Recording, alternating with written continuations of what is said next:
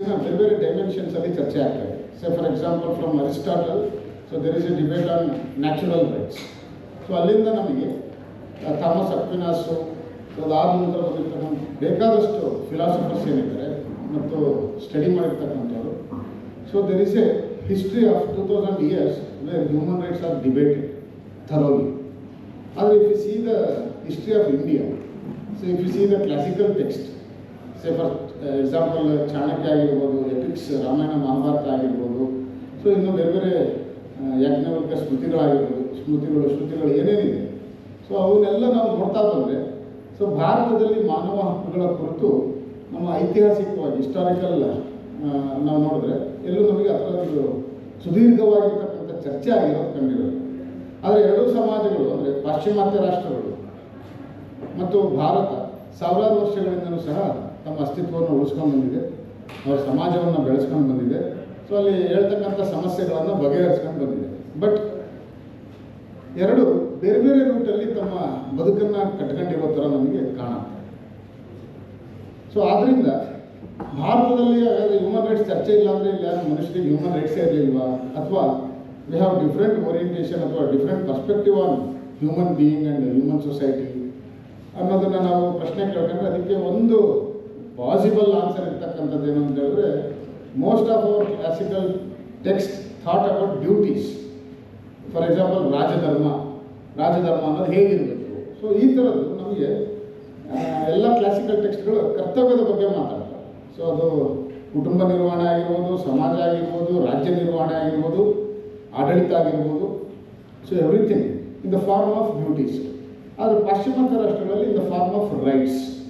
So ಇದರಲ್ಲಿ ಇವೆರಡರ ನಡುವೆ ಇರ್ತಕ್ಕಂಥ ವ್ಯತ್ಯಾಸಗಳೇನು, ಸೊ ಸಮಾಜಗಳು ಹೇಗೆ ರೂಪುಗೊಂಡಿದೆ, ಇವುಗಳ ಆಧಾರದ ಮೇಲೆ ಹೇಗೆ ಸಮಾಜ ಬೆಳೆದು ಬಂದಿದೆ, ಸೊ ಇದನ್ನೆಲ್ಲ ಸ್ವಲ್ಪ ಕೂಲಂಕುಷವಾಗಿ ಅರ್ಥ ಮಾಡ್ಕೊಳ್ಬೇಕು. What is the notion of right? ಯಾಕಂದ್ರೆ ನಮಗೆ ಹ್ಯೂಮನ್ ರೈಟ್ಸ್ ಅಂತೇಳಿ universal declaration of human rights ಏನಿದೆ UN ಅದು ಸೀಮಿತವಾಗಿರ್ತಕ್ಕಂಥ ಒಂದಿಷ್ಟು ಹ್ಯೂಮನ್ ರೈಟ್ಸ್ ಬಗ್ಗೆ ನಮಗೆ ಒಂದು ಪರ್ಸೆಪ್ಷನನ್ನು ಕೊಡ್ತದೆ. ಸೊ ಅದರಿಂದ ಆಚೆ ಹ್ಯೂಮನ್ ರೈಟ್ಸ್ ಅಂದರೆ ಏನಂತ ಬೇಕಾದಷ್ಟು ಫಿಲಾಸಫಿಕಲ್ ಡಿಬೇಟ್ಸ್ಗಳು ನಡೀತಾ ಬಂದಿದೆ. ಸೊ ಅದೆಲ್ಲದನ್ನು ನಮಗೆ ಕೇಳ್ತಕ್ಕಂಥ ಸೌಭಾಗ್ಯ ಈ ಕಾನ್ಫರೆನ್ಸಲ್ಲಿ ಸಿಗಲಿ ಅಂತ ಆಶಿಸ್ತಾ, ಮತ್ತು ಇಷ್ಟೊತ್ತು ಮಾತಾಡಲಿಕ್ಕೆ ಅವಕಾಶ ಮಾಡಿಕೊಟ್ಟಿರ್ತಕ್ಕಂಥ ಎಲ್ಲರಿಗೂ ಧನ್ಯವಾದಗಳನ್ನು ಹೇಳ್ತಾ ನನ್ನ ಮಾತಿಗೆ ವಿರಾಮ ಕೊಡ್ತೀನಿ. Thank you.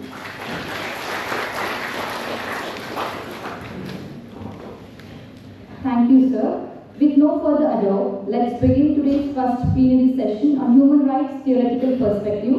I now request session moderator Sri Praveen Ankalpudi sir, coordinator MA Public Administration, to lead us into the session.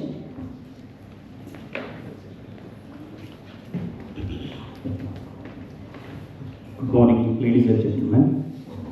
A warm welcome to all of you. Plenary session 1 of the seminar on human rights at Crossroads, India and the West. Jointly organized by Mahatma Gandhi Rural Development and Panchayat Raj University, Gadar, and the Karnataka Institute for Law and Parliamentary Reform, Bangalore. This session is focused on human rights theoretical perspective. It is my privilege to welcome the dignitaries of this session, Professor Dr. G.B. Patil, Dean, Faculty of Law, Karnataka State Law University, Hubli, the Chairman of Plenary. Welcome, sir. And also, I welcome Professor Dr. N. Dashrath, a Principal, University Law College, Bangalore University. Welcome, you, sir. And also, I welcome Professor Dr. Sandeep S. Desai, Dean, Amity Law School, Bangalore, as a resource person. Welcome, you, sir. So, it is now time to commence a plenary session 1. With a great honor, I take this opportunity to introduce and welcome the chairperson of this session, Professor Dr. G.B. Patil, a distinguished academician, seasoned administrator, and highly respected legal scholar. Professor Dr. G.B. Patil sir currently serves as a Dean, Faculty of Law, and Finance Officer in charge at Karnataka State Law University, Navanagar, Hubli. With illustrious career spanning over 36 years in legal education and academic leadership. He has made invaluable contributions to the field of law and institutional governance. He began his academic journey at Karnataka University, Dharwad, earning is BA, LLB and LLM with a specialization in labor law, followed by a PhD on socially significant topic, a critical study of social security for the aged people in India. Over the years, Professor G.B. Patil sir has served in various key academic and administrative roles, including principal, reader, professor, register academic, register evaluation and director of social welfare. He is also an active syndicate member, academic council member at Karnataka State Law University, Hooghly. A distinguished academician, Professor G.B. Patil sir has authored 8 books, contributed 10 books chapters and published over 25 research articles. He has guided 4 PhD scholars with the 3 board under his supervision. So, and has successfully completed 2 UGC sponsored minor research projects. Beyond academia, he has presented papers at over 35 national and international seminars, delivered more than 60 special lectures, and served as a resource person in 45 plus academic events. He is a sought-after expert across board of studies, examination committees, editorial boards and governing council, making profound contributions to the legal education and academic policy making nationwide. Professor G.B. Patil sir is widely recognized for his academic excellence, visionary leadership and deep commitment to legal scholarship. Ladies and gentlemen, please join me in warm welcoming our esteemed chairperson, Professor Dr. G.B. Patil sir. With your kind permission, sir, now we move forward to begin the session. Yes. It is my privilege to introduce the first resource person of the session, Professor Dr. N. Dashrath sir. It is a great honor to introduce an inspiring academic and true example of courage. Professor Dr. N. Dashrath sir, a principal of University Law College and Department of Studies in Law, University of Bangalore. Professor Dashrath sir was born in Raichur, Karnataka. Despite losing his eyesight, he pursued his dreams with a great determination. He was a part of first batch of the 5-year BA LLB course at University Law College and completed his LLM in 1993. He began his teaching career in 1994 and has had several key academic positions.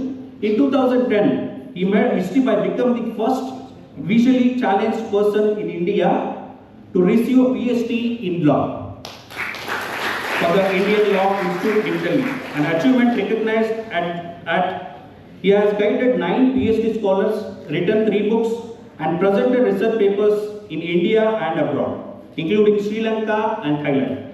So his contributions have earned his many awards, including the National Award for Best Employee, presented by the President Dr. Pranab Mukherjee in 2014.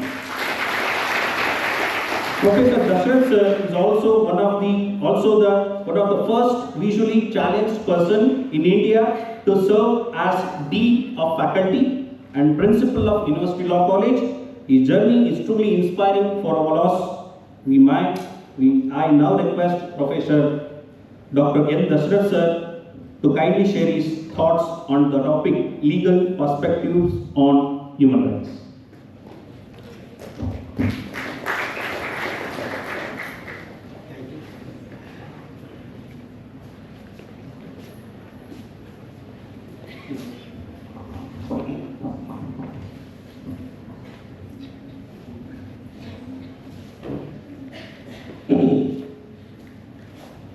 ಸಭೆಗೆ ನನ್ನ ಅನಂತ ನಮಸ್ಕಾರಗಳು. Respected chairperson of the very first plenary session of the seminar Human Rights in Crossroads, India and the West. Respected my co-speaker, Professor Sandeep Desai ji, respected moderator of today's session, I am highly delighted to be here in front of you in this very historic Karnataka Panchayat Raj Development University for participating in this seminar. At the outset, I propose my extreme thanks to Professor Suresh V. Nalgowda, Honorable Vice Chancellor, in charge Registrar of this university, the builder of this university, for giving me an opportunity to participate in this seminar. I am in the midst of very experienced erudite teachers, Professor G.B. Patil sir, Professor Sandeep Desai, who are deans, and I am in the midst of many academic luminaries, legal luminaries, Professor C.S. Patil, Professor Jivan Kumarji, Professor Vishnathji, Revaya Vadiyarji, and many others. Forgive me for not mentioning the names of each and everyone who are here present in this hall. But then, coming back to my seminar, topic, legal perspective of human rights. From where to begin? This very interesting topic. And how do we convince the world that the birth of human rights took place in our own great country, India, which has a very long-standing civilizational history? I feel Bhagavan Buddha, a man who believed on truth, non-violence, equality, liberty, and freedom, had a beautiful notion. Without the intervention of any god, without any weapon, with any god, and treat the entire world about the concept of samanate, equality. So here lies the foundation of human rights in our own great country, India, rather than the foundation of rights might have been laid down in the West. Not so particularly the human rights. So Bhagavan Buddha has given us something wherein he says, abstain from taking anything which is given, which is not given to you. ಯಾವುದನ್ನ ನಿಮಗೆ ಕೊಡೋದಿಲ್ಲೋ ಅಂತಾರೋ ಪಡ್ಕೊಳ್ಬಾರ್ದು, ಅದನ್ನ ನೀವು ತಗೊಳ್ಳೋದಕ್ಕೆ ಹೋಗಬೇಡಿ. The best example of this type is the property, where we find the majority of the disputes on the issue of property. So therefore, let us abstain from taking anything which is not given to us. Second, he says, abstain from falsehoodness. That the freedom of this, the example of this type is the freedom of expression,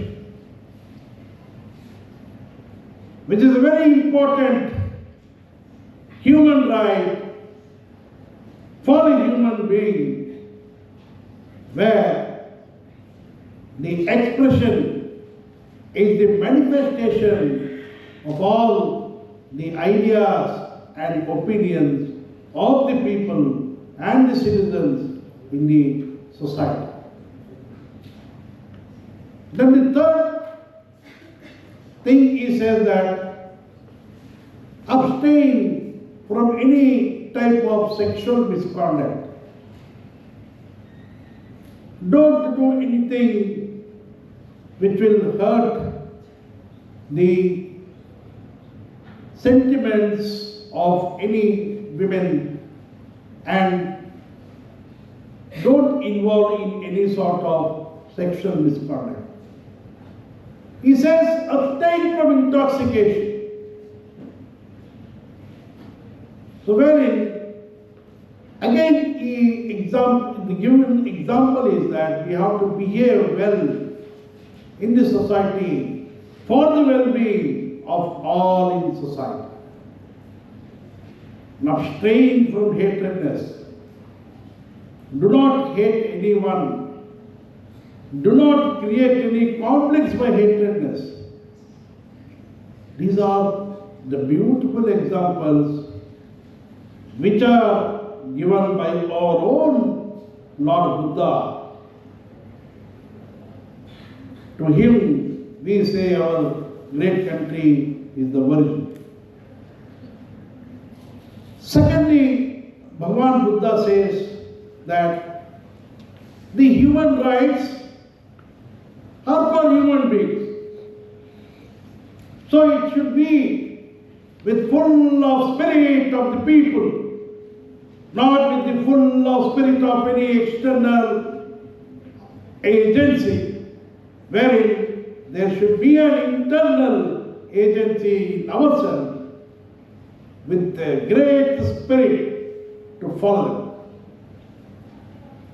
Then coming back to yet another reformer, known all over the world, Lord Basavanna. Lord Basavanna, a great philosopher, but again stood on the notion of equality, non-discrimination, has given an excellent idea of being together, living together, getting together, dining together, and living all together with peace and tranquility in society.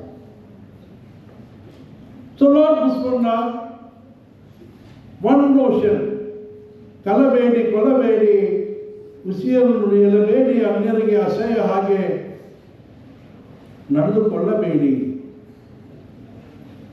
How much pregnant meaning is there in this one very simple statement where there is content of so many human rights and criminal jurisprudence. Then coming back to our great architect of Indian Constitution, the champion of human rights in India, Dr. Bhimrao Ramji Ambedkar,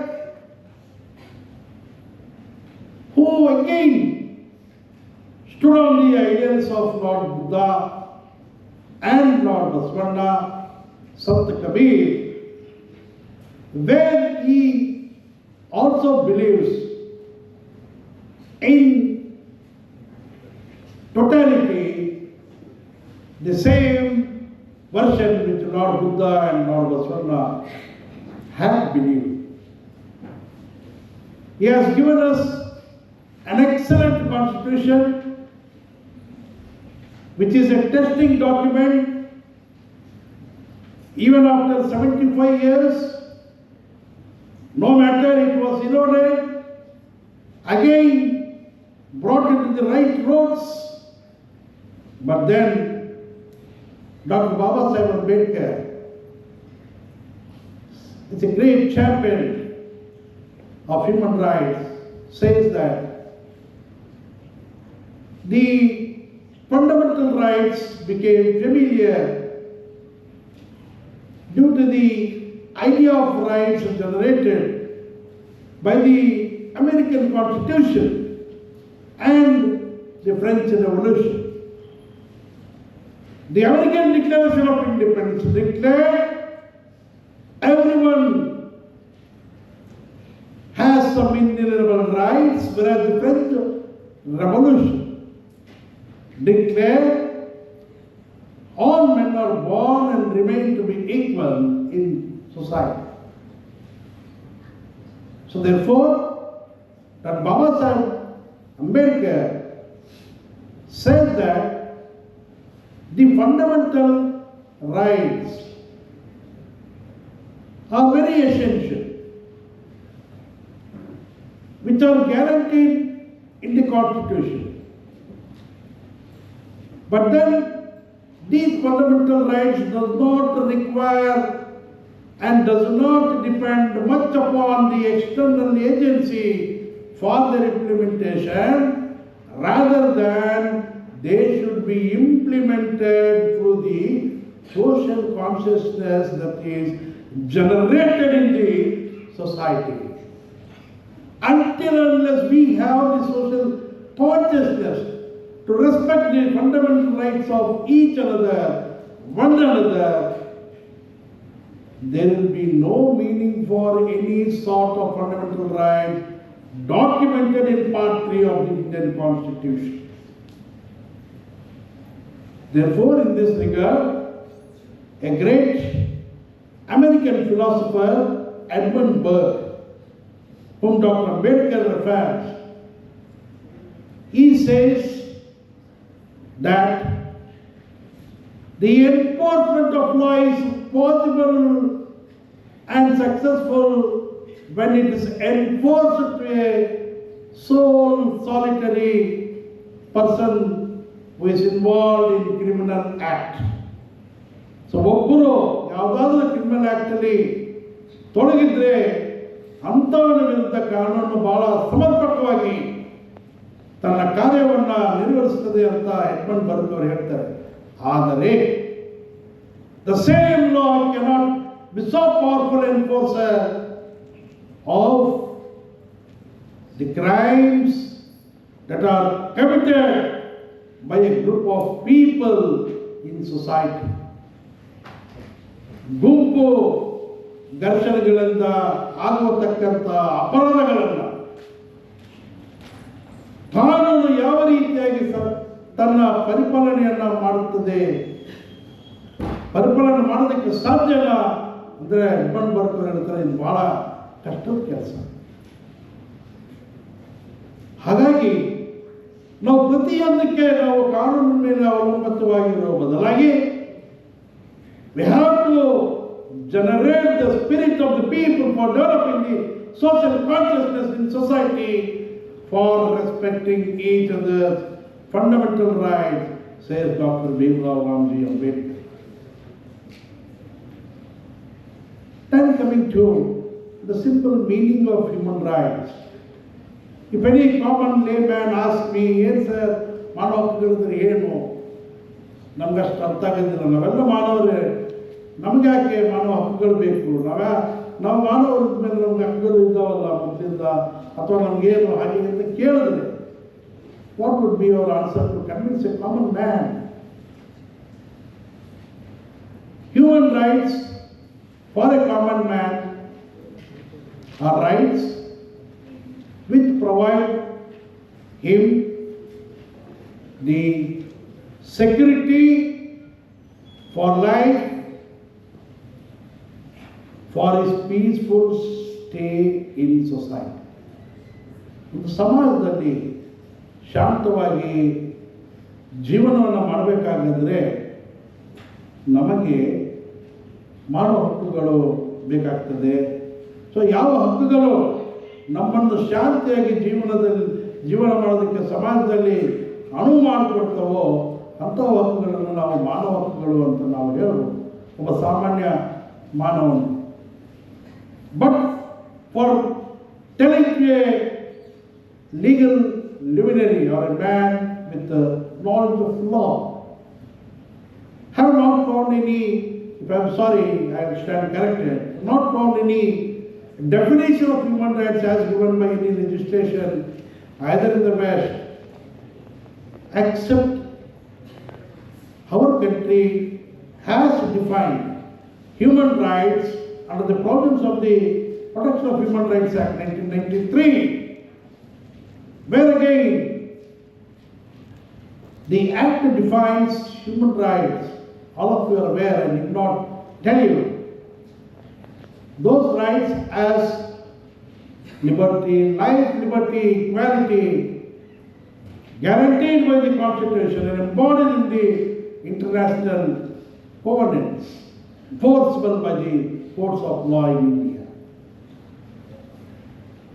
so ಅಲ್ಲಿ definition ಅಲ್ಲಿ ಬಹಳ ಮುಖ್ಯವಾದಂಥ ಒಂದು ಅಂಶವನ್ನು ನಾವು ನೋಡಿದರೆ, guaranteed by the constitution, ಕೊನೆಗೆ but enforceable by the court of law. So there is a gap wherein the rights could be enforceable even by the legislation and the civil society in the society.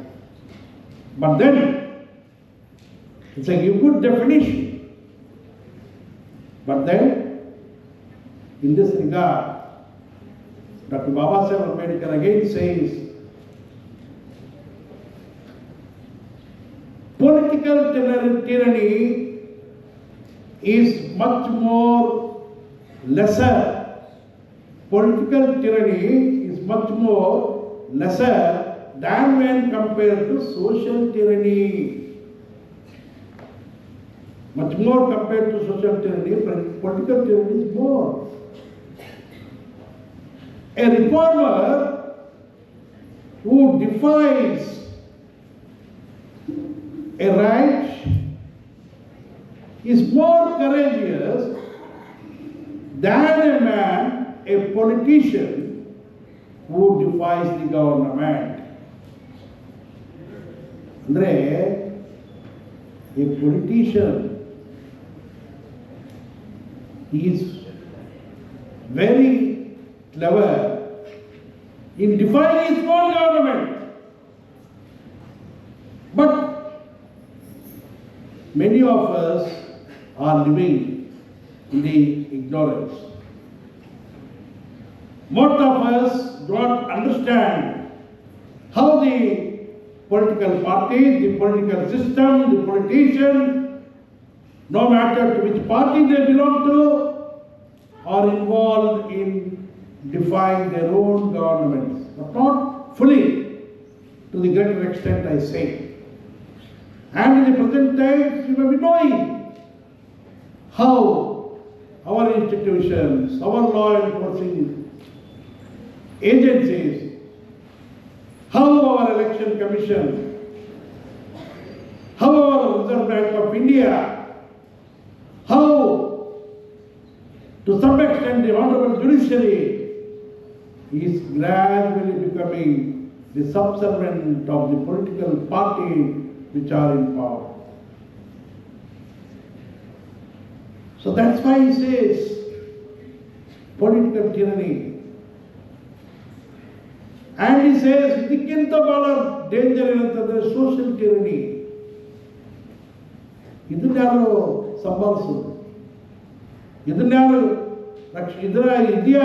ಇದಕ್ಕೆ ಯಾರು ಪರಿಹಾರ ಕೊಡೋದು? The rights of the untouchables, which is there in fundamental rights of the Constitution, Article 7, which declares abolition of untouchability, and any offence in hereafter is punishable by law ಅಂತ ಹೇಳ್ತಾರೆ. ಎಲ್ಲಿಯ ಮಟ್ಟಿಗೆ ಇದು ಒಂದು ಸೋಷಿಯಲ್ ಪಿಡುಗು ನಿವಾರಣೆ ಆಗಿದೆ? ಇದರ ಕಾರಣವೇನು? ಇದಕ್ಕೆ ಪರಿಹಾರ ಏನು? ಸಮಸ್ಯೆ ಒಂದೇ ಅಲ್ಲ, ನಾವು ಹೇಳ್ಕೊಂಡು ತಿರುಗಾಡೋದು. ಪರಿಹಾರವನ್ನು ಹೇಳುವಂಥ ಮಹಾನುಭಾವರು ನಮಗೆ ಬೇಕು, ದಾರ್ಶನಿಕರು ನಮಗೆ ಬೇಕು, ನಮಗೆ ರಿಲಿಜಿಯಸ್ ರಿಫಾರ್ಮರ್ಸ್ ನಮಗೆ ಬೇಕು. ಅವರು ಸಹ ಮುಂದೆ ಬಂದು ಈ ಥರ ಸಮಸ್ಯೆಗಳಿಗೆ ಪರಿಹಾರವನ್ನು ಸಾರ್ವತ್ರಿಕವಾಗಿ ಹುಡುಕಿದರೆ ಖಂಡಿತವಾಗಲು ಸಾಧ್ಯವಾದಷ್ಟು ಸೋಷಿಯಲ್ tyranny ನಮ್ಮ ಸಮಾಜದಲ್ಲಿ ಕಡಿಮೆ ಆಗೋದಕ್ಕೆ ಸಾಧ್ಯವಾಗ್ತದೆ. ಯಾಕಂದ್ರೆ We cannot totally depend upon the government, totally depend upon the civil organization, the NGO. But then the spirit of enforcing the human rights should begin in and within the society and in and within the hearts of the religious, the philosophers, the great humanitarians, all. ವಿರುದ್ಧ ಬರಬೇಕು. ಅವಾಗ ಹೇಗೆ ಸಮಗ್ರವಾಗಿ ಸುಧಾರಣೆ ಆಗ್ತದೆ ಅಂತ ನಾವು ಪರಿಶೀಲನೆ ಮಾಡೋಣ.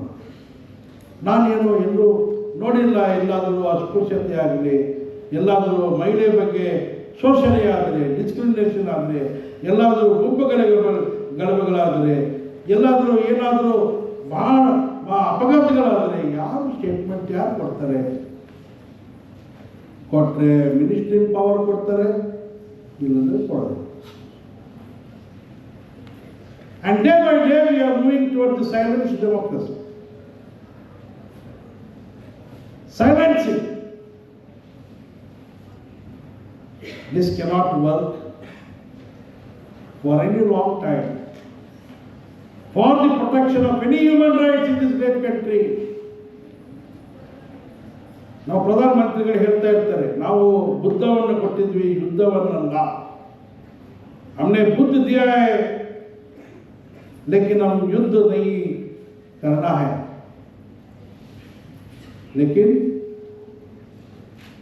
how far we are here with the philosophy of Buddha, Basava, Ambedkar, Kabir and many others. Let us respect these people's idea. So therefore, Nani Pariman, in his very good book, Legal Writing, very aptly remarks, the abuse of human rights begin from the ignorance of the people in the society, and this is the very first stage. Wherever there is ignorance, the abuse begins and perpetuates. Second stage is wherever there is negligence. ಅಯ್ಯೋ ಆದರೆ ಆಗಲಿ ಬಿಡಪ್ಪ, ಹೊಡೆದ್ರೆ ಬಿಡಪ್ಪ, ಮಾಡಿದ್ರೆ ಬಿಡಪ್ಪ, ಅಯ್ಯೋ ನಮ್ಮ ದಣಿ, ನಮ್ಮ ದೇವರು ಅನ್ಕೊಂತ ಇದ್ರೆ ನಮ್ಮ ನಿರ್ಲಕ್ಷ್ಯತೆ ಅದು. ಎಲ್ಲಿ ನಮ್ಮ ನಿರ್ಲಕ್ಷ್ಯತೆ ಇರ್ತದೋ ಅಲ್ಲಿ ನಮ್ಮ ವಿಶ್ವಾಸನೆ ಇದ್ದೇ ಇರ್ತದೆ. ಸೊ ನಿರ್ಲಕ್ಷಣೆ ಮತ್ತು ಅಜ್ಞಾನವನ್ನು ಹೇಗೆ ನಾವು ಸಮಾಜದಲ್ಲಿ ಅಳಿಸ್ಬೇಕಂತಂದ್ರೆ ಶಿಕ್ಷಣ. So education, which in our country we have declared free and compulsory education up to the age of 6 years.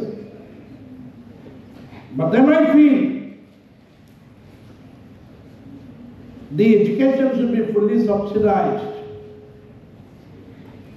The education facilities should have full of access to all the people as much as practical possible in society, like that of the West, where they give lot of subsidy for education.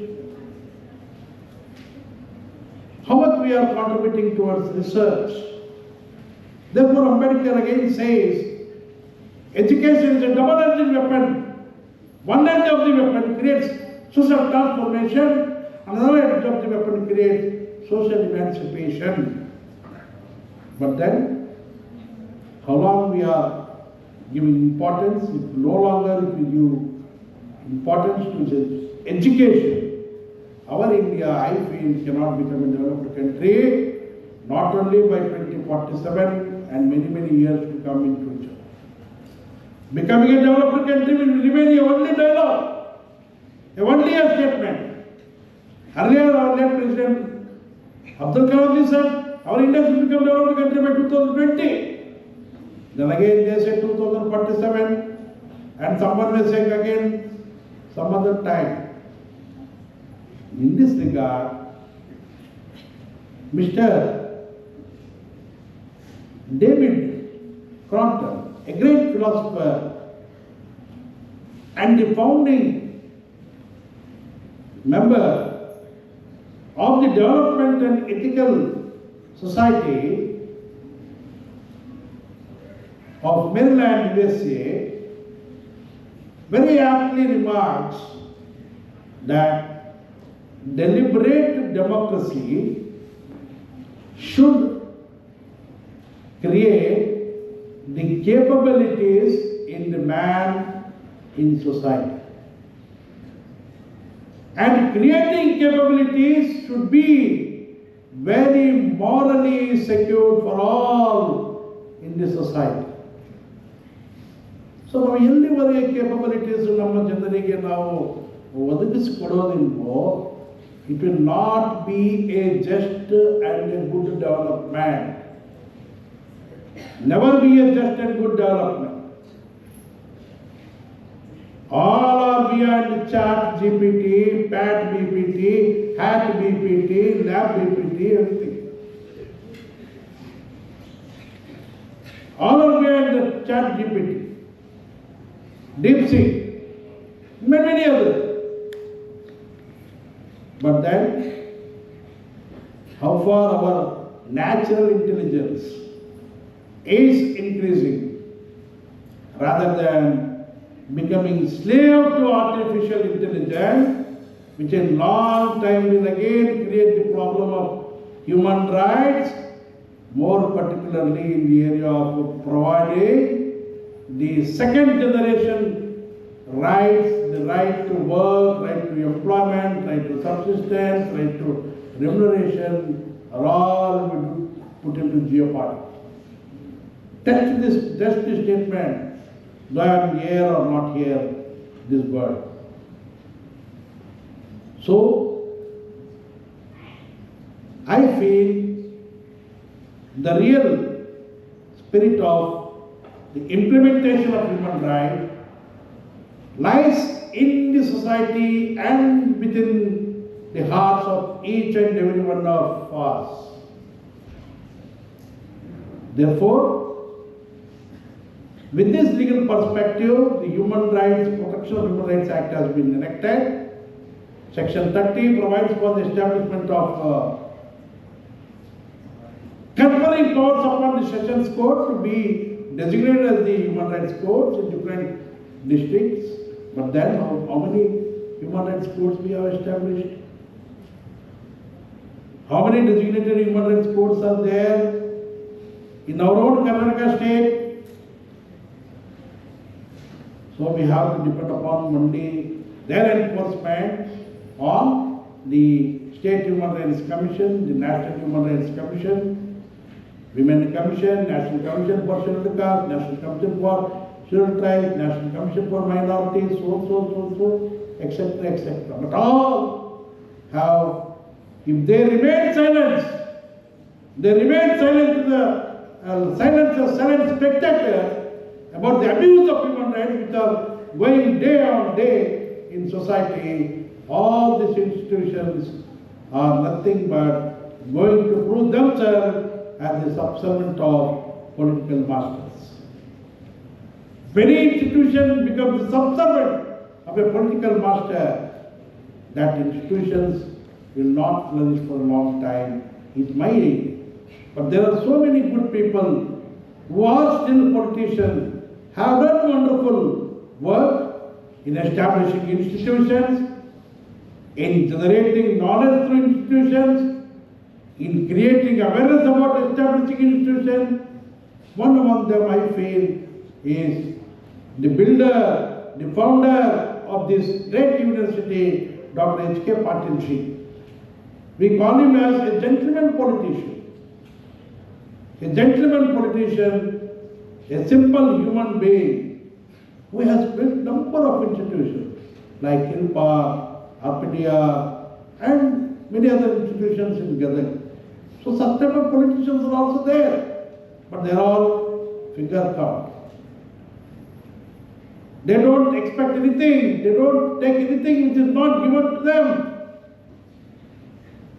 So therefore, with these few remarks, I am extremely thankful to the organizers, the KILPAR and the Arpedia for giving me an opportunity to speak upon the legal perspective of human rights. Jai Hind, Jai Kannada. Thank you.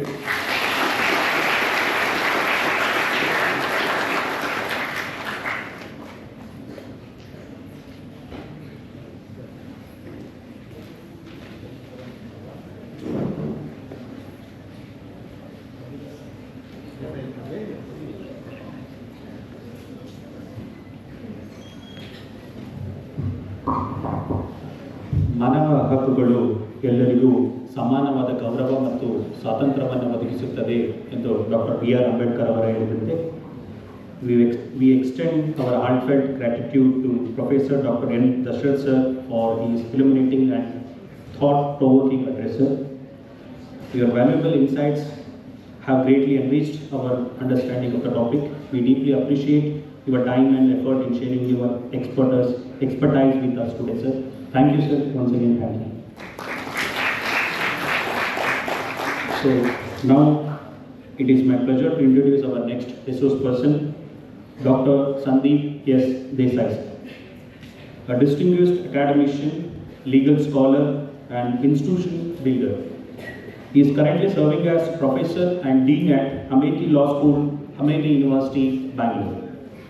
With over 3 decades of academic and professional experience, Dr. Sandeep Desai sir has made significant contributions to the field of legal education and research.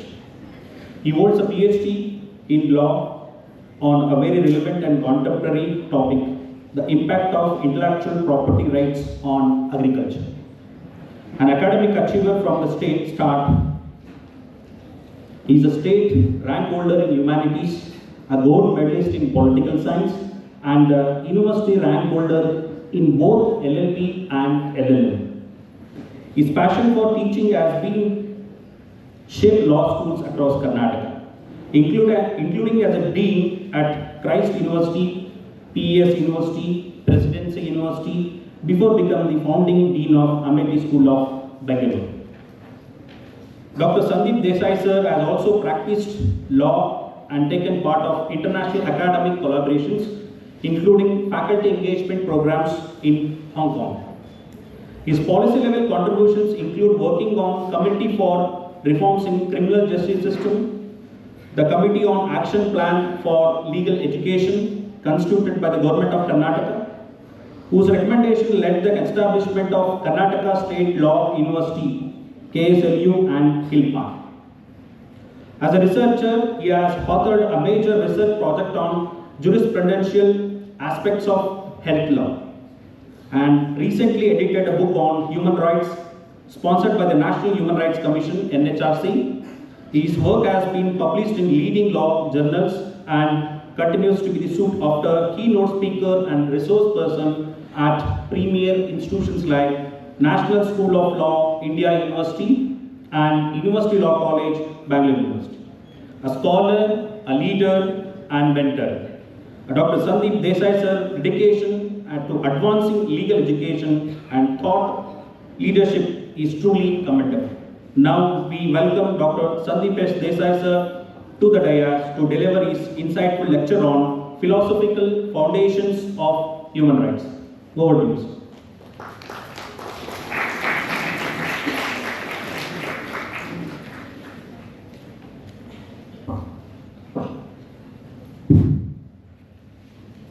Thank you for those kind words, sir. The Revered Chair, Professor G.B. Patil, esteemed professors, Professor Dr. C.S. Patil, Director KILPA, Professor Vishwanath, Professor Revaya Vadir, Professor Jeevan Kumar sir, my close friend, Mr. Satish, who has accompanied me, is an engineer but evinces more interest in law than most of the students of law. My daughter, who has also accompanied me, who is a law student in her own right. Shri Praveen, the moderator of this session. Shri Santosh, Shri Girish Dikshit, who took pains to take us around and introduce the nook and corners of this university. My close friend and and Honorable Vice Chancellor of this university, Professor Suresh Nagagoda, all the other staff members here, and my dear students. It really gives me an immense pleasure to stand before you to talk about the philosophic foundations of human rights. You know, actually, it so happened that we were supposed to speak after the inaugural function, but suddenly we were told that we are supposed to talk to you first, then the inaugural function would happen. It put me, in a position akin to something like Jasprit Bumrah being asked to open the inning. Right? I was, feeling that all the great stalwarts, including the Honorable Minister for Law and Justice, Shri H.K. Patil, would address you first, and then I can take a leaf or two from all the speeches of all those dignitaries, including Honorable Justice Enchigeri, Honorable Justice Nijagandavan and others, and just give you a couple of reflections of mine. But suddenly they elevated us. So I really do not know what sort of a googly I can bowl, or whether the first ball would go to a 6 to the fence. I really do not know. So probably the seniors like Professor Jeevan Kumar should be able to judge that. Well, on a lighter note, human rights are such, it seems, somewhere in the remote Middle East. A professor from Harvard was asked to deliver on human rights. So with great enthusiasm, he traveled to Middle East, reached his destination, and went to the auditorium and saw that there was only one person sitting. But he had a penchant for teaching, especially human rights, so he began in all earnest his lecture, talked for an hour, and then after that the only person who was sitting there clapped. But this professor could not conceal his curiosity, his anxiety, and he asked, "But sir, tell me, how come you are the only person interested in listening to human rights here?" He said, "No sir, sorry to correct you, I am actually the next speaker." Point is, however, the audience here, the auditorium here is overflowing with the audience.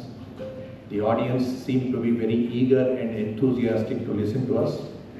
So that itself speaks of the health of human rights in our country.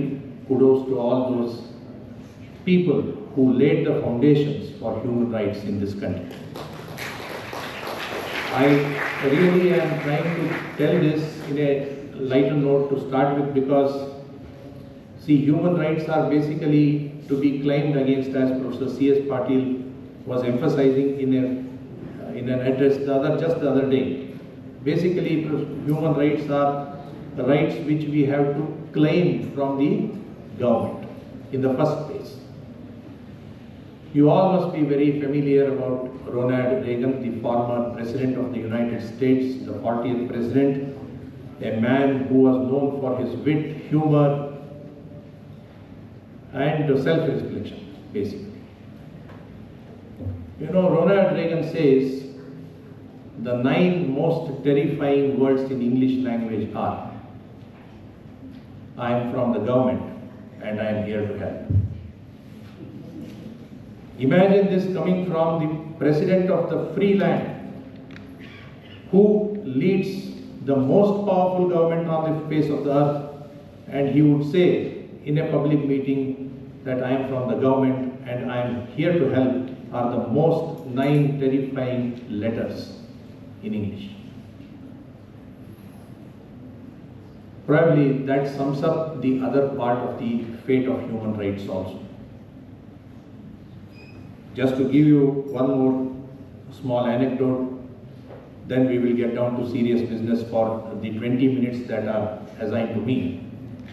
There also we have to have human rights, sort of properly adhered to and honored. There was a very old joke, it's a bit of modified joke these days. The Prime Minister of India and the President of the Russia. They met in New Delhi. The Russian president had come on a visit. The Prime Minister took him for a round of Delhi. And then suddenly the Russian president saw that a fellow was urinating on the streets of Delhi. And the Russian president looked to the Prime Minister of India and said, "What is this?" Then the Prime Minister said, "Well, human rights, you just cannot prevent that." The Russian president got annoyed. He said, "See, nothing like this ever happens in India, in Russia." The Prime Minister said, "Okay, you are in a different world, we are in a different world, we will see."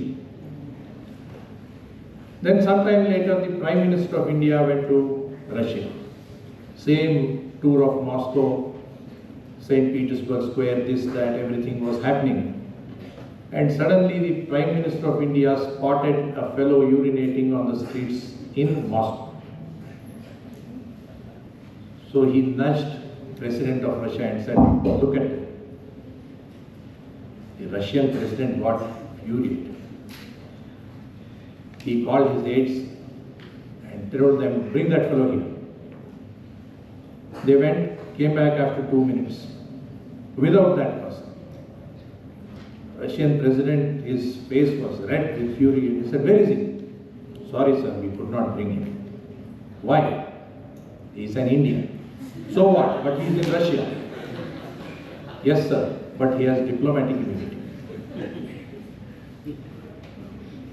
So that trumps your human rights and all other rights. If you remember, Mr. Shashi Tharoor was referring to Indian paradoxes the other day in one of the interviews. He said, "India is a country where you can publicly piss but cannot publicly kiss." So we have either taken human rights to one extent, and wherever they are required, we don't give much attention to that. Well, be that maybe the case, the best question, first question that we should ask, or I should ask myself, which is asked by most of the people, is why we should talk about philosophic foundations of human rights even after 75 years of international human rights law regime having come into existence. As the profound philosopher André Gide says, everything that is required has already been said, but since nobody was listening, well, we are required to tell the same things over and over again. That is the reason why probably, philosophic foundations have to be looked into. But the word philosophy always reminds everybody, especially the seniors, of who else but Socrates. If you ask Socrates, he would say, well, certainly marry. If you get a good wife, your life will be happy, otherwise you become a philosopher. So probably all those who have devised human rights might have been tormented by their wives, I do not know. I mean, since most of the audience here are ladies and girls, please don't blame me. It is Socrates. I am not saying this. I am happy with my wife. But in a very serious sense, why philosophy? Because Plato says, if you want to know yourself, you must philosophize. If you want to know truth, you should philosophize. If you want to have respect for human rights that we are all trying to honor, one should philosophize. Philosophy is the basic thing, the basic foundation for anything and everything, whether being tormented by wife or otherwise. I must congratulate the organizers of this function today, both Kilpar as well as the Mahatma Gandhi Rural Development and Panchayat Raj University for this function because of at least one reason. It is generally said that human rights are the byproduct of the Second World War. And truly so, because the specific emphasis on human rights came to be given only after the Second World War came to an end. But you know, Mahatma Gandhi was actually the pioneer of human rights. Much before the Second World War actually took place and the United Nations organization came into being. I would like to draw your attention to one or two points here. Let me quote. In 1916, Mahatma Gandhi had said, "Every human being has a right to live and therefore to find wherewithal to feed himself and where necessary to clothe himself." Remember, in 1916 itself, Gandhiji had said this. Again in 1931, he had said, "Every man has equal right to the necessaries of life, even as birds and beasts have." And probably the most important, that clinching point that came from Mahatma Gandhiji was the Congress Declaration of Independence in 1930, which he had drafted. I quote, "We believe that it is the inalienable right of the Indian people, as of any other people, to have freedom and to enjoy the fruits of their toil and have necessaries of life so that they may have full opportunities of growth." With these observations, these remarks, there is no wonder that the Universal Declaration of Human Rights, which came out to be later in 1945 and after that, well, all of them have been influenced by Gandhiji. And this university is named after that great soul. And it is really a matter of great happiness, heartwarming event where in a university that bears his name, we are talking about human rights. So that brings us to, hence, the philosophical foundations. Do human rights have any philosophical foundations? The answer is yes. And the only important answer is that the philosophical foundations, they all revolve around morality or morals. Human rights are nothing but morals clothed in a formal way, in a formal manner. After all, when we talk about human rights, what do we say? Don't do this, don't do that, or do this, do that. Do good, avoid bad, avoid evil. Of course, it is another thing that philosophers like Friedrich Nietzsche, they always say, there is an old illusion called good and evil. See, if you listen to philosophers like Friedrich Nietzsche for half an hour, you will feel that there is nothing left for us in life and it is better we should go and die. Of course, Professor Jeevan Kumar sir is here. You would definitely disagree with me because he is a core political scientist and I am a minor political scientist converted into a law teacher. But of course, the point is there are philosophers who became cynic at a very young age. They neither had the opportunity to look probably at the good part of life like Socrates. It may be Kafka, it may be Nietzsche, even writers like Oscar Wilde, who were never sort of accepted, who were never honored. Well, be that as it may, when we talk about this philosophical foundation, at least Sartre, he says, why philosophy? Because human beings are stackers of meaning. We want to find meaning everywhere. So what is the meaning of human rights then? Well, basically, human rights are a bunch of moral principles. Does it mean that all those who have human rights are human beings? No. If that were the case, Salman Khan would not have started an organization called Being Human. If all human beings who have human rights are human beings, well, we don't need all these human rights organizations, human rights lectures, seminars at all. There are people who have human rights but they don't behave like human beings. So what exactly then human rights indicate?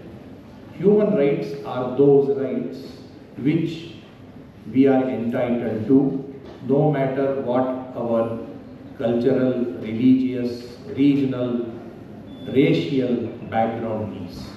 We deserve them because we are human beings. And when we have them, we should also behave like human beings. That is most important. Otherwise, human rights will lose their vitality, they will lose their significance. That brings us to the second point, which I wanted to emphasize. What exactly is a right?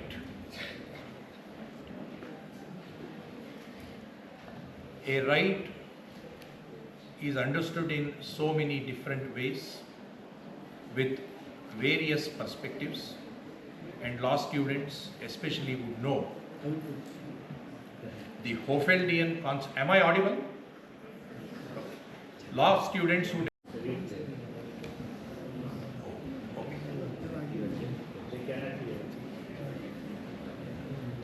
so their human rights would be violated if I continue just like that. Let the power resume. Sandeep, you can start with some anecdotes so that we take in. Please. Well, there is one best anecdote that we must all listen to. You all know about Noah, right? And that great day of the doomsday, when the God would come, descend on this earth and make rain fall for 40 days and 40 nights, the whole world would be submerged, and Noah would pick in a ship the preferred species, some 2 human beings, 2 animals, like that.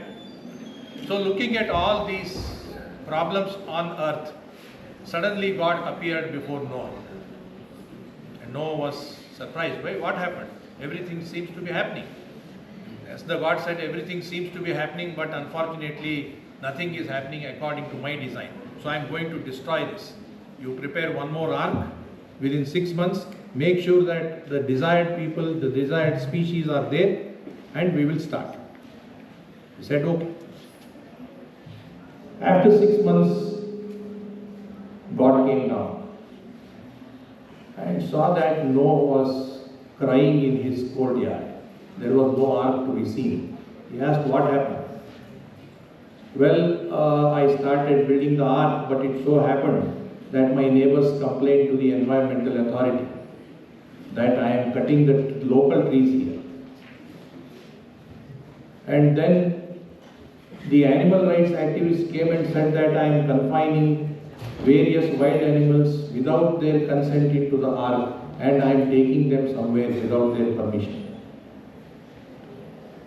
Then thirdly, the environmental agency came and said that have you taken the environmental impact assessment certificate to build this ark? After that, the tax fellows came. Said, where is your GST? What tax have you given? Where did you get these trees from? So I couldn't start. Somehow I thought I would start, but it didn't happen. God got so angry. I am not going to listen to any of these things. Ark should be ready. Noah said, my dear Lord, please forgive me. This way the ark will not be ready for the next 10 years. Then suddenly there was sunshine there, everybody started singing, rainbows were seen. Then Noah got confused. Dear God, what happened? Have you decided not to destroy the world? God said, I tried it in this interim when I was discussing with you. Then I saw that the government has already done that. there is no place for me here. And he left. Then Noah told him, no, wait. There are human rights also. They are also waiting. He said, please deal with your human rights activists. I am incompetent to do that. I am leaving. Well, again, that was on a very lighter note, in a lighter vein, how human rights are being abused also. Anyway, I was trying to tell you what exactly a right is. Because if you want to understand what is the human right or what is the philosophic foundation of human right, you must know what a right is. I was just saying that law students know that Hofeld has made a very categorical statement about rights. He basically divides rights into 4 categories. Right-duty relationship, privileges, no right, power, liability, and immunity and disability. Let me not confuse you with all those big legal jargons, but what I am trying to tell you is this. A right is not that simple as it seems to understand. There can be a right where there is a corresponding duty in somebody. Or sometimes we are given privileges, meaning thereby there is no right in others to prevent you from enjoying those privileges. Sometimes we are all given power so that we can alter the lives of others. The others are at a liability because of the power we have. And sometimes we are given immunity, like that diplomatic fellow who I referred to. And that's why that immunity becomes a disability in the others to affect us. See, it is something like this. I'll keep it simple. You have Virat Kohli, you have Rohit Sharma. You have XYZ, all are cricketers. Rights are like Virat Kohli and Rohit Sharma, prominent players. The others I mentioned, they are like those tailenders. But sometimes they will hit boundaries. Do not forget that. But by and large, it is Kohli, Sharma, Tendulkar earlier for our generations. For your generations, it is Kohli. And for still elderly generations like that of Professor Jeevan Kumar, it is Gavaskar, Kapil Dev and others. So these are all great fellows. But there were others also, but of lesser significance. Rights are also like that. Some rights are so great that they are immutable. You just cannot alter them, you just cannot destroy them. Some you have to adjust to get the necessary benefits. Human rights fall in those first categories because they are rights which we claim from our government. So they are of very high standard. That reminds me of one quote before I wind up, because there is not much time left. This quote is again from Joel Feinberg. Of course, Professor C.S. Patil sir had taught us also this. Joel Feinberg says, rights are not mere gifts or favor, for which gratitude is the sole fitting response. A right is something which a man can stand on, something that can be demanded or insisted upon without embarrassment or shame. That is the essence of human rights. They are not favors just bestowed upon us by somebody. That is our right. Right? So that, as I said, brings us to the last aspect of this philosophic foundations, because basically when we talk of morality, moral principles as the basic foundations for human rights, they are divided into different theories or sources. The first important source is, you will be surprised, is the religion itself. Religion is the first source of human rights. Whether you read the Bible, the Holy Quran, the Bhagavad Gita, you all know that they speak of basically seeing God in oneself.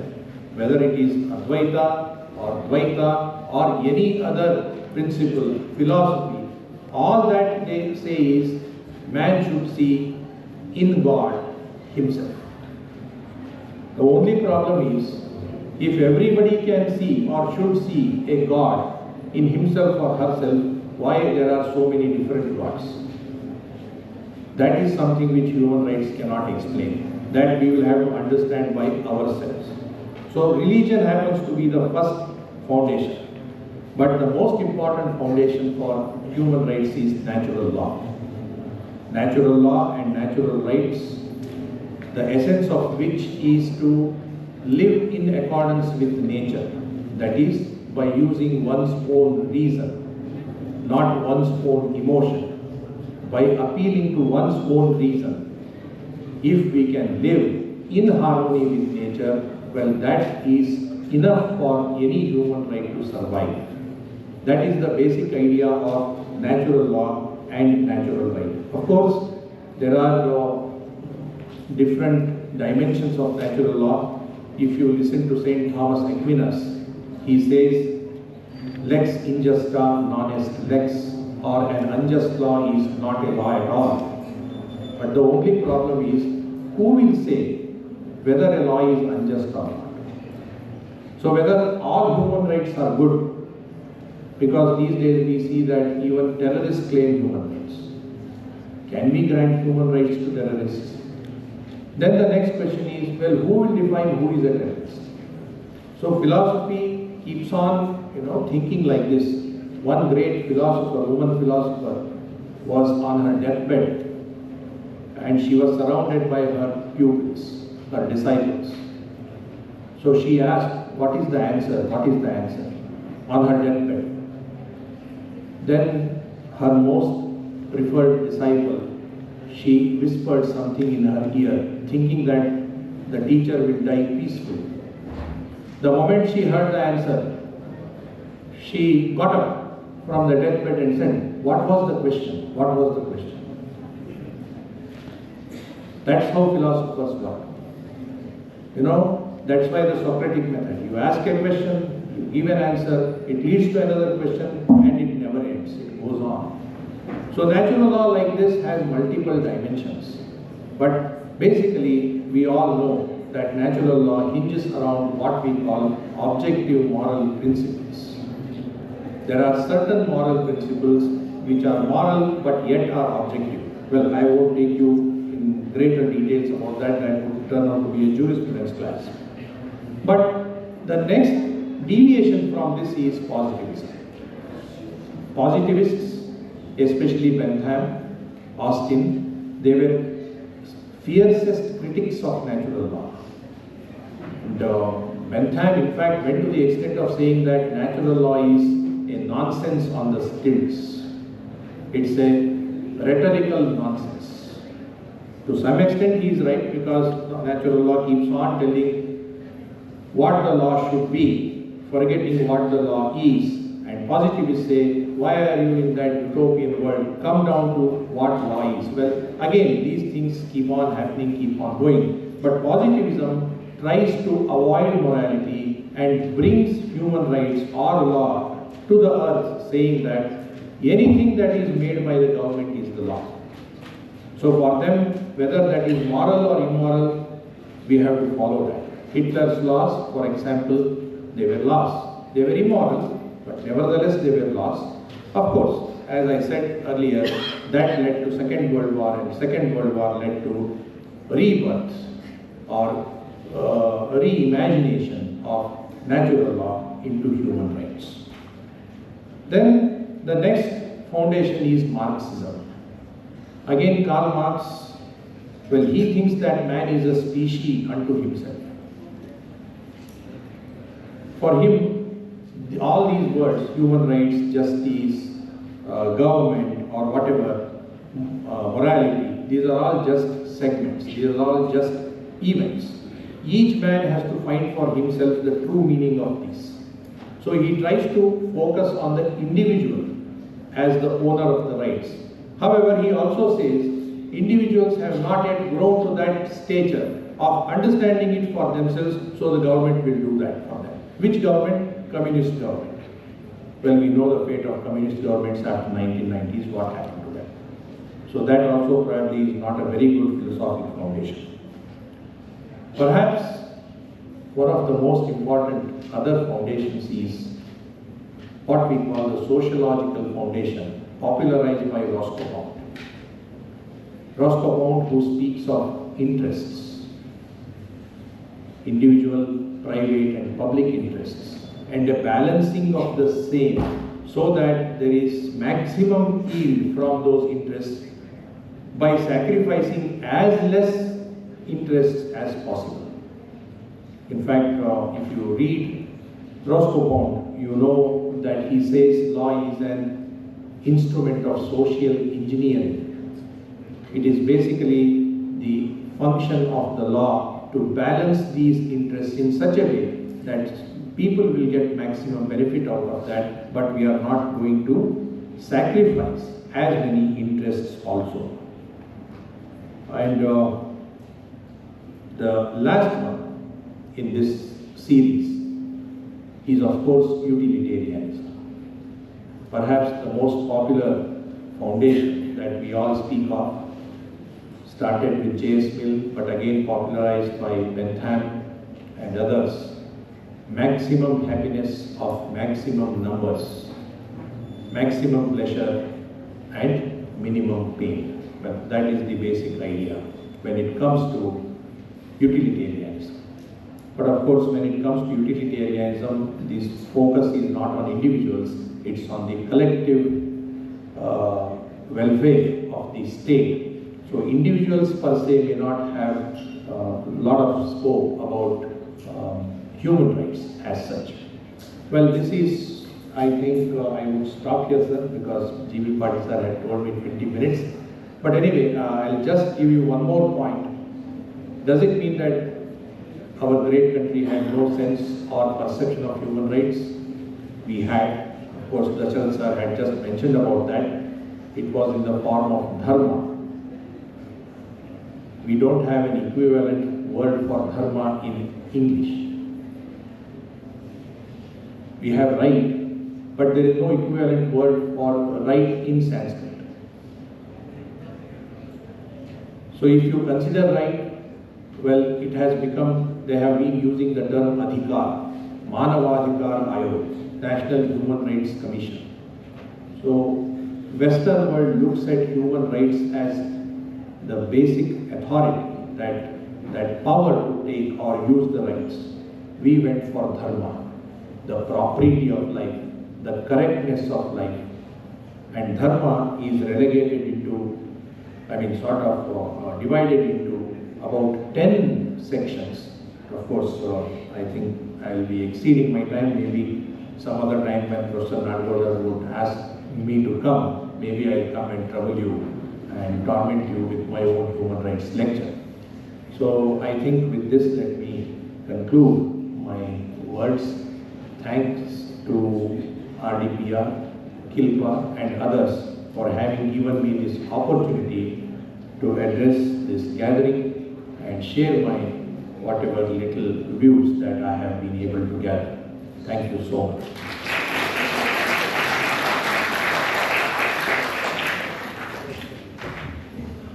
Thank you, sir. Professor Sandeep Desai, sir, for your deep, insightful and scholarly lecture. Your perspectives have enriched this session and provided much reflect on, sir. Thank you, sir. Now, open for the floor for questions. ಮಾನವ ಹಕ್ಕುಗಳ ಬಗ್ಗೆ ತಮ್ಮದೇನಾದರೂ ಪ್ರಶ್ನೆಗಳಿದ್ರೆ Dashrath sir ಮತ್ತು Sandeep sir ಅವರು ಮಾತಾಡಿದ ಒಂದು ಇದ್ರ base ಮೇಲೆ ಅಥವಾ ತಮಗೆ ಏನಾದರೂ ಮಾನವ ಹಕ್ಕುಗಳ ಬಗ್ಗೆ ಕೆಲವೊಂದು ಏನಾದರೂ ಪ್ರಶ್ನೆಗಳಿದ್ರೆ ಓಪನ್ ಫ್ಲೋರ್ ಫಾರ್ ಕ್ವಶನ್ಸ್. ಪ್ರಶ್ನೆಗಳೇನಾದರೂ ಇದಾವ ಸ್ಟೂಡೆಂಟ್ಸ್ ಆ್ಯಂಡ್ ಫ್ಯಾಕಲ್ಟೀಸ್?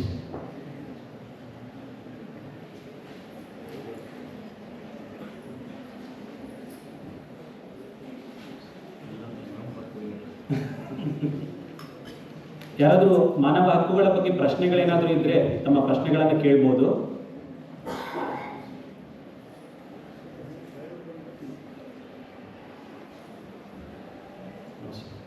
ಎಲ್ಲರಿಗೂ ಅರ್ಥ ಆಗಿದೆ ಅಥವಾ ಅರ್ಥ ಆಗಿಲ್ಲ? Either you have understood the whole thing.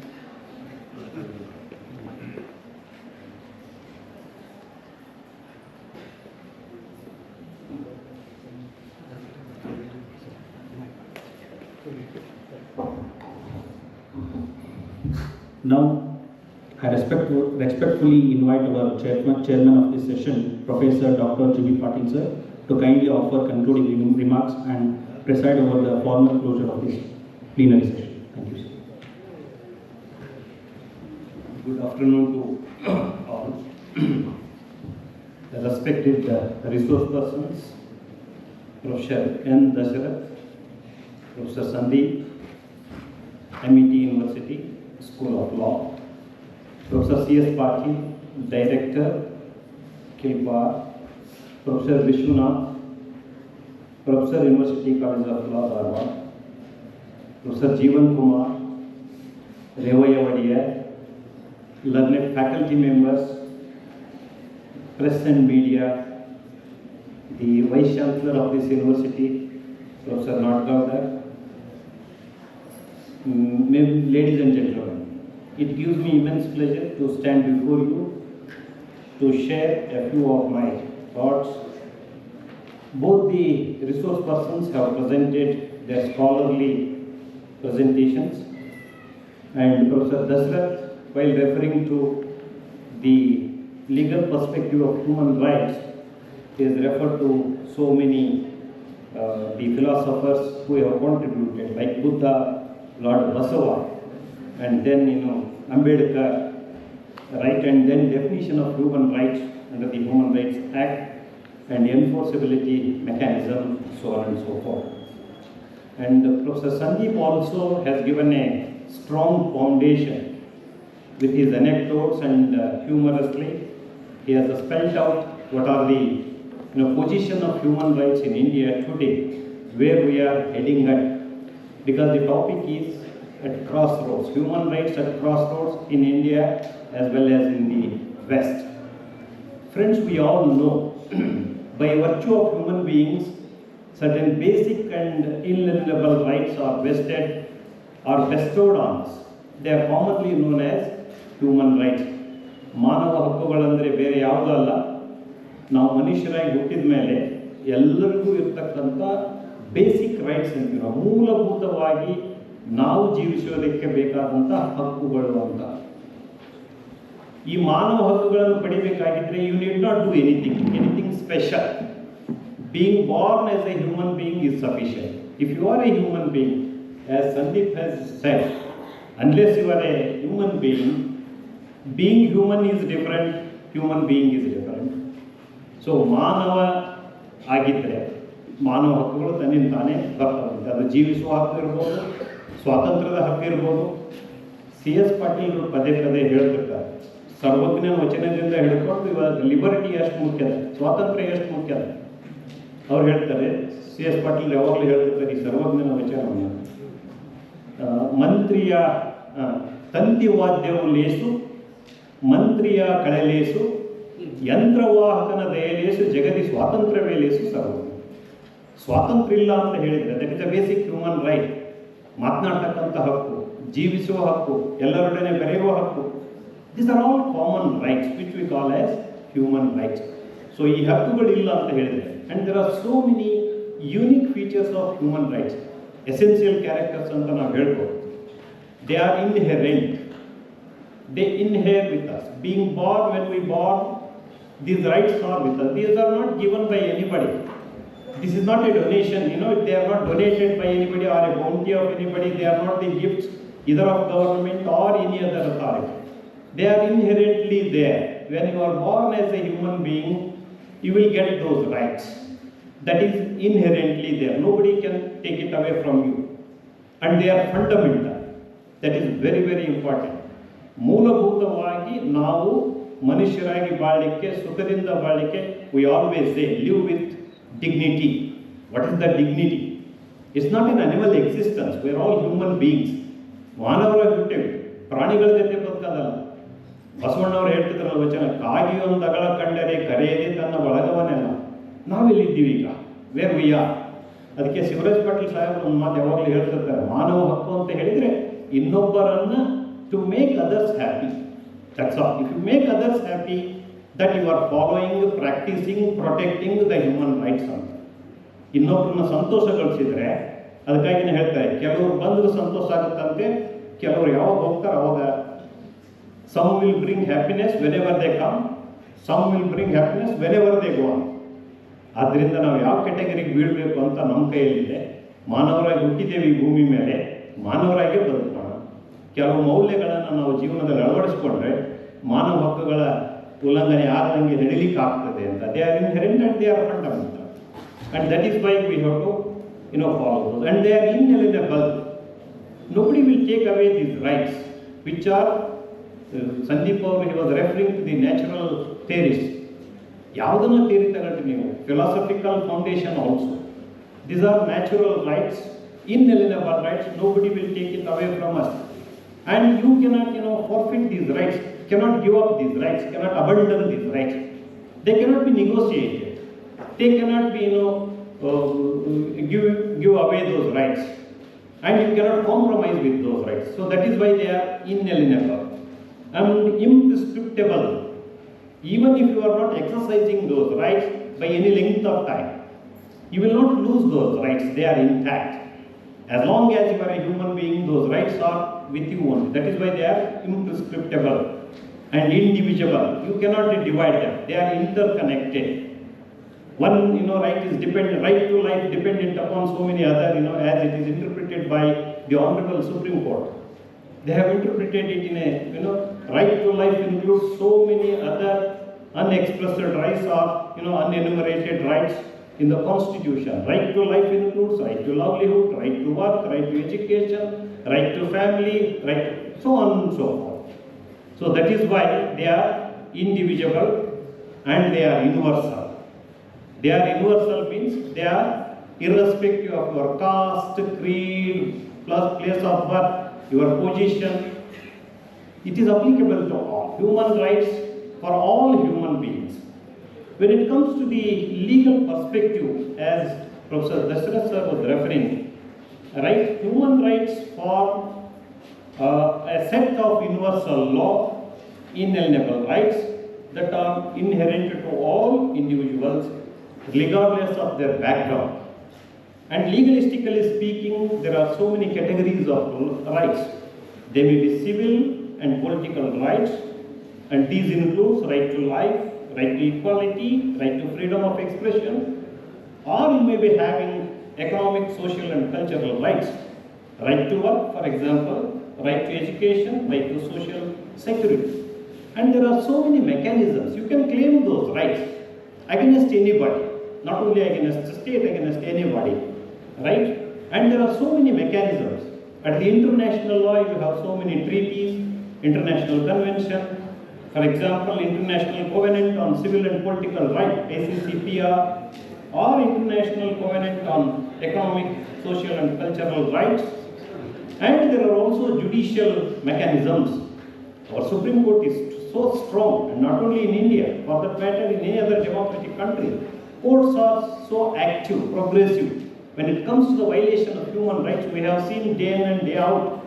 Whenever there is a violation of human rights, and during COVID period also, the Supreme Court came out very vehemently, and at the time of interpreting or execution of human rights is concerned, whenever there is a ensuring protection to the under domestic law, right, and there are also non-judicial mechanisms. We have at the international level, UN, Human Rights Council, and at the national level or municipal law, you have human rights institutions, right, and for the protection of human rights. And today, human rights protection, promotion and protection and enforcement of human rights has grown to such an extent. Today, it has become an yardstick to measure the civilization of society, regimes and positive laws. That is one of the most important. How a particular country is, what is the status of human rights there? So it has become an yardstick to measure the civilization, whether they are civil society members or they are, because we are seeing today so many violations of mass violations of human rights. And not only that, it is used as a criteria for making value judgments both by individuals and the government. And not only that, The third one important feature is used as a limitation on the government and authorities. It is a limitation. Protection of human rights is a limitation on the power of government and authorities. Used as a vehicle of development in every international monetary and humanitarian aids. So that is why protection of human rights, promotion of human rights and enforceability of human rights is very important from the legalistic point of view. So we are all human beings. There is a responsibility, there is a duty on all of us to protect human rights, to follow human rights and then make people happy. And if we focus on philosophical aspect, as already Sandeep has elaborated, there are if you see the old text, ancient text, whether it may be Vedas or it may be Hammurabi Code, Bible, Quran, or Analects of Confucius, they speaks of three things: equality of all human beings, ಮಾನವರೆಲ್ಲರೂ ಸಮಾನರು. ಇದನ್ನ ನೀವು ಯಾವಾಗಿನ ಹಳೆ ಬಸವಣ್ಣವರ ಕಾಲ ತಗೊಳ್ಳಿ, Buddha, Dasharatha sir was referring, all human beings are equal. ನಾವೆಲ್ಲ ಮಾನವರಾಗಿ ಹುಟ್ಟಿವೆ ಅಂದಾಗ irrespective of right anything else, no other criteria, all human beings are equal. And the another most important thing is each individual should strive for happiness of every other individual. Look at the responsibility of all of us. We have to strive for the happiness of other individuals. ಇನ್ನೊಬ್ಬರಿಗೆ ಸಂತೋಷವನ್ನು ತರಲಿಕ್ಕೆ ಅದಕ್ಕೆ Charlie Chaplin ಅವರು ಮಾತನ್ನು ಹೇಳ್ತಾರೆ, if you are happy, life laughs at you. If you are unhappy, life smiles at you. Life salutes you when you make others happy. ಇನ್ನೊಬ್ಬರನ್ನು ಸಂತೋಷಗೊಳಿಸಿದ್ರೆ life salutes you. ಅದಕ್ಕೆ there is a duty on all of us. Every individual should strive for happiness of every other individual. And the third one is also very important. All have equal rights to food, equal rights to water, and then natural resources. And Sandeep was also referring to dharma, the concept of dharma. And we have a strong foundation in India. Dharma encompasses these three things: social order, justice, and then righteous conduct. Righteous conduct, what is right and what is good and what is bad. We have to distinguish because we are human beings. Animals cannot do this. We have that thinking capacity, ability, what is good and what is bad for us. That is a righteous conduct. And not only that, dharma guided the duties to the ruler. There are duties to the ruler also, the governor. Today we have a democratic form of government. Earlier kings were there. They have a certain set of duties, and for citizens also. Why these duties are to be performed? If you are not performing those duties, then you are not entitled to rights. That was the concept of old ancient society, but today it is the other way around. To create a harmonious society, you have to follow these duties. And we have believed in Vasudhaiva Kutumbakam. World is one family. Jagattu Vandu family, Kutumba iddange, right? And it underscores the universal nature of human rights and their interconnectedness of all the people. And we have a great, even in our preamble of our constitution, there is a mandate on the government. Sarvo jana sukinaha, right? Ellarigu samabalu samapal. ಅದು ಸಂವಿಧಾನದ ಮೂಲಭೂತ ತತ್ವ ಇದೆ. ಸಂವಿಧಾನವನ್ನು 75 ವರ್ಷಗಳಲ್ಲಿ ನಾವೇನು adopt ಮಾಡ್ಕೊಂಡ್ವಿ. We declare, we promise to the people of this country to provide so many things, right? So ಸರ್ವೇ ಜನ ಸುಖಿನೋ ಭವಂತು, ಸರ್ವರಿಗೂ ಸಮಪಾಲು, greatest happiness of the greatest number. So if that is there, then it is following, protecting and enforcing of human rights. So with these few remarks, I take this opportunity to thank the organizers for inviting me to chair this session, the KILPAR as well as this great institution. Thank you, one and all.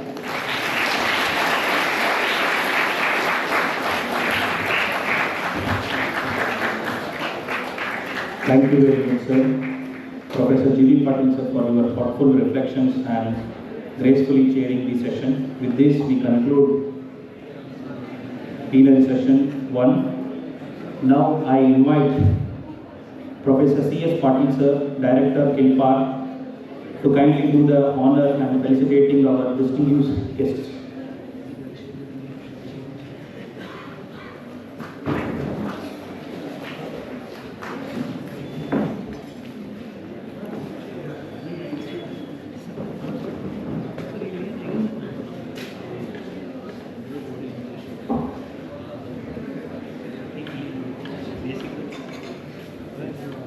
Professor Dr. Judy Patil sir, chairperson of this plenary session.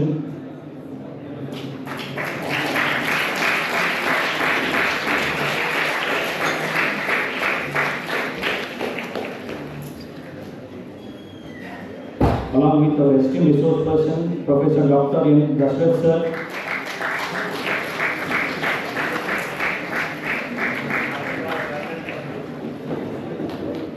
And also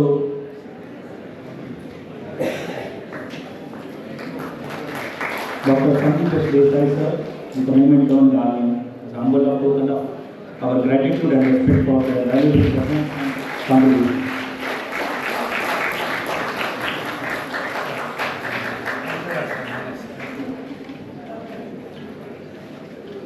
Thank you, Professor C.S. Patil sir. I would like to extend my sincere thanks to all of you for your valuable participation and contribution. Thank you. Thank you.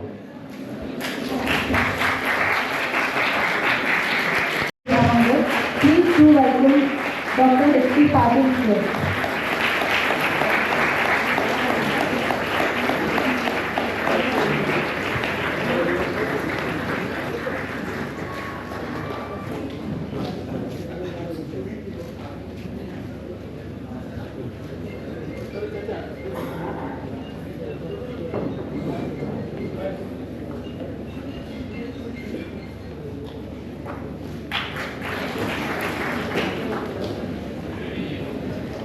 Ellarigu Namaskara. Respected dignitaries on and off the dais, invited guests, learned lecturers, dear students and all the attendees. A very warm afternoon to everyone present here. Mahatma Gandhi Rural Development and Panchayat Raj University Gadaga, in collaboration with Karnataka Institute of Law and Parliamentary Reform, Bengaluru, has organized a one-day seminar on human rights as crossroads, India and the West, aiming to serve as a meaningful platform for critical dialogue and academic engagement on the evolving landscape of human rights in both Indian and Western contexts. In an era marked by globalization and growing polarization, the seminar will explore pressing issues related to civil liberties, socio-economic rights, identity-based discrimination, and international human rights commitments. Let us keep reflecting on a powerful truth. Human rights are not a privilege guaranteed by power, but a birthright guaranteed to all. Human rights are the voice of voiceless and the shield of the vulnerable. As we move ahead with today's program, let us keep in mind that promoting and protecting these rights is not just a legal duty, but is a moral responsibility we all share. Let us begin this auspicious occasion by seeking the divine blessings of the Almighty. Music has the power to connect us to divine, and what better way than to start with the invocation song, invoking peace, wisdom and harmony. I now invite Ms. Aishwarya, student of BSc GIS, to present the invocation song. Let's all join in reverence.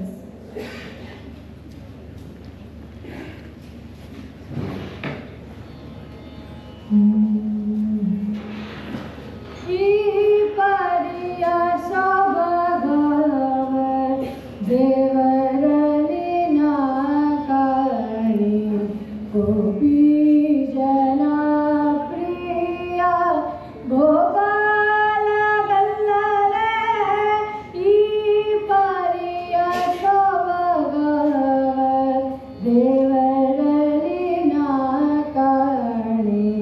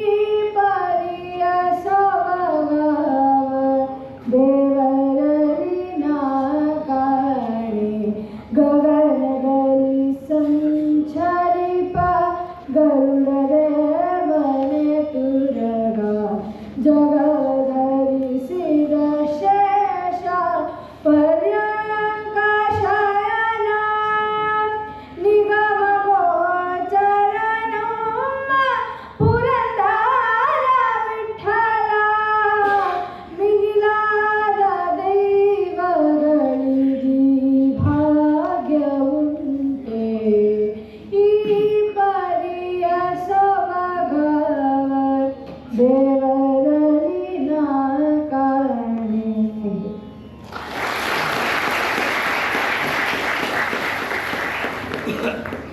Thank you, Aishwarya, for the soulful rendition. May the divine blessings guide us throughout this event and beyond. Now, I request Finance Minister Shri Prashant Joshi sir to welcome. I request Suresh P. Nadagowda sir, Registered and Vice Chancellor of MGRPR University, to welcome the gathering. ಎಲ್ರಿಗೂ ನಮಸ್ಕಾರ.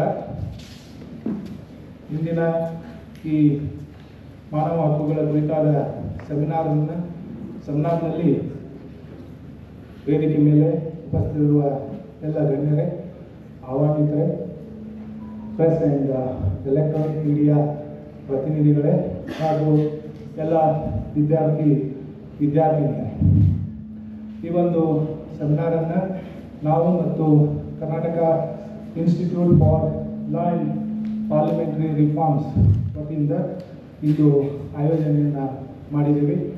ಉದ್ದೇಶ ತಮಗೆಲ್ಲರಿಗೂ ಗೊತ್ತಿದ್ದಾಗೆ ನಮ್ಮ ಸಂವಿಧಾನದಲ್ಲಿರುವ ಎಲ್ಲ ಮೂಲಭೂತ ಹಕ್ಕುಗಳನ್ನು ನಾವು ಮಾನವ ಹಕ್ಕುಗಳು ಅಂತ ಹೇಳಿ ಮಾನ್ಯ ಉಚ್ಚ ನ್ಯಾಯಾಲಯ ಹೇಳಿದೆ ಮತ್ತು United Nations declaration of human rights ಅಂತ ಏನು ಹೇಳ್ತೀವಿ, ಅವು ನಮ್ಮ ಎಲ್ಲ ಮೂಲಭೂತ ಮಾನವ ಹಕ್ಕುಗಳ ಕುರಿತಾಗಿ ಚರ್ಚೆ ವಿಮರ್ಶೆಯನ್ನು ಮಾಡೋದು ಮತ್ತು ಮುಖ್ಯವಾಗಿ ನಮ್ಮ ವಿದ್ಯಾರ್ಥಿಗಳಲ್ಲಿ ಈ ಕುರಿತಾಗಿ ಒಂದು ಅರಿವೆಯನ್ನು ಮೂಡಿಸುವುದು ಮತ್ತು ಇಂದಿನ ದಿನಗಳಲ್ಲಿ ಮಾನವ ಹಕ್ಕುಗಳು ಹೇಗೆ ಉಲ್ಲಂಘನೆ ಆಗ್ತಾ ಇದೆ, ಅವುಗಳ ರಕ್ಷಣೆ ನಮಗೆಲ್ಲರಿಗೂ ಎಷ್ಟು ಅವಶ್ಯಕತೆ ಇದೆ, ಮಾನವ ಸಮಾಜ ಶಾಂತಿ ನೆಮ್ಮದಿಯಿಂದ ಇರಲಿಕ್ಕೆ ಅನ್ನುವಂಥ ಉದ್ದೇಶದಿಂದ ಮಾಡಿದ್ವಿ.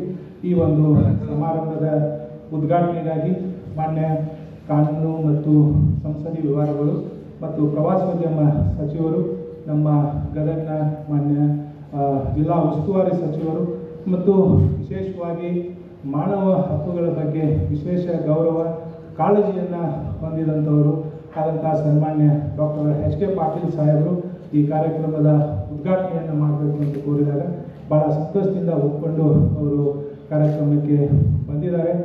ಅವರೇ ಈ ಕಾರ್ಯಕ್ರಮದ ಉದ್ಘಾಟನೆಗೆ ಸೂಕ್ತ ಅಂತ ಹೇಳಿ ನಾವೆಲ್ಲರೂ ಅದನ್ನು ಪರಿಗಣಿಸಿ, ಯಾಕಂತಂದರೆ ಅವರಿಗೆ ಮಾನವ ಹಕ್ಕುಗಳ ಬಗ್ಗೆ ಇರುವಂಥ ಕಾಳಜಿಯನ್ನು ನೋಡಿದರೆ ಇಡೀ ಅವರು ದೇಶದಲ್ಲಿ ಒಂದು ಮಾದರಿ ಅಂತ ಹೇಳ್ಬೋದು.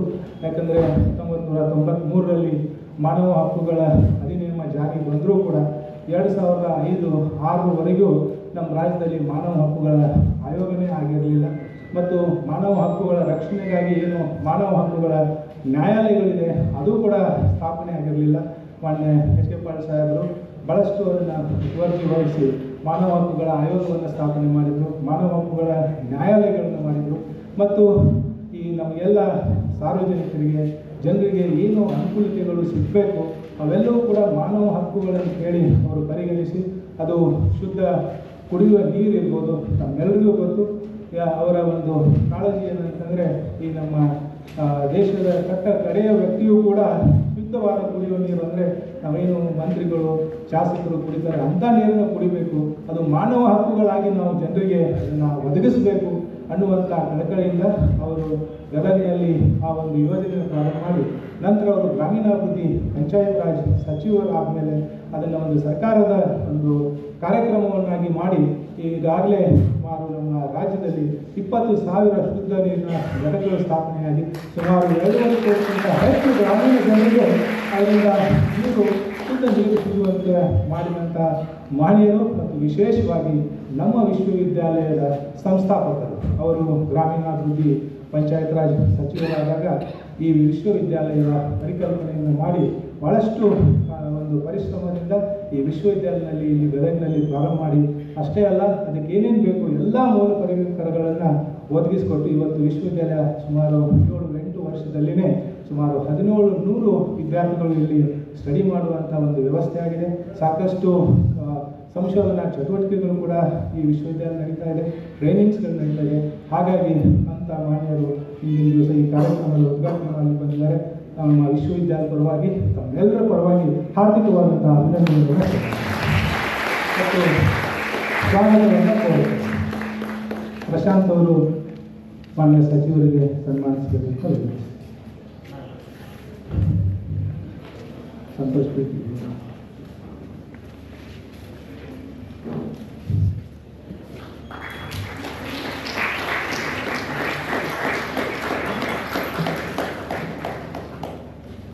ಅಲ್ಲಿ ದಯವಿಟ್ಟು ಸ್ವಲ್ಪ ನಮ್ಮ ವಿದ್ಯಾರ್ಥಿಗಳು ಎದ್ದು ಪ್ರೆಸ್ನವರಿಗೆ ಜಾಗ ಕೊಡಬೇಕು. ಪ್ರೆಸ್ ಪ್ರತಿನಿಧಿಗಳು ಬರ್ತಾ ಇದ್ದಾರೆ. ಬಂದ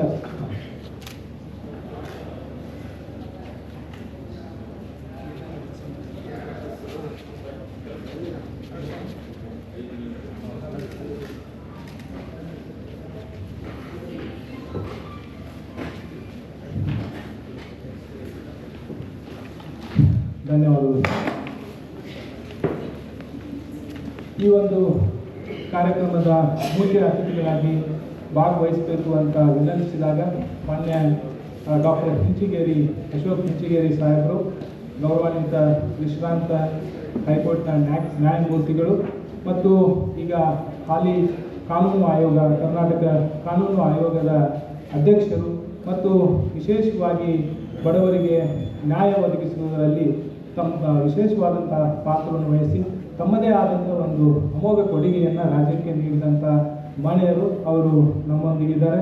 ಅವರನ್ನು ಕೂಡ ನಮ್ಮ ವಿಶ್ವವಿದ್ಯಾಲಯ ಪರವಾಗಿ ತಮ್ಮೆಲ್ಲರ ಪರವಾಗಿ ಹಾರ್ದಿಕವಾಗಿ ಸ್ವಾಗತವನ್ನು ಕೋರುತ್ತೇನೆ.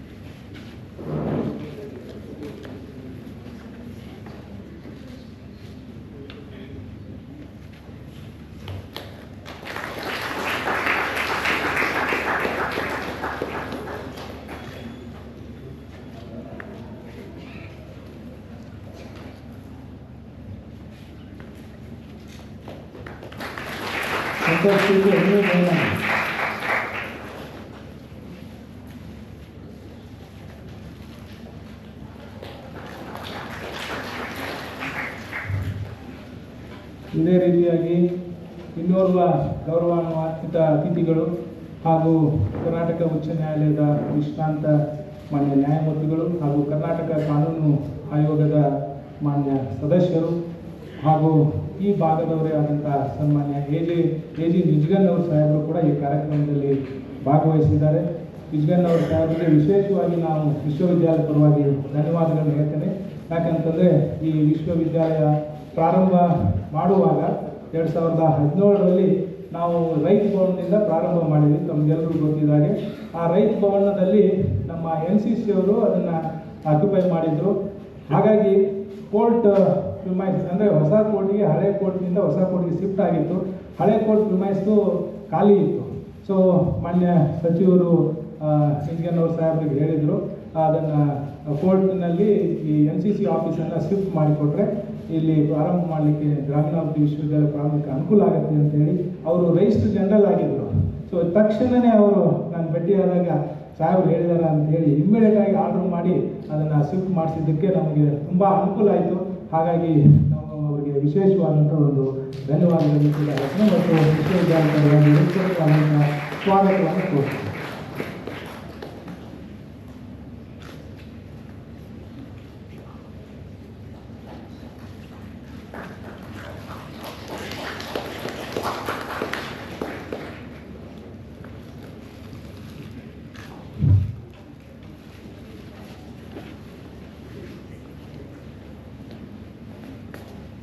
ಅದೇ ರೀತಿಯಾಗಿ ಇನ್ನೋರ್ವ ಗೌರವಾನ್ವಿತ ಅತಿಥಿಗಳು ಹಾಗೂ ಕರ್ನಾಟಕ ರಾಜ್ಯ ಕಾನೂನು ವಿಶ್ವವಿದ್ಯಾಲಯದ ಕುಲಪತಿಗಳು, ನಮ್ಮೆಲ್ಲರ ಒಂದು ವೆಲ್ ವಿಷರ್ಸ್ ಅಂತ ಹೇಳ್ಬೋದು ಮತ್ತು ಅತ್ಯಂತ ಖ್ಯಾತಿಯ ಪ್ರಾಧ್ಯಾಪಕರು ಮತ್ತು ಈ ಕರ್ನಾಟಕ ರಾಜ್ಯ ಕಾನೂನು ವಿಶ್ವವಿದ್ಯಾಲಯವನ್ನು ಕೂಡ ಮಾನ್ಯ ಎಚ್ ಕೆ ಪಾಟೀಲ್ ಸಾಹೇಬರು ಮೊದಲನೇ ಸಲ ಕಾನೂನು ಮಂತ್ರಿ ಇದ್ದಾಗ 2005-6ನಲ್ಲಿ ಇದನ್ನು ಸ್ಥಾಪನೆ ಮಾಡಿದ್ದಾರೆ ಎಂದು ನಮಗೆಲ್ಲರಿಗೂ ಗೊತ್ತಿದೆ. ಅಂಥ ವಿಶ್ವವಿದ್ಯಾಲಯದ ಕುಲಪತಿಗಳು ಮತ್ತು ನಮ್ಮ ಲಾ ಪ್ರೊಫೆಸರ್ ಆದಂಥ ಪ್ರೊಫೆಸರ್ ಬಸವರಾಜ್ ಸರ್ ಕೂಡ ಬಂದಿದ್ದಾರೆ. ಅವ್ರಿಗೂ ಕೂಡ ನಾನು ಹೃತ್ಪೂರ್ವಕವಾಗಿ ನಮ್ಮ ವಿಶ್ವವಿದ್ಯಾಲಯದ ಪರವಾಗಿ ಎಲ್ಲರಿಗೂ ಸ್ವಾಗತಿಸ್ತೀನಿ.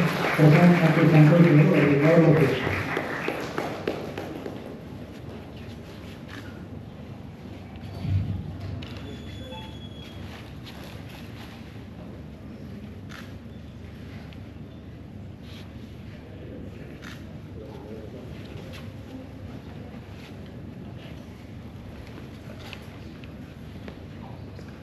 ಹಾಗೆ ಇನ್ನೋರ್ವ ಗೌರವ ಅತಿಥಿಗಳಾದಂಥ ಸನ್ಮಾನ್ಯ ಶ್ರೀ CS ಪಾಟೀಲ್ ಸರ್ ಇದ್ದಾರೆ. ಅವರು ಕೂಡ ಕಾನೂನು ವಿಶ್ವವಿದ್ಯಾಲಯದ ಆ್ಯಕ್ಟಿಂಗ್ ವೈಸ್ ಚಾನ್ಸಲರ್ ಆಗಿ ಭಾಳಷ್ಟು ಸಾಧನೆಯನ್ನು ಮಾಡಿದಂಥವರು ಮತ್ತು ಈಗ ಹಾಲಿ ಕರ್ನಾಟಕ ರಾಜ್ಯ ಕಾನೂನು ಮತ್ತು ಸಂಸದೀಯ ವ್ಯವಹಾರಗಳ ಸುಧಾರಣಾ ಸಂಸ್ಥೆ ಕಿಲ್ಪಾರ್ ಅಂತ ಏನು ಹೇಳ್ತೀವಿ ಆ ಸಂಸ್ಥೆಯ ಅಧ್ಯಕ್ಷರಾಗಿದ್ದಾರೆ ಮತ್ತು ಭಾಳಷ್ಟು ಕಾನೂನಿನ ಸುಧಾರಣೆಗೆ ಅವರು ಶ್ರಮಿಸುತ್ತಿದ್ದಾರೆ. ಅವರಿಗೂ ಕೂಡ ನಮ್ಮ ವಿಶ್ವವಿದ್ಯಾಲಯ ಪರವಾಗಿ ಸ್ವಾಗತವನ್ನು ತಿಳಿಸ್ತೀವಿ.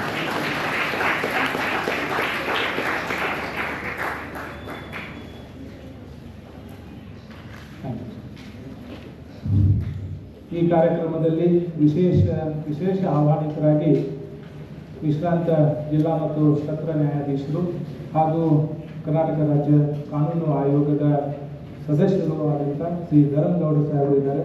ಅವ್ರಿಗೂ ಕೂಡ ನಾನು ಈ ಕಾರ್ಯಕ್ರಮಕ್ಕೆ ಸ್ವಾಗತವನ್ನು ಕೋರುತ್ತೇನೆ.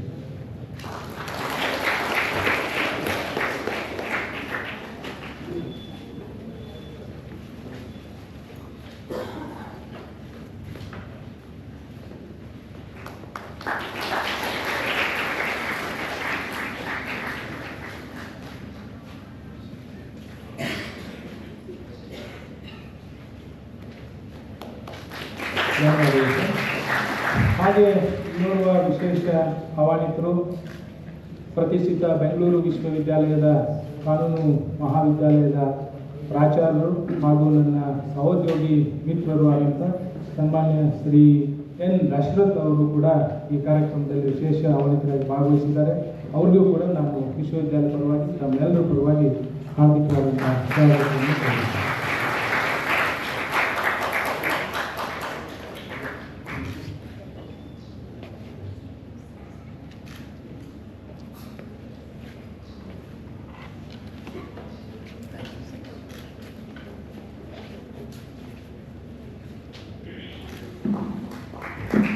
ಹಾಗೆ ಈ ಕಾರ್ಯಕ್ರಮದಲ್ಲಿ ಅನೇಕ ಗಣ್ಯರು, ಮುಖಂಡರು, ಆಹ್ವಾನಿತರು ಮತ್ತು ಬೇರೆ ಬೇರೆ ಕಡೆಯಿಂದ ಬಂದಂಥ ಎಲ್ಲ ಪ್ರಾಧ್ಯಾಪಕರು ಮತ್ತು ನಮ್ಮ ವಿಶ್ವವಿದ್ಯಾಲಯ ಪ್ರಾಧ್ಯಾಪಕರು ಕೂಡ ಭಾಗವಹಿಸ್ತಾರೆ. ತಮ್ಮೆಲ್ಲರಿಗೂ ಕೂಡ ಹಾರ್ದಿಕವಾಗಿ ಸ್ವಾಗತವನ್ನು ಕೋರ್ತೇನೆ. ಮತ್ತು ವಿಶೇಷವಾಗಿ ಮಾನ್ಯ ಎಲ್ಲ ಪತ್ರಕರ್ತ ಬಾಂಧವರು ದಯವಿಟ್ಟು ಕ್ಷಮಿಸಬೇಕು. ನಮ್ಮ ಮೀಡಿಯಾ ಕೋಆರ್ಡಿನೇಟರ್ ತಮಗೆ ಇಮೇಲಲ್ಲಿ ಕಳಿಸಿದ್ದಾರೆ ಅಂತ ಹೇಳಿದರು. ಬಟ್ ಮೇಲಿಂದ ನಿಮಗೆ ನೇರವಾಗಿ ನಾವು ಏನು ಇನ್ವಿಟೇಷನ್ ಬಿಟ್ಟು ಹಾಗೆ ನೋಡ್ಕೊತೀವಿ. ಸೊ ಏನಾದರೂ ಪ್ರಮಾದ ಆಗಿದೆ ದಯವಿಟ್ಟು ಕ್ಷಮಿಸಬೇಕು. ತಾವು ಕೂಡ ಬಂದಿದ್ದೀರಾ. ತಮ್ಮೆಲ್ಲರಿಗೂ ಕೂಡ ನಾನು ಹೃತ್ಪೂರ್ವಕವಾಗಿ ಈ ಕಾರ್ಯಕ್ರಮಕ್ಕೆ ಸ್ವಾಗತವನ್ನು ಕೋರುತ್ತೇನೆ. ಮತ್ತು ವಿಶೇಷವಾಗಿ ನಮ್ಮ ವಿಶ್ವವಿದ್ಯಾಲಯದ ಸುಮಾರು ಇಲ್ಲಿ 250 ಜನ ವಿದ್ಯಾರ್ಥಿಗಳು ಮತ್ತು ಹೊರಗಡೆ ಏನು ನಾವು ವ್ಯವಸ್ಥೆಯನ್ನು ಮಾಡಿದ್ದೀವಿ ಸ್ಕ್ರೀನಲ್ಲಿ ನೋಡೋದಕ್ಕೆ, ಅಲ್ಲಿ 350-600 ಜನ ವಿದ್ಯಾರ್ಥಿಗಳಿದ್ದಾರೆ. ಆ ಎಲ್ಲ ವಿದ್ಯಾರ್ಥಿಗಳಿಗೂ ಕೂಡ ನಾನು ಹೃತ್ಪೂರ್ವಕವಾದಂಥ ಸ್ವಾಗತವನ್ನು ಕೋರಿ ನಮಗೆ ಧನ್ಯವಾದ.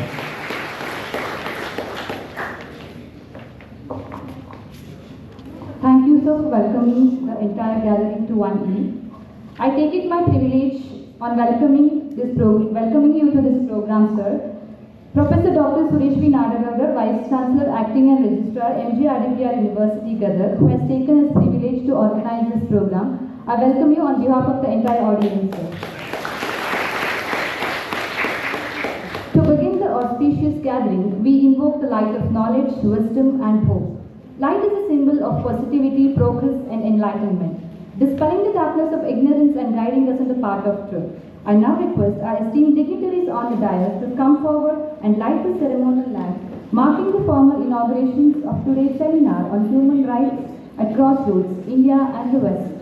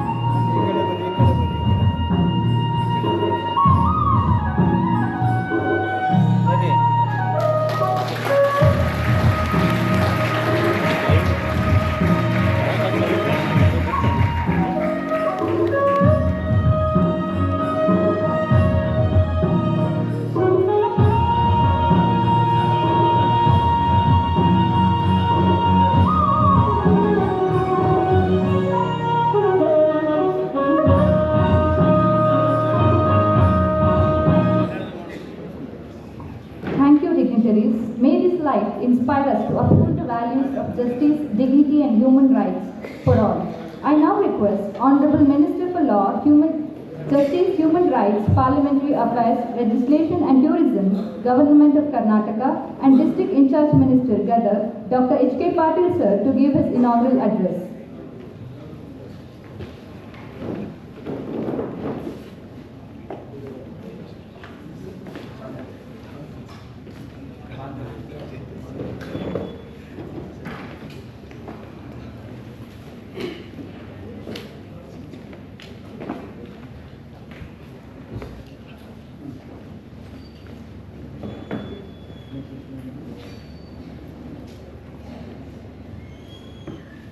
Mahatma Gandhi Rural Development and Panchayat Raj University, Gadag, ಹಾಗೂ Karnataka institute for law and parliamentary reforms, Bangalore,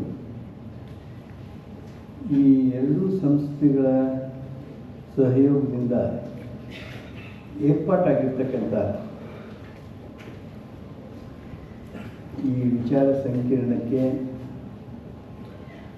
human rights at crossroads India and the west ಈ ವಿಷಯದ ಮೇಲೆ ಏರ್ಪಾಟಾಗಿರ್ತಕ್ಕಂಥ ಈ ವಿಚಾರ ಸಂಕಿರಣಕ್ಕೆ ಆಗಮಿಸಿರ್ತಕ್ಕಂಥ ಗಣ್ಯರನ್ನು ತಮ್ಮೆಲ್ಲರನ್ನು ಸ್ವಾಗತ ಮಾಡ್ತೀನಿ. ಅದರಲ್ಲಿ ವಿಶೇಷವಾಗಿ ಇವತ್ತಿನ ಮುಖ್ಯ ಅತಿಥಿಗಳು ನಮ್ಮ ಕರ್ನಾಟಕದ ಲಾ ಕಮಿಷನ್ ಚೇರ್ಮನ್ರು, ಗೌರವಾನ್ವಿತ ನ್ಯಾಯಮೂರ್ತಿಗಳು ಡಾಕ್ಟರ್ ಅಶೋಕ್ ಬಿ ಇಂಚಿಗೇರಿ ಸಾಹೇಬರನ್ನು, ಗದಗ ಜಿಲ್ಲಾ ಉಸ್ತುವಾರಿ ಸಚಿವನಾಗಿ ಈ ಭಾಗದವನಾಗಿ ಹೃತ್ಪೂರ್ವಕವಾಗಿ ಅವರನ್ನು ಬರಮಾಡ್ಕೊತೀನಿ. ಅವರು ಬಂದಿರೋದು ನನಗೆ ಭಾಳ ಸಂತೋಷ ತಂದಿದೆ. ನಮ್ಮ ಜೊತೆಗೆ ಗೌರವಾನ್ವಿತ ನ್ಯಾಯಮೂರ್ತಿಗಳಾದ ಅಶೋಕ್ ಜಿ ಜಿಗಣ್ಣವರವರು, ಲಾ ಕಮಿಷನ್ ಸದಸ್ಯರು, ಫಾರ್ಮರ್ ಜಡ್ಜ್ ಆಫ್ ಹೈಕೋರ್ಟ್ ಇದ್ದಾರೆ.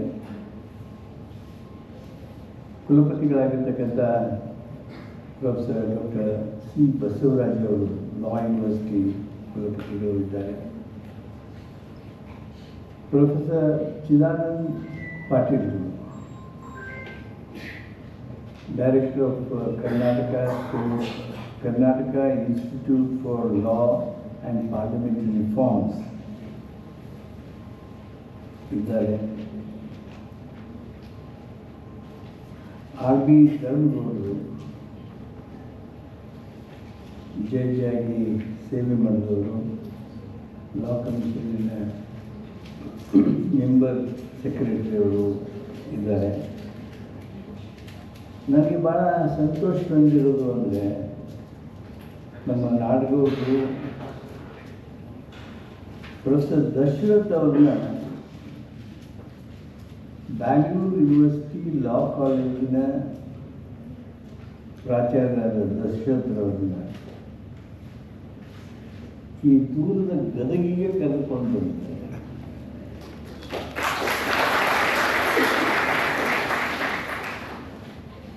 ಅವ್ರ ಕಣ್ಣು ಅವ್ರಿಗೆ ಸಹಕಾರ ಮಾಡೋದಿಲ್ಲ,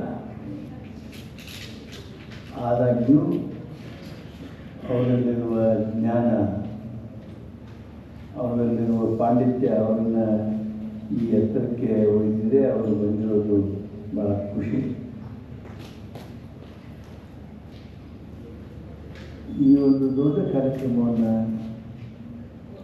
ಆಯೋಜಿಸಿರ್ತಕ್ಕಂಥ, ಏರ್ಪಾಡು ಮಾಡಿರ್ತಕ್ಕಂಥ ಪ್ರೊಫೆಸರ್ ತಿರುಪತಿಗಾದ ಸುರೇಶ್ ನಾಡಗೌಡರವರೇ, ಪ್ರಶಾಂತ್ ಜೇಸಿ ಅವರೇ, ಈ ಕಾರ್ಯಕ್ರಮದಲ್ಲಿ ಪಾಲ್ಗೊಂಡಿರ್ತಕ್ಕಂಥ ಎಲ್ಲ ಗಣ್ಯಮಾನ್ಯರೇ, ಬೇರೆ ಬೇರೆ ವಿಶ್ವವಿದ್ಯಾಲಯದಿಂದ ಆರಂಭಿಸಿರ್ತಕ್ಕಂಥ ಪ್ರಾಧ್ಯಾಪಕರಿದ್ದಾರೆ,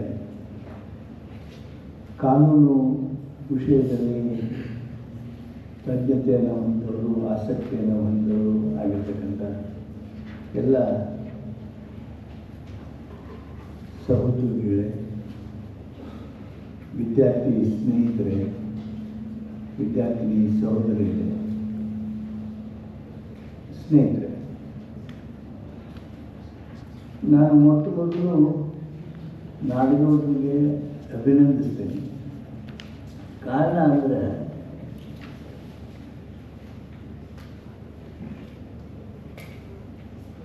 ಈ ಪ್ಯಾಕ್ಡ್ ಹೌಸ್ ಏನೈತಿ,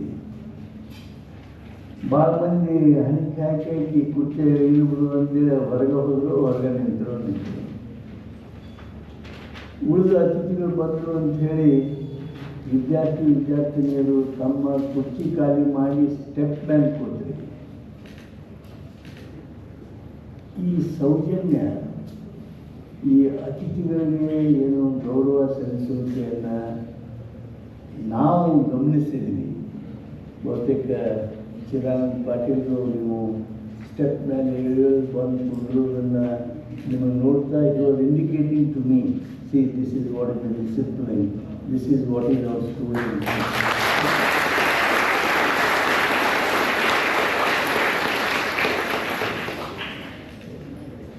ಅದು ನಿಮ್ಮದೇನು ಭಾಳ ದೊಡ್ಡಸ್ತನೇ ಇಲ್ಲ ನಿಮ್ಮದು. ಯಾಕಂದರೆ ನಿಮಗೆ ಕುರ್ಚಿ ಕೊಟ್ಟು ನಿಮ್ಮ ಡಬಲ್ ವಿದ್ಯಾರ್ಥಿಗಳು ಹೊರಗೆ ಅಲ್ಲೆಲ್ಲ ಹೋರಾಟದಾಗ ನಿಮ್ಮ ಸ್ಕ್ರೀನ್ ಮೇಲೆ ನೀವು ಕೊಟ್ಟಿದ್ದಾರೆ. ಈ ಸೆಮಿನಾರ್ ಬಗ್ಗೆ ಇಷ್ಟು ದೊಡ್ಡ ಆಸಕ್ತಿಯನ್ನು ಏನು ಕುದುರಿಸಿದ್ದೀರಿ, ಅದಕ್ಕಾಗಿ ನಾನು ವಿಶ್ವವಿದ್ಯಾಲಯದ ಎಲ್ಲ ಪ್ರಾಧ್ಯಾಪಕರುಗಳಿಗೆ ಇದನ್ನು ಇಷ್ಟು ಶಿಸ್ತಿನಿಂದ ಆಯೋಜಿಸಿರ್ತಕ್ಕಂಥ ಎಲ್ಲರಿಗೆ ಮೊದಲು ಅಭಿನಂದಿಸ್ತೀನಿ. ನಾನು ನನ್ನ ಭಾಷಣ ಪ್ರಾರಂಭ ಮಾಡಬೇಕು ಅಂದರೆ ಸುರೇಶ್ ನಾಡಗೌಡರು ಕನ್ನಡದಲ್ಲಿ ಮಾತನಾಡಿದರು, ಸಹೋದರಿ ಬಾಂಧವ್ಯ ಇಂಗ್ಲೀಷ್ನಾಗರ ಕಂಪೇರ್ ಮಾಡ್ತಾ ಇದ್ದಾರೆ. I don't know whether I should go by her or I should go by Dr. Suresh Nandor. ಆದರೆ ಹಲವರು ಹೊರಗಿನವರಿದ್ದೀರಿ, ಹಲವರು ಇಂಗ್ಲೀಷ್ ಭಾಷೆ ಅನಿವಾರ್ಯತೆ ಎನ್ನುವರಿದ್ದೀರಿ. ಆ ಕಾರಣಕ್ಕೆ ಮೊದಲು ನನ್ನ ಫಾರ್ಮಲ್ ಸ್ಪೀಚ್ ಏನಿದೆ ಅದನ್ನು ಮುಗಿಸಿ ಪೂರ್ಣಗೊಳಿಸಿ I will seek the permission of Law Commission Chairman Justice Giri to speak in Kannada later.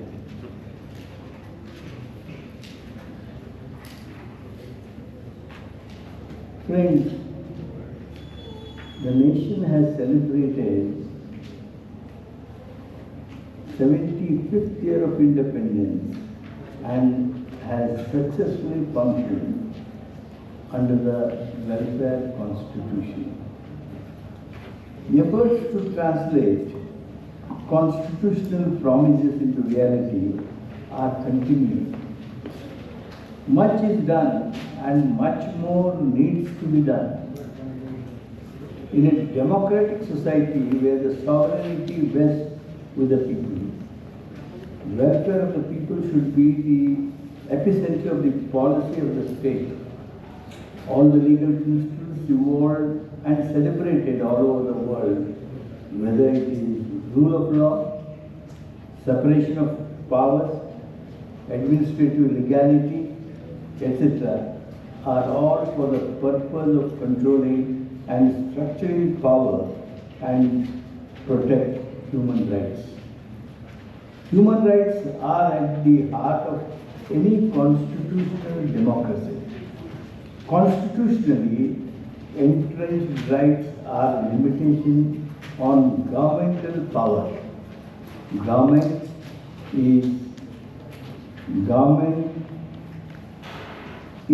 rights and directive principles of the state policy.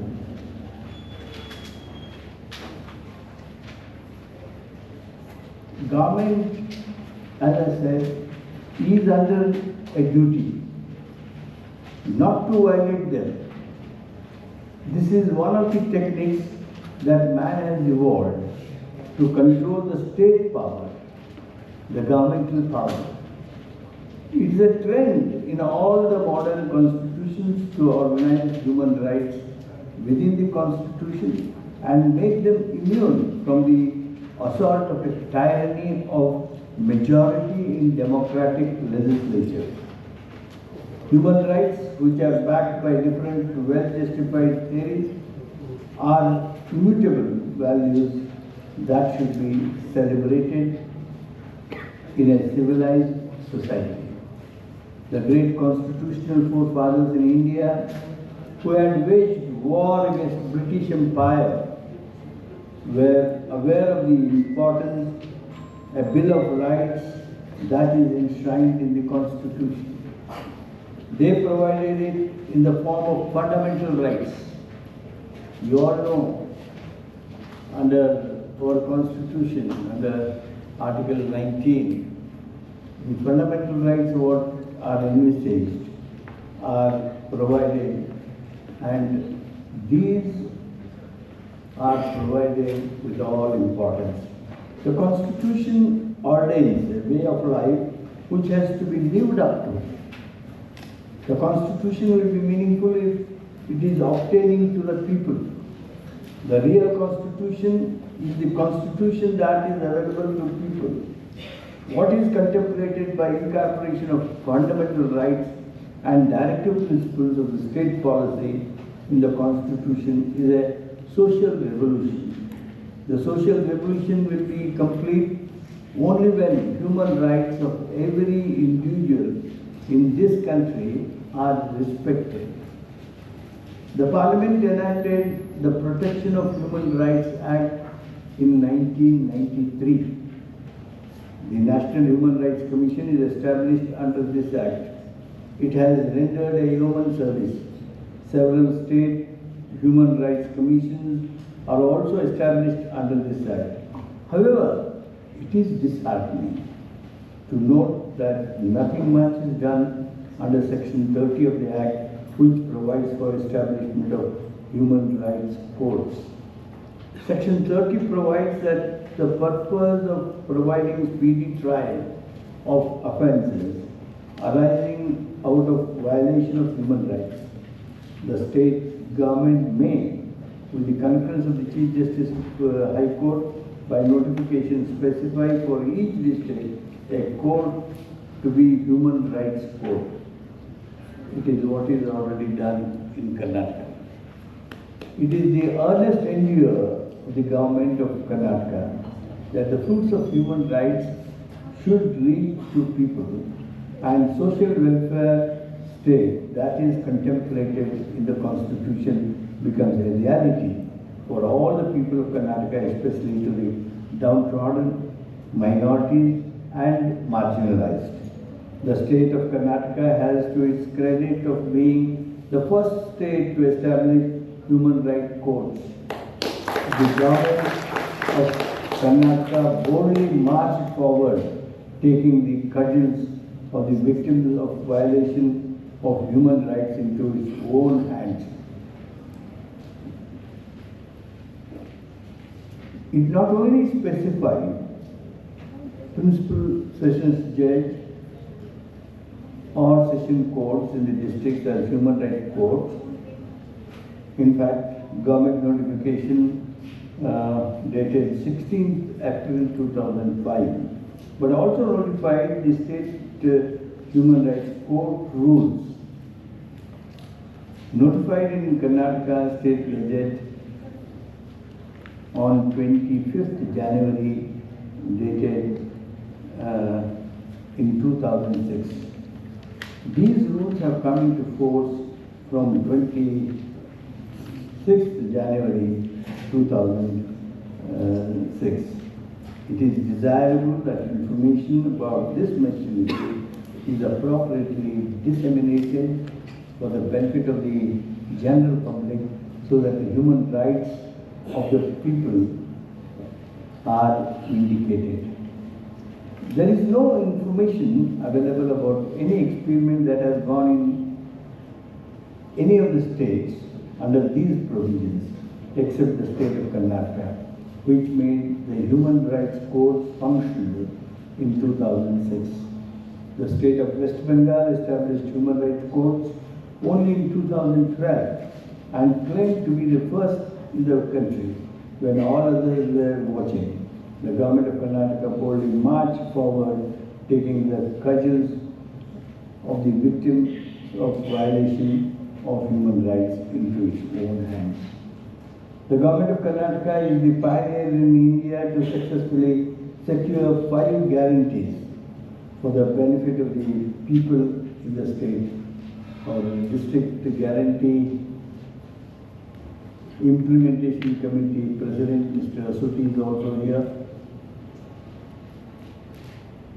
Those are Grahalakshmi, Grahajyoti, Sri-Shakti, Yuvanidhi and Annabhagya. It is a matter of pride that these policies are being implemented as part of the realization of human rights of the citizens. These are not charities doled out to the people by the government. They are their entitlement. It is the duty of the government to provide them. The government of Karnataka is seriously considering to convert them into enforceable rights so that they are available as a matter of right to those who deserve them. It is the commitment of the government of Karnataka to establish institutions which will take up causes of victim violation of human rights and espouse them and provide required assistance in the association with private institutions involved in serving the cause of human rights. Human rights have grown in terms of various generations, each generation building upon the building the foundation laid by its earlier generation. The first generation of rights, human rights, primarily focused on civil and political liberties, such as the right to free speech, political rights, and the right to fair trial. The second generation expanded this discourse to encompass economic, social, and cultural rights, emphasizing the importance of the access to education, healthcare, and an adequate standard of living. The third generation human rights further evolved the conversation to include rights related to self-determination, right to cultural identity, right to environment, right to social and economic development, right to natural resources, right to communicate, etc. Under the fifth generation of rights, a more newer concept under the concept, the natural entities like river, lakes, and other natural ecosystems are a legal person and have their own rights in growing idea in environmental law and ethics, and includes rights that have emerging in response to technological advancement such as digital rights, rights related to artificial intelligence, how these technologies affect individuals' autonomy, privacy, and economic well-being. Potential areas will be how to protect individuals from biased artificial intelligence systems, accountability for mistakes committed by robots, etc. When human rights jurisprudence is evolving and countries in the West are speaking in terms of third, fourth, and fifth generation human rights, it is unfortunate that we in India are stuck at the first two levels of human rights and are struggling to make them available to our people. Bestowed with rich natural resources and being a hub of technological growth, the government should raise the bar of respecting human rights and strive to achieve those targets. Then only the right to live with human dignity, the cherished human right embodied in the Constitution, will be meaningful. That will be possible only when civil society whips up the policy-making authorities, insist upon securing their entitlements, and compel the government to be responsive to the human rights of citizens. Friends, ideas, concepts, and mechanisms for the protection, promotion, and realization of human rights are to be generated in the think tanks of the society, such as research institutions and universities.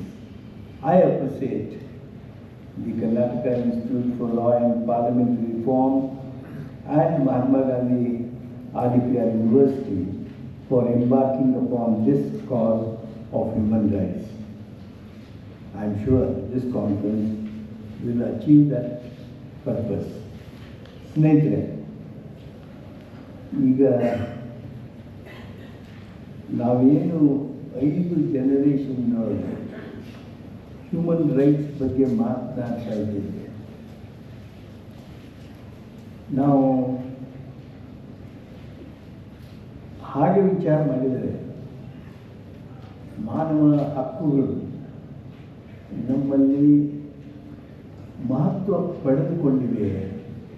ನಾವು ಪರಸ್ಪರವಾಗಿ, ನಾವು ಸರ್ಕಾರವಾಗಿ, ನಾವು ಸಮಾಜವಾಗಿ, ನಾವು ಸಂಸ್ಥೆಗಳಾಗಿ, ನಾವು individuals ಆಗಿ, ನಾವು responsive citizens ಆಗಿ ಮಾನವ ಹಕ್ಕುಗಳನ್ನು ಗೌರವಿಸ್ತಾ ಇದ್ದೀರೆಯಾ? ಇದೊಂದು ದೊಡ್ಡ ಪ್ರಶ್ನೆ ಭಾರತೀಯ ಸಮಾಜದಲ್ಲಿ ಎದ್ದು ನಿಲ್ತದೆ. ಈಗೇನೋ ನಾವು ನಮ್ಮ ಕರ್ನಾಟಕದೊಳಗೆ ಹ್ಯೂಮನ್ ರೈಟ್ಸ್ ಬಗ್ಗೆ ಮಾತನಾಡೋದಕ್ಕೆ ಸ್ವಲ್ಪ ಮಟ್ಟಿನ ನೈತಿಕ ಧೈರ್ಯ, ನೈತಿಕ ಹಕ್ಕು ನಮ್ಗೆ ಬಂದಿದೆ.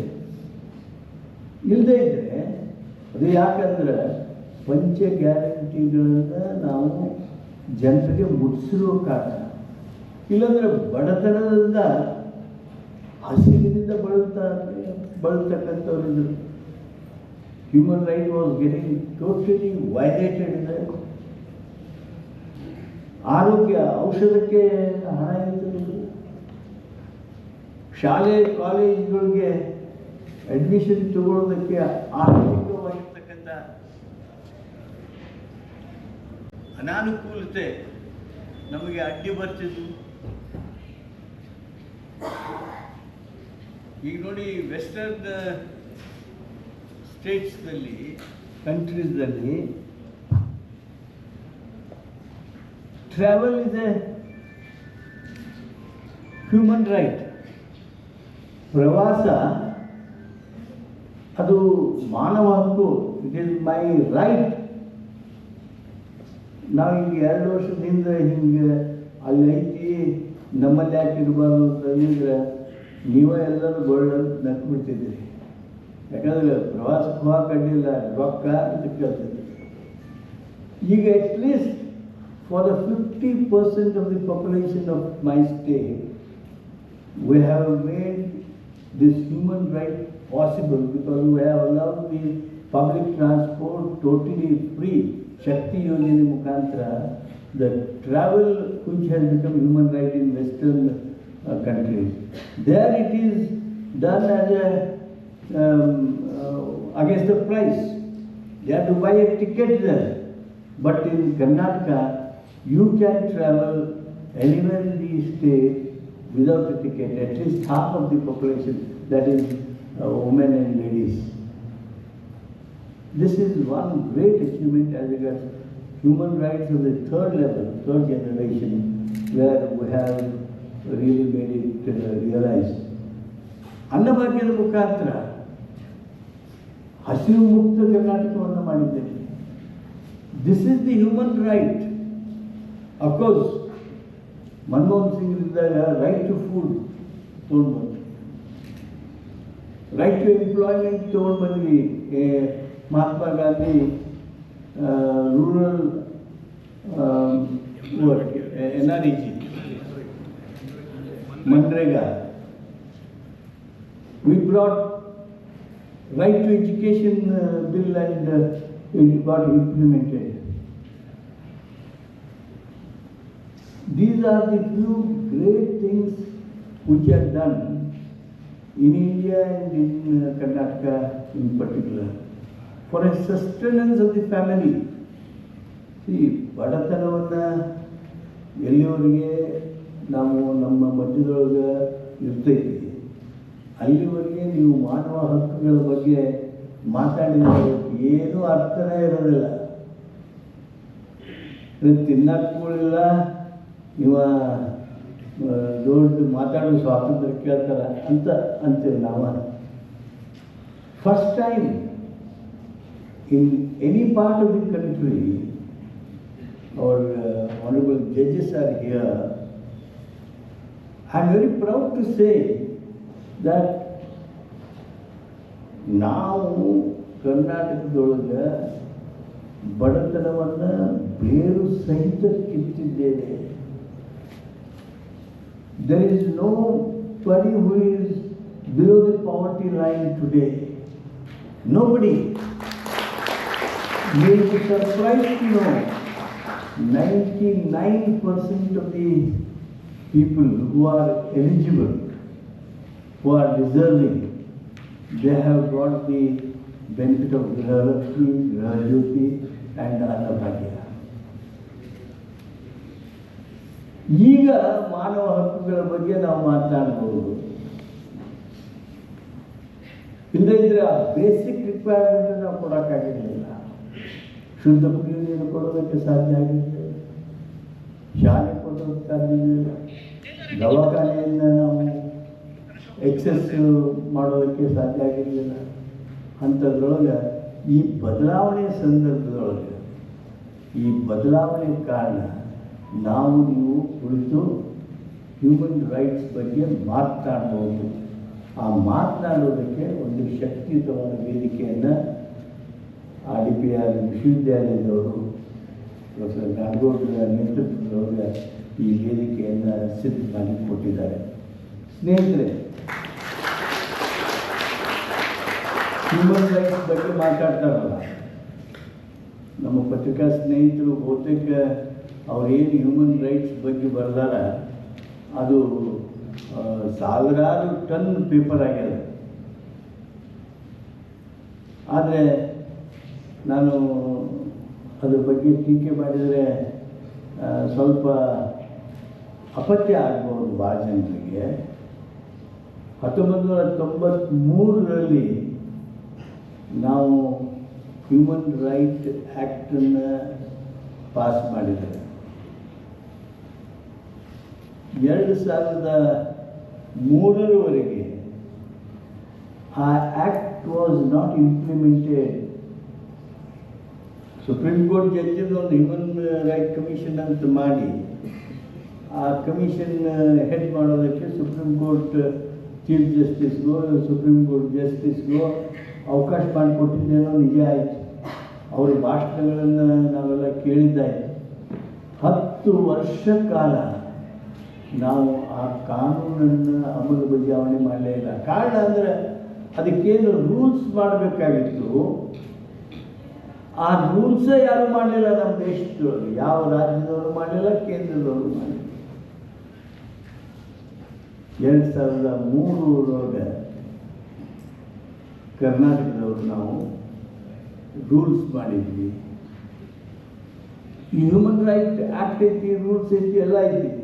ಇದಕ್ಕೆ ಎಲ್ಲಿ ಹೋಗ್ಬೇಕು ನಾವು? ಏನರ ಆಗಲಿಲ್ಲ ಅಂದ್ರೆ, ಮಾಡಲಿಲ್ಲ ಅಂದ್ರೆ, ಆ ಕಾನೂನು ಇಂಪ್ಲಿಮೆಂಟ್ ಆಗಲಿಲ್ಲ ಅಂದರೆ ಕೋರ್ಟ್ಗೆ ಹೋಗ್ಬೇಕು. ಯಾವ ಕೋರ್ಟ್ಗೆ ಹೋಗ್ಬೇಕು? There was no designated court.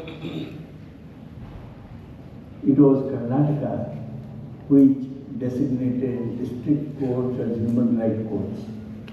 That is the great achievement of Karnataka government.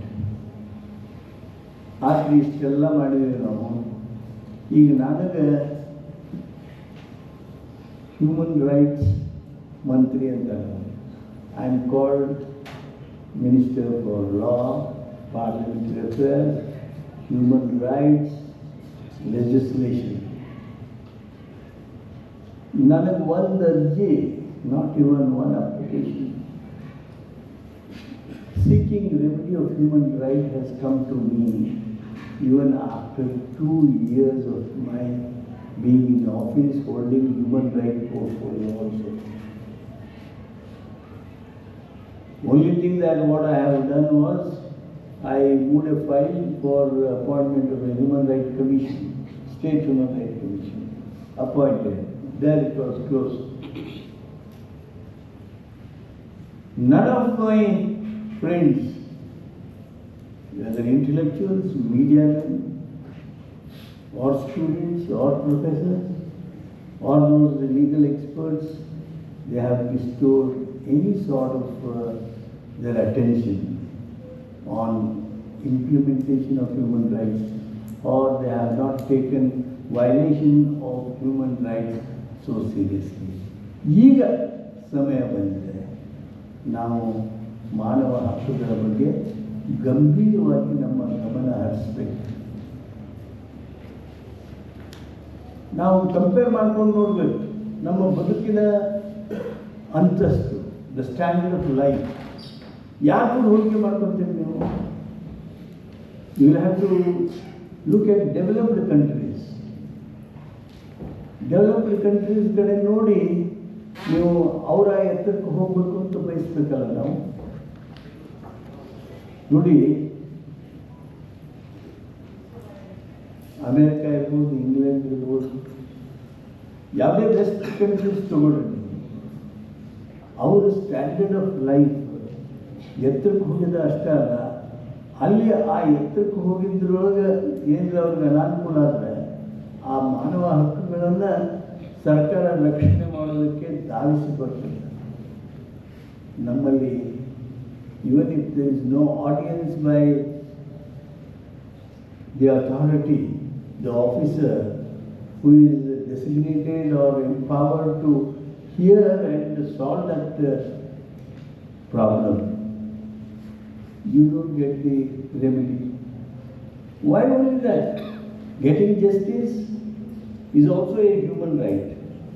if not spelled out anywhere, maybe professor of law are biased towards judiciary or legal system. 30 ವರ್ಷ 40 ವರ್ಷ ನಮಗೆ ಜಡ್ಜ್ಮೆಂಟೇ ಸಿಗದಿದ್ದರೆ ಅಥವಾ ತೀರ್ಪುಗಳು ಬರೆದಿದ್ದರೆ ನಮ್ಮ ಪ್ರಕರಣಗಳು ಬಗೆಹರಿಯಲಿಲ್ಲ ಅಂದರೆ ನನಗೆ ಸಂವಿಧಾನಾತ್ಮಕವಾಗಿರ್ತಕ್ಕಂಥ ಈ ಹಕ್ಕು, ಮಾನವ ಹಕ್ಕು, ಯಾವ ರೀತಿಯಾಗಿ ನಾವು ಇದನ್ನು ಡಿಫೆಂಡ್ ಮಾಡ್ಕೋಬೋದು? ಮಾನವ ಹಕ್ಕುಗಳನ್ನು ನಾವು ರಕ್ಷಣೆ ಮಾಡ್ತೀವಿ, ಮಾನವ ಹಕ್ಕುಗಳನ್ನು ಜೋಪಾನವಾಗಿ ಇಡೋದಕ್ಕೆ ನಾವು ಪ್ರಯತ್ನ ಮಾಡ್ತೀವಿ ಅಂತ ಹೇಗೆ ಹೇಳ್ತೀವಿ? ಅದು ಒಂದೇನು ಸುಖ ಅಂದರೆ ಯಾರೂ ಆ ಪ್ರಶ್ನೆನ ಕೇಳಂಗಿಲ್ಲಲ್ಲ. ಅದಕ್ಕೆ ನನಗೂ ಚಿಂತೆ ಹತ್ತಿ 2 ವರ್ಷ ಯಾಕೆ ಪ್ರೊಫೆಸರ್ ಚಿದಾನಂದ ಅವರೇ, ಯಾಕೆ ಪ್ರೊಫೆಸರ್ ಸುರೇಶ್ ಅವರೇ, ಯಾಕೆ ಪ್ರೊಫೆಸರ್ ಬಸವರಾಜ್ ಅವರೇ, why people are not bringing complaint? Why media is so silent? Is it that there is no violation of human rights in India? Is it that there is no human rights violation in Karnataka? Why are we keeping quiet? To enlighten, to stimulate all those who are interested, right from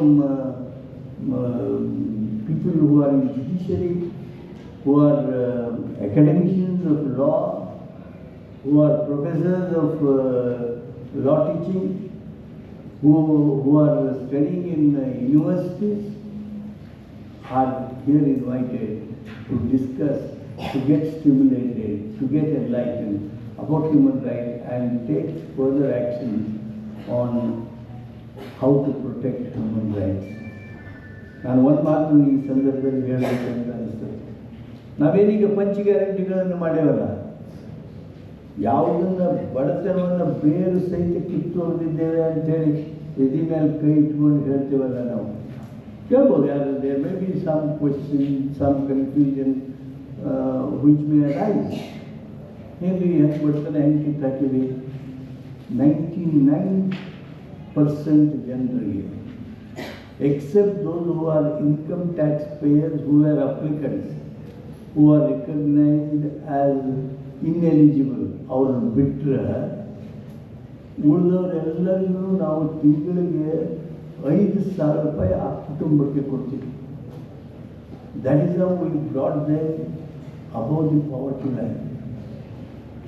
ಇದು ಆದಮೇಲೆ ಈಗ ನಾವು ನಿಮಗೆಲ್ಲ ಮಾತಾಡ್ತಿರ್ತೀವಿ, ರಾಜಕೀಯ ಸ್ಟೇಟ್ಮೆಂಟ್ಗಳನ್ನು ನೀವು ಕೇಳ್ತಿರ್ತೀರಿ, ನೋಡ್ತಿರ್ತೀರಿ. Parliament ಮುಗಿದ ಕೂಡಲೇ ಈ ಗ್ಯಾರಂಟಿಗಳು ನಿಲ್ತಾವು ಅಂತ ಲಿಸ್ಟ್ಮೆಂಟ್ ಹೇಳ್ತಿರ್ತಾರೆ. ಏನು ಭಾಳ ದಿವಸ ನಡೆಯಂಗಿಲ್ಲ ಅಂತ ಕೆಲವರು ಹೇಳ್ತಿರ್ತಾರೆ. But I tell you, state of Karnataka under the leadership of mister Siddaramaiah is planning, is thinking on how we can make these 5 guarantees as human rights. ಇವುಗಳನ್ನು ಮಾನವ ಹಕ್ಕುಗಳನ್ನಾಗಿ ಮಾಡುವುದಕ್ಕೆ ಭಾಳ ಗಂಭೀರವಾಗಿರ್ತಕ್ಕಂಥ ಚಿಂತನೆಯನ್ನು ರಾಜ್ಯ ಸರ್ಕಾರ ಮಾಡ್ತಾ ಇದೆ.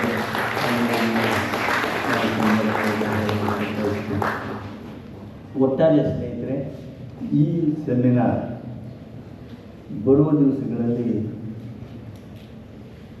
ಮಾನವ ಹಕ್ಕುಗಳ ಬಗ್ಗೆ ಜನರಲ್ಲಿ ಜಾಗೃತಿ ಮೂಡಿಸ್ಬೇಕು. ಮಾನವ ಹಕ್ಕುಗಳನ್ನು ಬಹಳಷ್ಟು ಸಂದರ್ಭದೊಳಗೆ ಖಾಸಗಿಯವರ ಅಥವಾ ನನಗೆ ನನ್ನ ಸಂಬಂಧಿ ಆಗಲಿ, ನನ್ನ ಪಕ್ಕದ ಮನೆಯವನಾಗಲಿ, ನಮ್ಮ ಊರವನಾಗಲಿ, ನಮ್ಮ ತಾಲೂಕಿನವನಾಗಲಿ, ನನ್ನ ವೃತ್ತಿಯಲ್ಲಿರೋನಾಗಲಿ, ಅವ್ರು ಮಾತ್ರ ಮಾನವ ಹಕ್ಕನ್ನು ನನ್ನಿಂದ ಕಸಿದುಕೊಳ್ತಾರೆ ಅಂತಲ್ಲ. ಭಾಳ ಸಂದರ್ಭದೊಳಗೆ it is the state, it is the government which causes for violation of human rights. You will have to fight against the government. You will have to move to the court. You will have injustice in the courts. You will have to move to the higher benches. ನಮ್ಮಲ್ಲಿ ಏನಾಗಿದೆ ಅಂದರೆ, ಈ ಹೈರಾರ್ಕಿಯಲ್ ಸಿಸ್ಟಮ್ದೊಳಗೆ ಎತ್ತರದಲ್ಲಿರೋರೆಲ್ಲರೂ ಎಲ್ಲ ಸರಿ ಮಾಡ್ತಾರೆ ಅಂತಲ್ಲ, ಆದರೆ ಅವ್ರನ್ನ ಪ್ರಶ್ನಿಸೋರು ಯಾರೂ ಇವತ್ತು ಜನಸಾಮಾನ್ಯರು ಇಲ್ಲ. ಅದಕ್ಕೆ ಪಿ ಐ ಎಲ್ ಒಂದು ಸಣ್ಣ ಪೋಸ್ಟ್ ಕಾರ್ಡ್ ಮೇಲೆ ರಿಟ್ ಅಂತ ಹೇಳಿ ಮಾಡಿಕೊಳ್ಳುವಂಥ ಸಿಸ್ಟಮ್ ನಮ್ಮ ಜುಡಿಷಿಯರಿ ಒಳಗೆ ಇದ್ದಾಗ್ಯೂ ಪಿ ಐ ಎಲ್ ಮಾಡೋರ ಸಂಖ್ಯೆ 100ಕ್ಕಿಂತ ಹೆಚ್ಚಿಗೆ ಇಲ್ಲ ನಮ್ಮ ದೇಶದೊಳಗೆ.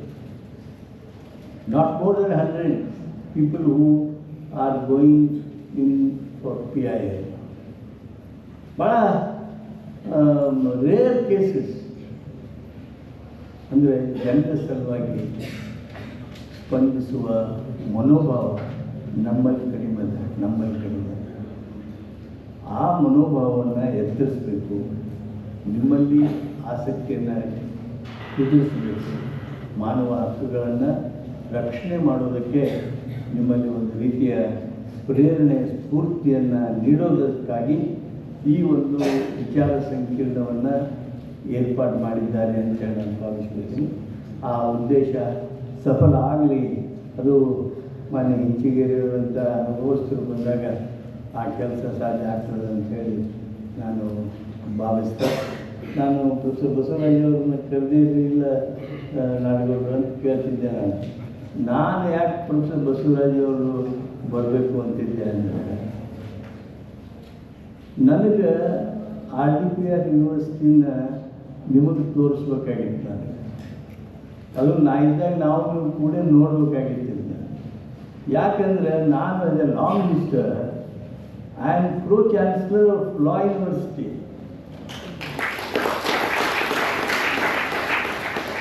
Thank you. ಅಷ್ಟಕ್ಕೆ ಕ್ಲಾಪ್ ಹೋದ್ರಿ. ನೆಕ್ಸ್ಟ್ ಪಾರ್ಟ್ ಏನಿದೆ ಅಂದರೆ,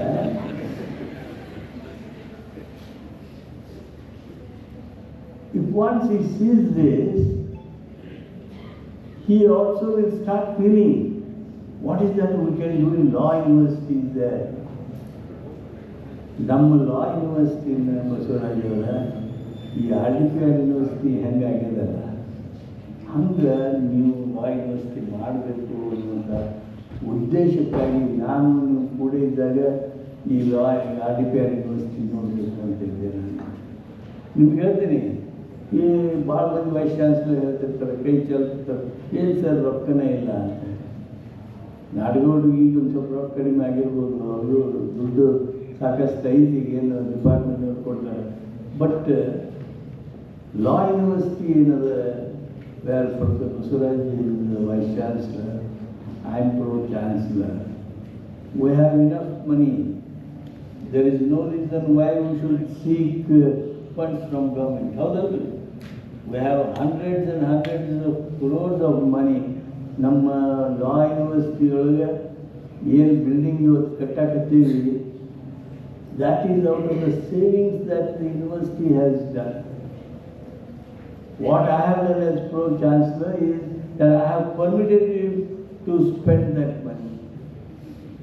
We can build much better, much attractive, much greater infrastructure than this RDPR University, and we can create this type of atmosphere.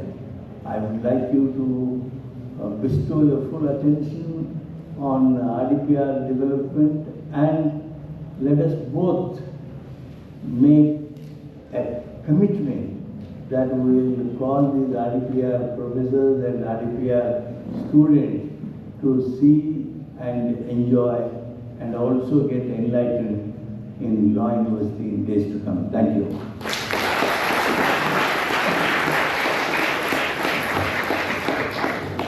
Thank you, sir, for your thoughtful insights on human rights. Now I request all the dignitaries on the dais to join hand in releasing the quarterly paper Gramodaya 17th edition of MG RDPR University.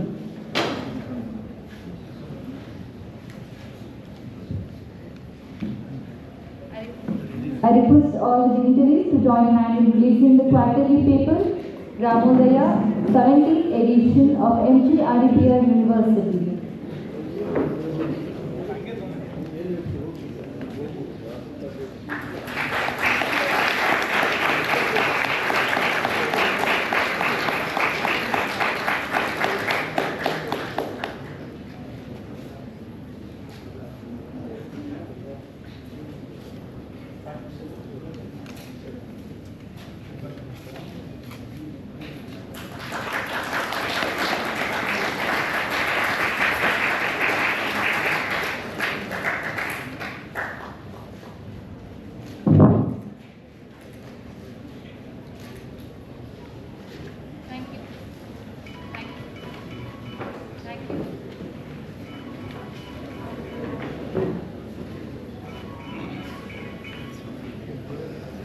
Thank you, sir.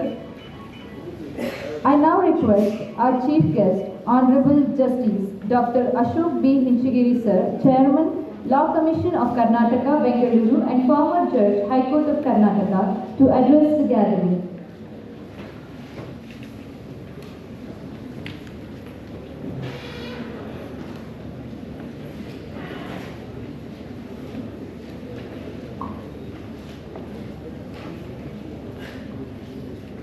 Our Honorable Minister for Human Rights, Dr. S.K. Patil.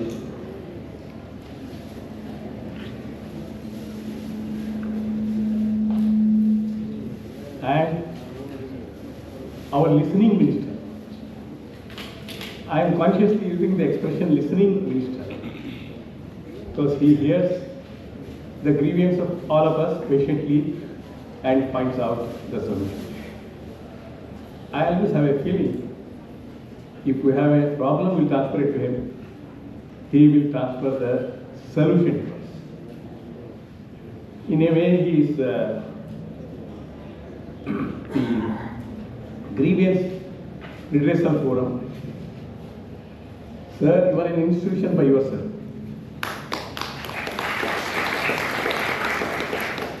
My colleagues in the Law Commission, Justice Nijgandawar, and retired district judge or presently our member secretary, Dharmgowda, our esteemed vice chancellors, Professor Basavaraj and Nandgowda, Kilpar director and my good friend Dr. C.S. Patil, Dr. Dashrath, Prashant J.C., who is 3-in-1. Prashant is 3-in-1.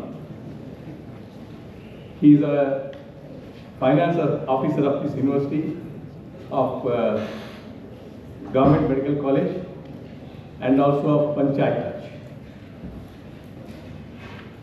Dr. Santosh Kumar, Ravish Wadiyar, Channappa Gowda,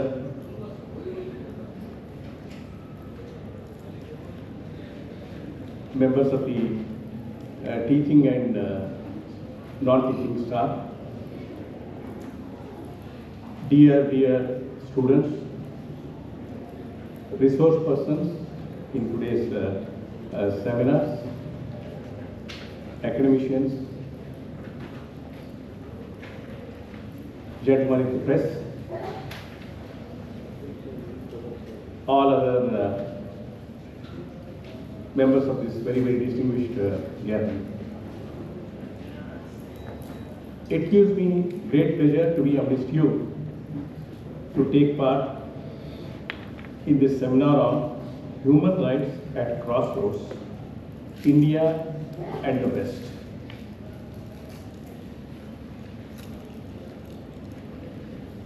Friends, I propose to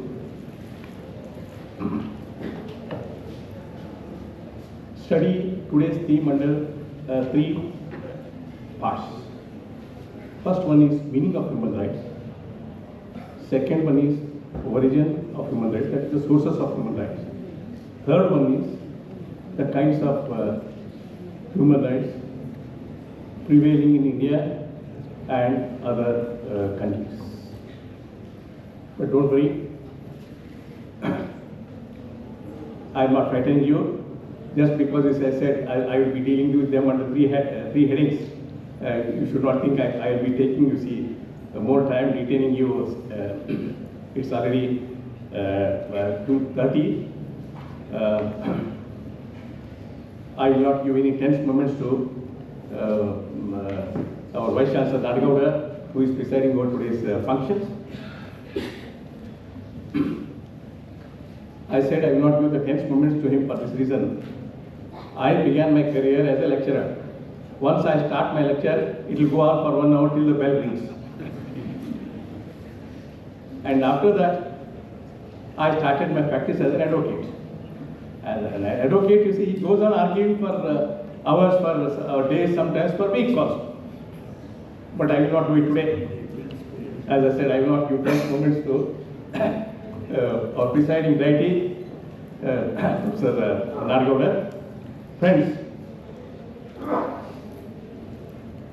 what is the meaning of human rights? The simplest, the enlightening words are of the former United Nations Secretary General Kofi Annan. He gives such a simple definition, but very apt and appropriate. Human rights are what makes us human. I repeat, human rights are what makes us human. They are the human rights. Human rights are those rights which are inherent to all human beings without any discrimination of sex, nationality, race, color, religion, language, or any other status. Human rights are not, as our Honorable Minister remarked a while ago, they are not the charities doled out by the government. Human rights are neither earned, that is, you don't have to pay any money for having human rights. They are not earned. They are not bought. They are not purchasable. They are not inherited. They are not created by any contractual obligation or undertaking. Human rights are those rights possessed by all human beings. Human rights are those rights without which human beings cannot live with dignity, freedom, and justice. Human rights are those minimal rights which every individual must have against the state or other public authorities, irrespective of other institutions. They are inherent, innate, absolute, inalienable, indivisible, interrelated, and interdependent rights of a human being. Human rights are supplemented with human welfare. European writers commonly used to refer to them as natural rights. To quote David Selby, human rights are those rights which pertain to all persons and are possessed by every individual because they are human. Vincent R.J. defines them as the rights that everyone, by virtue of his very humanity. In brief, we can say that human rights are universally accepted principles which support morality and which enable every human being to realize his or her full potentiality and to live life in an atmosphere of freedom, justice, equity, and peace. Friends, holding seminars on human rights is relatively modern, but underpinning the rights can be traced back to ancient times. Vedas, Dharma, Kautilya's Arthashastra, Bible, Patanjali's theory of parent personhood, Berlinian Code of Hammurabi, Quran, they are all perhaps the oldest written sources of human rights. The term Dharma is also employed in the sense of human rights, but coupled with morality, duty, and justice.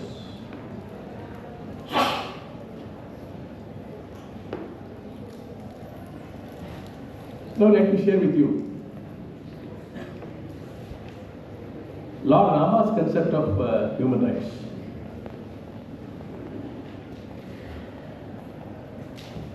The term human rights was not used, but what was his concept of entitlement and obligations? Entitlement and obligations, as you all know, they are the two facets of human rights. Lord Rama, after defeating and killing Ravana, called upon Ravana's brother, Vibhishana. Yes, perform his funeral, observe the last rites. Vibhishana said, no, I will not do that. He is much worse than a devil. He has kidnapped somebody's wife, detained her. You want me to perform his funeral? I am not going to do that. He says, Rama said, this is your brother. No, he may be my brother, but I disown him, disown my brother. I will not perform funeral rites under any circumstances. You know what Rama did? And said, Rama said, no matter what one has done during his lifetime, but every dead person is entitled to decent funeral. Perform his funeral. If you do not perform his funeral, I will perform his funeral. See, this, to my mind, Rama is the human rights personified. He is a upholder of human rights. Compare this with what happened in 1945. I am sure all of you are aware of fascist leader Mussolini. He was a ruthless dictator. He tried to escape from Mussolini to Switzerland when he knew that he is losing the war. Then he was intercepted, identified, and he was executed. Bullets sprayed into his body. But you know, the anti-fascist forces did not just stop at that. They took the body to Milan, and in a public place, body was, tied to a pole, upside down, that is with his head down. Not only that, it was in that, form in that shape for 2-3 days. Cajoling the people of Milan is a city in Italy, major city in Italy, to come spit on the dead body. Can the practices in the West be compared with the practices in the East, or in India more particularly? That's why I said Rama himself is a great upholder of human rights.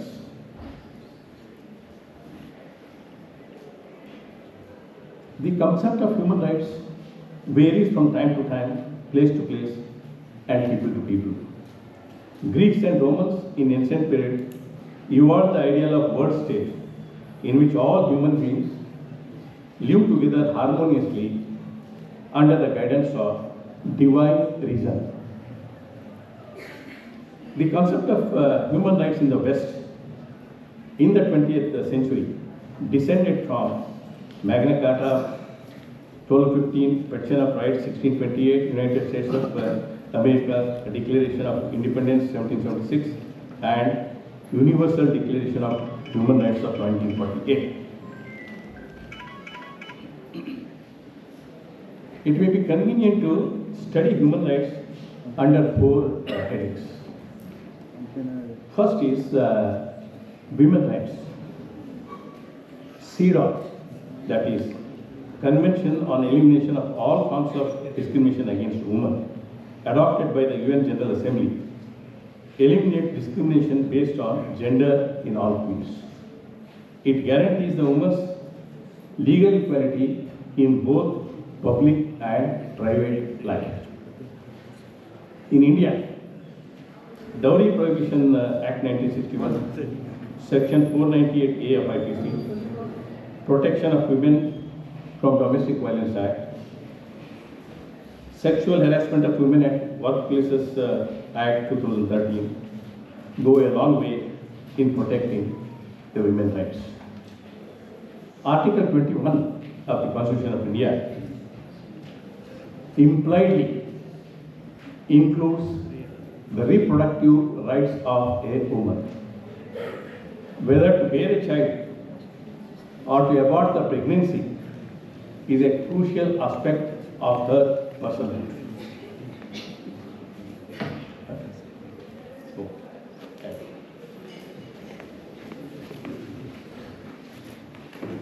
It has to be left to the self-determination of the pregnant woman. Woman has the right to exercise intimate personal choices and control over the vital aspects of her body. Whether to become pregnant or not, and whether to retain the pregnancy or deliver the child is a choice that she and she alone can make. A woman owns her body and has absolute right over it. Therefore, she alone should be the choice maker. In my opinion, reproductive autonomy is also a human right.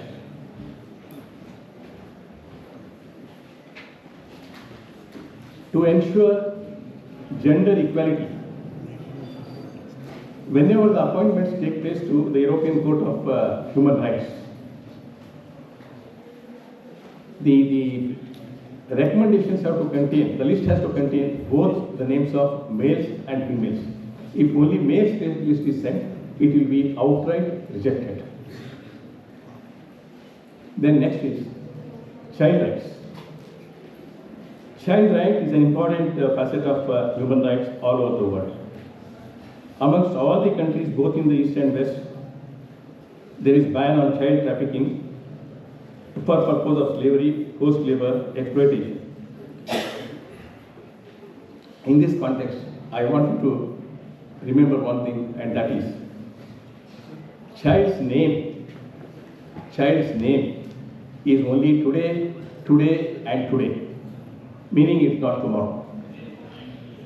You cannot postpone the protection of the child rights to some other day. It is because the childhood is precious. Once the child attains the age of majority, you can get anything for the child. You can get her a good husband or good wife, a good job, a good property, whatever. But you are not going to get back its precious childhood. We have to ask ourselves a question. Where is the child safe? We talk of human rights of the child, but where is the child safe? Child is not safe in the school, not safe in the bus, not safe in the hospital. What is to be done? Where is the child safe? I have no answer. Why I am emphasizing this is, it's high time we change our mindset. All of us, we give elaborate instructions to our daughters. You dress yourself in a sober way. Don't be found in a secluded place. Come home early, don't come late. But what are the instructions we are giving to our sons, sirs? Are we telling our sons, do not tease the girls, do not indulge in you teasing, do not molest them, do not harass them? We don't say that. See the duality, if not the hypocrisy in our attitude.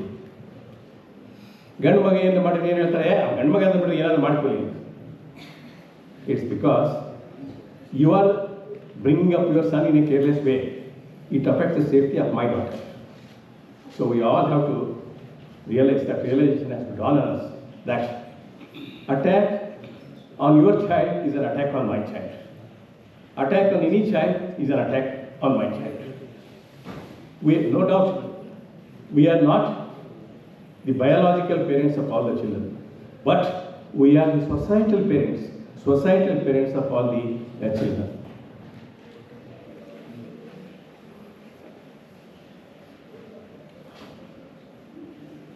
I will make reference to Universal Declaration. I'll just skip them, not order as advised by you.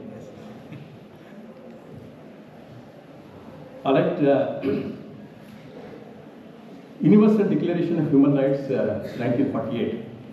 It was rejected by Mahatma Gandhi outright for one tenable reason. Because Mahatma Gandhi felt human rights cannot be treated as those belonging to human beings only. human rights cannot be confined to human beings only.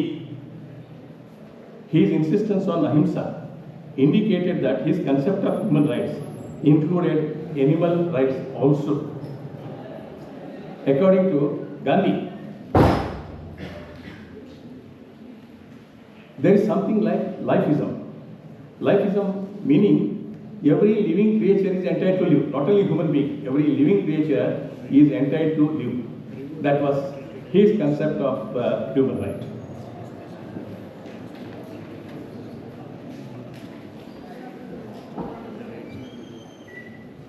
There are some more thoughts I would share with you, but for paucity of time, I am winding up.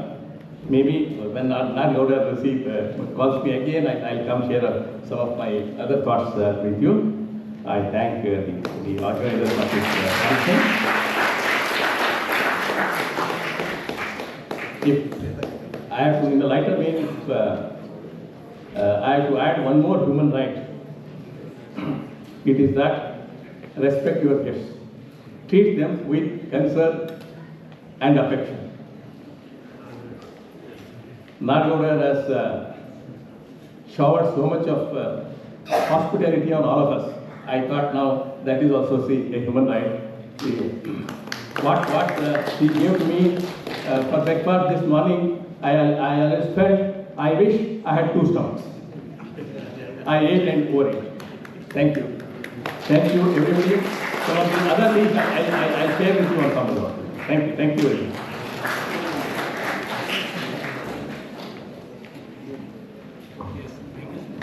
Thank you, sir. I now request our guest of honor, Honorable Justice Ashok G.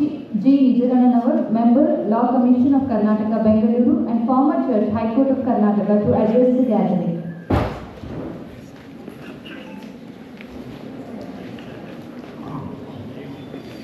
ಎಲ್ಲರಿಗೂ ನಮಸ್ಕಾರ.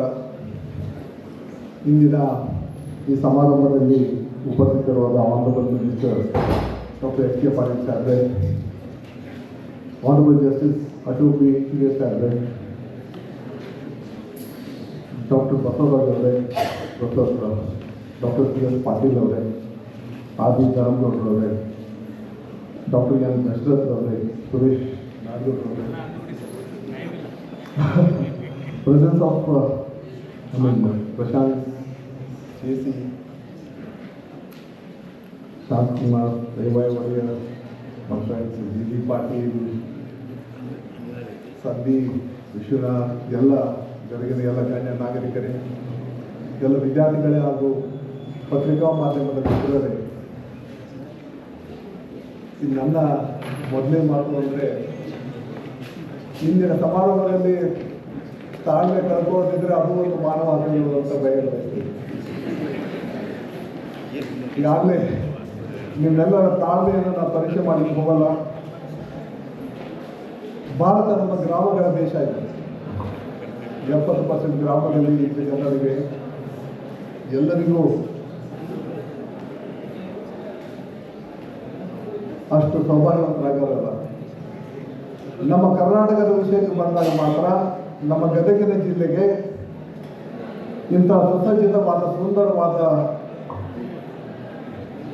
Mahatma Gandhi rural development ಹಾಗೂ RDPR ಯೂನಿವರ್ಸಿಟಿಯನ್ನು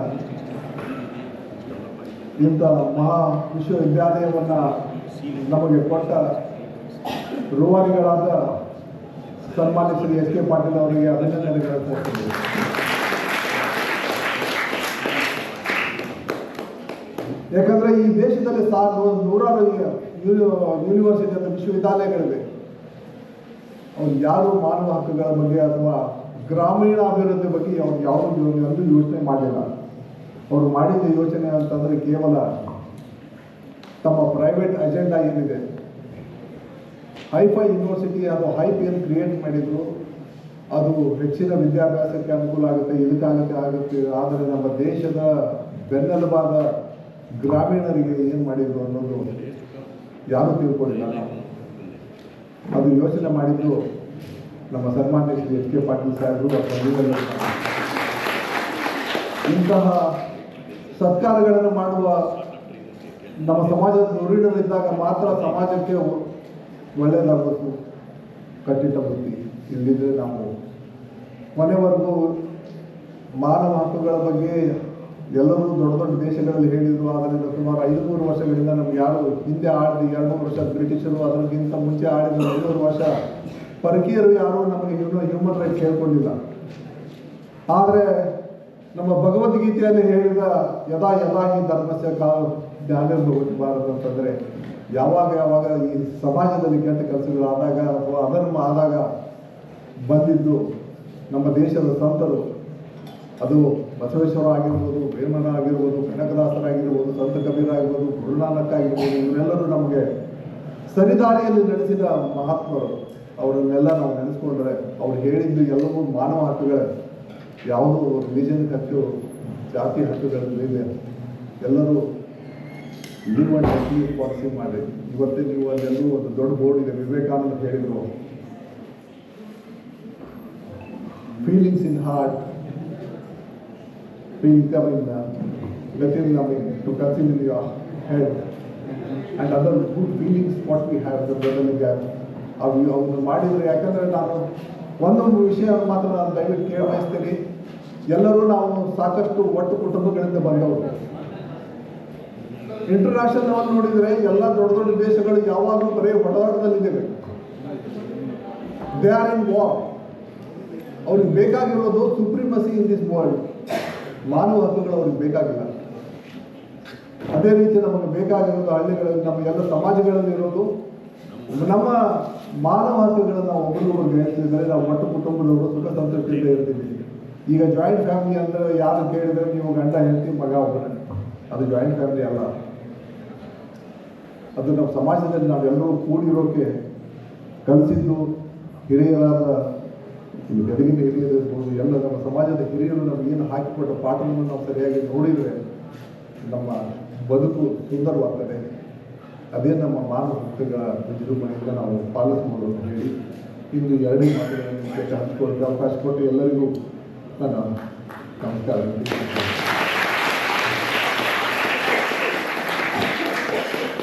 ಇನ್ನು ಇಬ್ಬರು speakers ಇದ್ದಾರೆ. ಬಸವೇಶ್ವರ ಒಂದು 2-3 ನಿಮಿಷ, ದಶರಥ್ ಒಂದು 2-3 ನಿಮಿಷ. ದಯವಿಟ್ಟು ಶಾಂತಿ ರೀತಿಯಿಂದ ಒಂದು 5-6 ನಿಮಿಷ ಕೂತ್ಬಿಡಿ. ನಾವು ಗೊತ್ತಿದೆ 10:30 ನೀವು ಕೂತಿದ್ದೀರಾ, ಹಸಿವಾಗಿದೆ ಅಂತ. Thank you. Thank you, sir. I now request another guest of honor, Professor Dr. C. Basavaraju, Vice Chancellor, Karnataka State Law University, Hubballi, to address the gathering.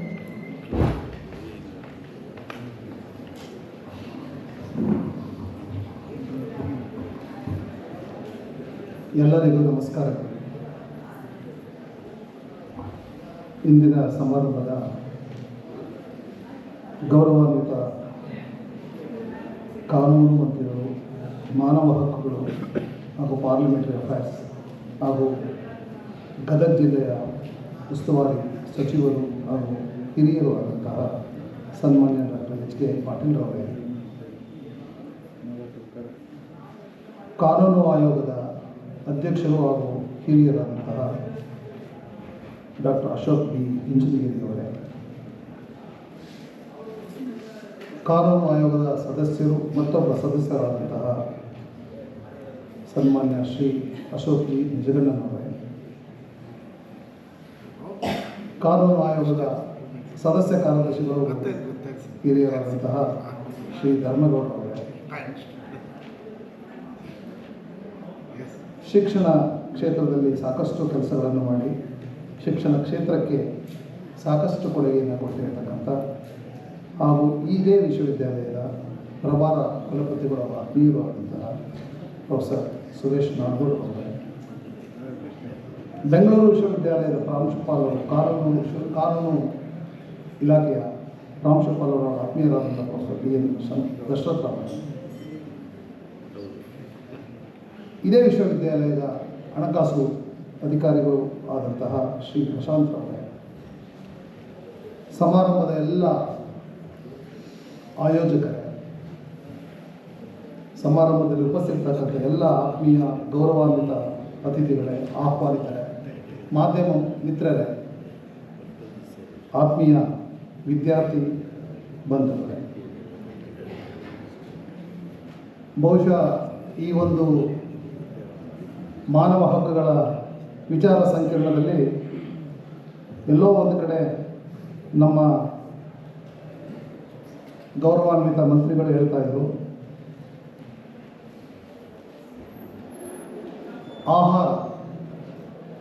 ಆಹಾರವೂ ಕೂಡ ಮಾನವ ಹಕ್ಕು. ಆಹಾರವನ್ನು ಪಡಿತಕ್ಕಂಥದ್ದು ಕೂಡ ಮಾನವ ಹಕ್ಕು. 5 ಗ್ಯಾರಂಟಿಗಳಲ್ಲಿ ಆಹಾರವನ್ನು ಕೂಡ ಪಡಿತಕ್ಕಂಥದ್ದು ಮಾನವ. ಆದರೆ ನನಗೆ ನೋವಾಗ್ತಕ್ಕಂಥದ್ದು ಏನಂದರೆ, ನಿಮ್ಮ ಆಹಾರವನ್ನು ನಾವು ಕಿತ್ಕೊಳ್ತಿದ್ದೀವಿ.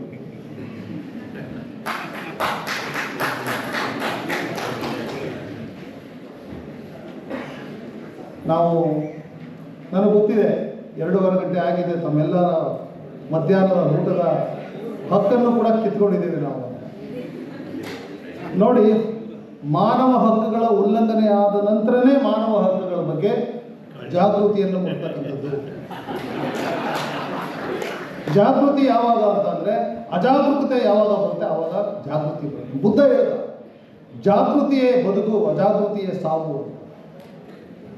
ನಾನು ಒಂದೇ ಒಂದು ಬಸವಣ್ಣನವರ ಒಂದೇ ಒಂದು ಮಾತಿನಲ್ಲಿ ನನ್ನ 2 ಮಾತುಗಳನ್ನು ಮುಗಿಸ್ಬಿಡ್ತೀನಿ. ಯಾಕೆಂದರೆ ತುಂಬ ಲೇಟ್ ಆಗಿದೆ, ತುಂಬ ಮಾತಾಡಬೇಕು ಅಂದ್ಕೊಂಡಿದ್ದೆ ನಾನು. ಯಾಕೆಂದರೆ ಮಾನವ ಹಕ್ಕುಗಳು ಅಂತಕ್ಕಂಥ ಪರಿಕಲ್ಪನೆ ವಿಶಾಲವಾದದ್ದು, ಅಗಾಧವಾದದ್ದು. ಅದಕ್ಕೆ ಸಮಯ ಬಹಳ ಕಡಿಮೆ ಕೊಡ್ಲಿಕ್ಕೆ ಸಾಧ್ಯ ಇಲ್ಲ. ಬಸವಣ್ಣನವರು ಒಂಥರ ಹೇಳ್ತಾರೆ, ಪ್ರಾಣಿಗಳು ಪಕ್ಷಿಗಳು ಮತ್ತು ಕ್ರಿಮಿಕೀಟಗಳಲ್ಲಿ ಇರತಕ್ಕಂಥ ಒಗ್ಗಟ್ಟು, ಸಂಯಮ, ಸಾಮರಸ್ಯ ಈ ಮನುಷ್ಯರಲ್ಲಿ ಇಲ್ವಲ್ಲ. ಈ ಮನುಷ್ಯರಲ್ಲಿ ಇರದೇ ಇರತಕ್ಕಂಥ ಈ ಸಾಮರಸ್ಯದಿಂದ ಇಂತಹ ಮಾನವ ಹಕ್ಕುಗಳ ಉಲ್ಲಂಘನೆ ನಿರಂತರವಾಗಿ ನಡೀತಾ ಇದೆ. ಅದರಿಂದ ಈ ಪ್ರಾಣಿ ಪಕ್ಷಿಗಳು ಮತ್ತೆ ಹಕ್ಕಿಗಳಲ್ಲಿ ಇರ್ತಕ್ಕಂಥ ಸಾಮರಸ್ಯ ಇದೆಯಲ್ಲ, ಕೂಡಿ ಬಾಳುವ ತತ್ವ ಇದೆಯಲ್ಲ, ಅದನ್ನು ಮನುಷ್ಯ ಎಲ್ಲಿಯ ತನಕ ಅವನು ಅಳವಡಿಸ್ಕೊಳ್ಳೋದಿಲ್ವೋ ಅಲ್ಲಿಯ ತನಕ ಮಾನವ ಹಕ್ಕುಗಳ ಉಲ್ಲಂಘನೆ ನಿರಂತರವಾಗಿ ಈ ಸಮಾಜದಲ್ಲಿ ನಡೀತಾ ಇದೆ. ನಾವು 75 ವರ್ಷಗಳಿಂದಲೂ ಕೂಡ ಮಾನವ ಹಕ್ಕುಗಳ ಬಗ್ಗೆ ವಿಶ್ಲೇಷಣೆಯನ್ನು ಮಾಡ್ತಾ ಬಂದಿದ್ದೇವೆ, ಚರ್ಚೆಗಳನ್ನು ಮಾಡ್ತಾ ಇದ್ದೇವೆ, ವಿಚಾರ ಸಂಕಿರಣಗಳನ್ನು ಮಾಡ್ತಾ ಇದ್ದೇವೆ.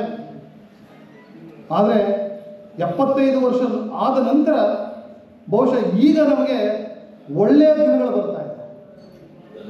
ಮಾನವ ಹಕ್ಕುಗಳನ್ನು ಸಂರಕ್ಷಣೆ ಮಾಡ್ತಕ್ಕಂಥದ್ದು, ಮಾನವ ಹಕ್ಕುಗಳನ್ನು ಗೌರವಿಸ್ತಕ್ಕಂಥ ದಿನಗಳು ಇತ್ತೀಚೆಗೆ ಪ್ರಾರಂಭ ಆಗ್ತಾ ಇದೆ. ಯಾಕೆಂತಂದರೆ ಮನುಷ್ಯರಲ್ಲಿ ಜಾಗೃತಿ ಮೂಡ್ತಾ ಇದೆ.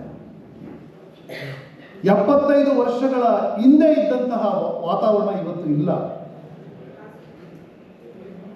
ಮಾನವ ಹಕ್ಕುಗಳ ಬಗ್ಗೆ ಬಸವಣ್ಣನವರು ಕೊಟ್ಟಂಥ ಅನೇಕ ವಚನಗಳ ಮೂಲಕ ಕ್ರಾಂತಿಯನ್ನು ಮಾಡಿದಂಥ ಬಸವಣ್ಣ ಇವತ್ತು ಕೂಡ ಅವರ ವಚನಗಳನ್ನು ನಾವು ಚಾಚೂ ತಪ್ಪದೆ ಜಾರಿಗೊಳಿಸಲಿಕ್ಕೆ ಸಾಧ್ಯ ಆಗ್ತಾ ಇಲ್ಲ.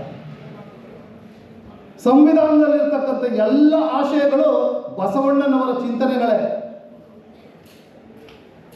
ಬಸವಣ್ಣನವರ ಚಿಂತನೆಗಳನ್ನು ನಾವೇನಾದರೂ ಚಾಚೂ ತಪ್ಪದೆ ನಾವೇನಾದರೂ ಮೈಗೂಡಿಸ್ಕೊಂಡಿದ್ರೆ, ಜಾರಿ ಮಾಡಿದರೆ, ಗೌರವವನ್ನು ಕೊಟ್ಟಿದ್ರೆ ಇವತ್ತು ಇಂತಹ ಪರಿಸ್ಥಿತಿ ಬರ್ತಾ ಇರಲಿಲ್ಲ.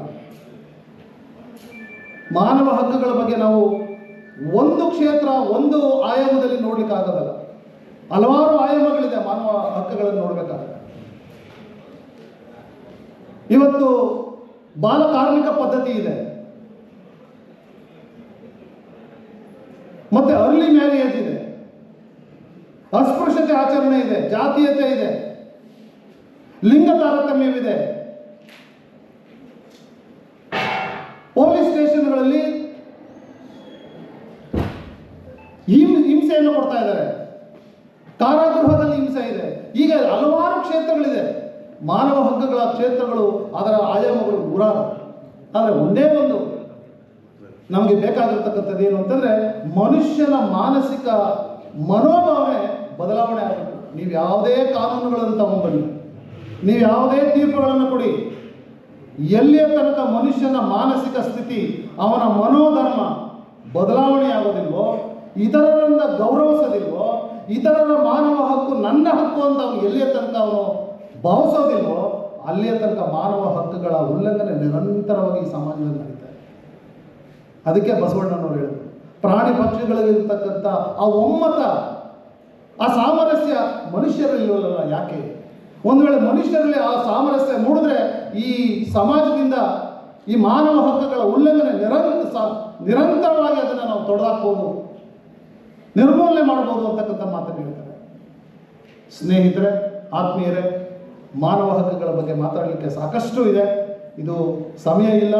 ಅದರಿಂದ ನಾವೆಲ್ಲರೂ ಕೂಡ ಪರಸ್ಪರ ಎಲ್ಲರನ್ನೂ ಗೌರವಿಸೋಣ,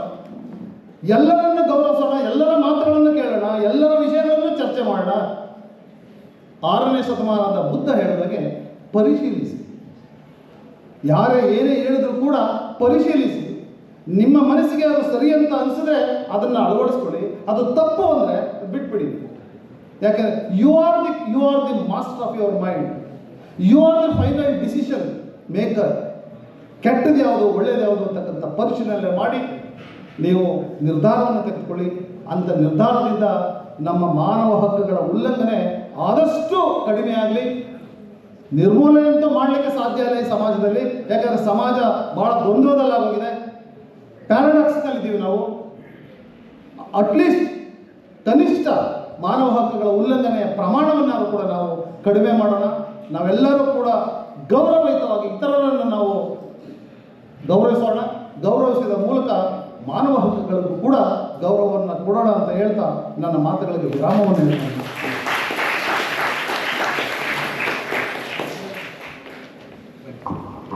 Thank you, sir. I now request our special invitee, Professor N. Dasharath, Principal, University Law College, Bangalore, to address the gathering.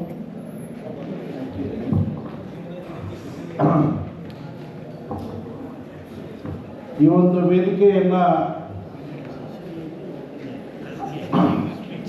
ಅಲಂಕರಿಸಿ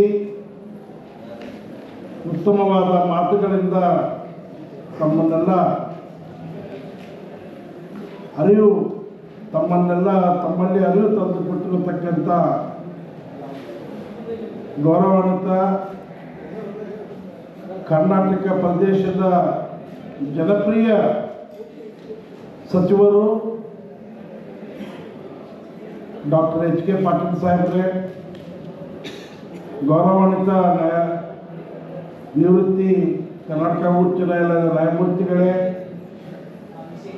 ಗೌರವಾನ್ವಿತ ಕುಲಪತಿಗಳೇ,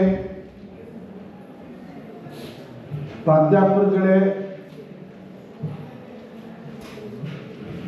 invitees and friends.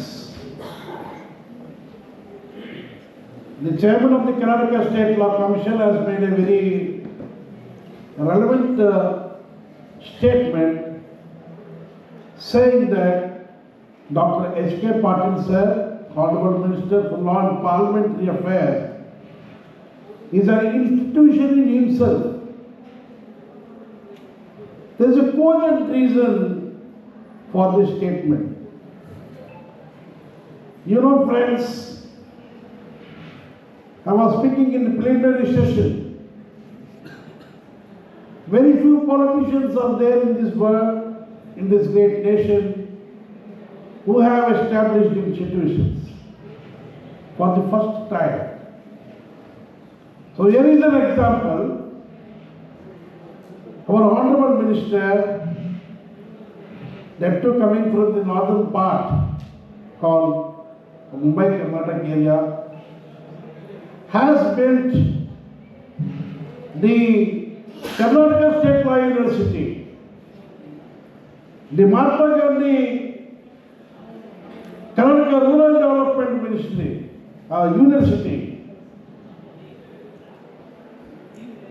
and he has also built a very progressive Karnataka Institute for Law and Parliamentary Affairs. So do you all agree? He is a man institution himself. Do you all agree? That is why it is not said by me, it is said by the Chairman of the Law Commission of India, who give lot of recommendations to the government for enacting appropriate legislation for the state of Karnataka, by the state of Karnataka. You know, Honorable Dr. H.K. Patil sir has given a very good start for speedy disposal of cases through mediation by making appropriate amendment to the Civil Procedure Code. You know, no man as a human being can think of providing speedy justice to the masses. This is one of the most important rights, the most important human right for the enforcement of human rights through the mechanism of providing speedy justice to the people through the process of mediation. The Law Commission of India Assessor is doing an excellent job in suggesting reforms in the area of legislation, enacting legislation. So also the Karnataka State Law University Honorable Vice Chancellor is trying all his best to bring examination reforms. I have been hearing how the examination reforms are made, how the steps are taken to prevent malpractices by input of technology. So also our Honorable Vice Chancellor of RBTR of Mahatma Gandhi Rural Development Gadag University Honorable Vice Chancellor. You know, I was stunned when I saw this very big campus of 350 acres. And in this large land, it's not so easy to build institutions, but then without any remark, excellent institutional infrastructure is being provided here, lot of greenery on the top hills, and everybody will surely in the days to come will enjoy and gain knowledge in this ambience. At times, the organizers Skill Park and their MG RPTR University for giving me the opportunity for being special innovator of this program, and I congratulate Dr. H.K. Patil sir for declaring that the Panch guarantees in the days to come will be treated and considered and recognized as human rights. Jai Hind, Jai Karnataka. Thank you.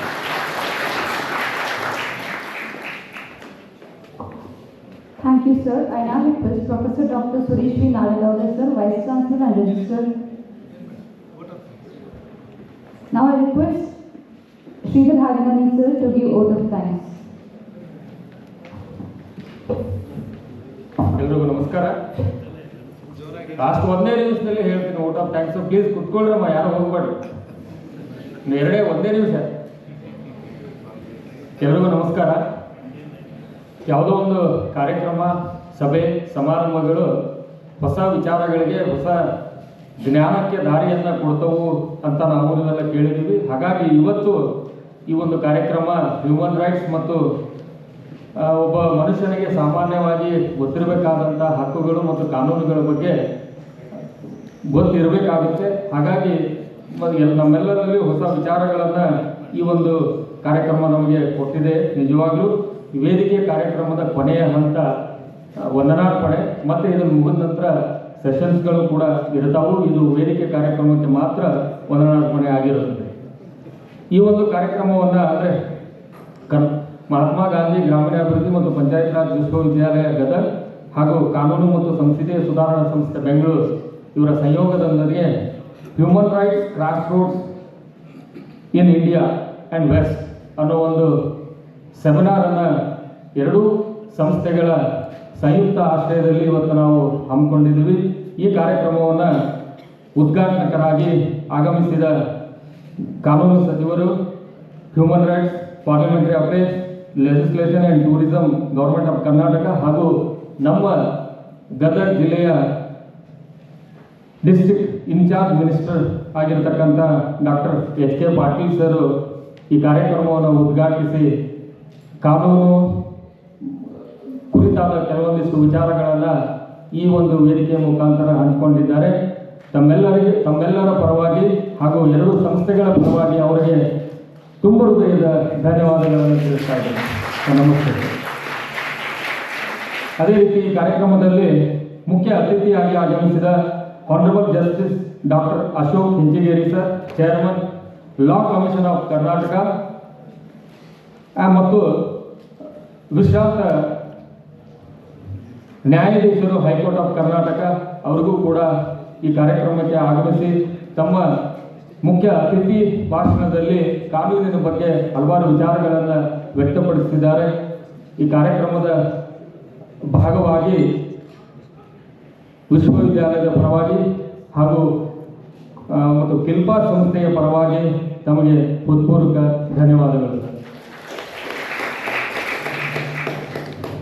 ಈ ಕಾರ್ಯಕ್ರಮದಲ್ಲಿ ಗೌರವ ಅತಿಥಿಗಳಾಗಿ honourable justice Ashok Nijagannavar sir, professor C Basavaraju sir, chancellor Karnataka state law university Hubli, professor doctor C S Patil sir, director Karnataka institute for law parliamentary affairs reforms Bengaluru, ಮತ್ತು ಶ್ರೀ ವಿಶೇಷ ಆಹ್ವಾನಿತರಾಗಿ Shri R V Dharmagowda sir, member secretary law commission of Karnataka Bengaluru and district sessions judge retired, ಮತ್ತು ಅದೇ ರೀತಿ ಇನ್ನೊಬ್ಬ ವಿಶೇಷ ಆಹ್ವಾನಿತರಾಗಿ ಆಗಮಿಸಿದಂಥ professor N Dasharath sir, principal university law college Bengaluru university Bengaluru, ಹಾಗೂ ಈ ಒಂದು ಕಾರ್ಯಕ್ರಮದಲ್ಲಿ ಉಪಸ್ಥಿತರಿರುವ Shri Prashanth J C, finance officer, ಅಡಿಕಾರ್ ಯೂನಿವರ್ಸಿಟಿ ಗದಗ, ಇವರೆಲ್ಲರಿಗೂ ಕೂಡ ಈ ಕಾರ್ಯಕ್ರಮದಲ್ಲಿ ಭಾಗವಹಿಸಿದ್ದಕ್ಕಾಗಿ ನಮಗೆಲ್ಲರಿಗೂ ಕೂಡ ಹೃತ್ಪೂರ್ವಕ ಧನ್ಯವಾದಗಳು ಸರ್. ಮತ್ತು ವಿಶೇಷವಾಗಿ ಮಾಧ್ಯಮ ಮಿತ್ರರಿಗೆ ನಾನು ಈ ವೇದಿಕೆಯ ಮುಖಾಂತರ ಅವ್ರಿಗೂ ಕೂಡ ಈ ಕಾರ್ಯಕ್ರಮಕ್ಕೆ ಉಪಸ್ಥಿತರಾಗಿದ್ದಾರೆ, ಅವ್ರಿಗೂ ಕೂಡ ತುಂಬ ಹೃದಯದ ಧನ್ಯವಾದಗಳು. ಅದರಂತೆ ವಿಶ್ವವಿದ್ಯಾಲಯದ ವಿದ್ಯಾರ್ಥಿಗಳು, ಅಧಿಕಾರಿಗಳು ಹಾಗೂ ಶಿಕ್ಷಕ, ಶಿಕ್ಷಕೇತರ ಎಲ್ಲರಿಗೂ ಕೂಡ ಕಾರ್ಯಕ್ರಮದ ಭಾಗವಾಗಿ ತುಂಬ ಹೃದಯದ ಧನ್ಯವಾದಗಳು.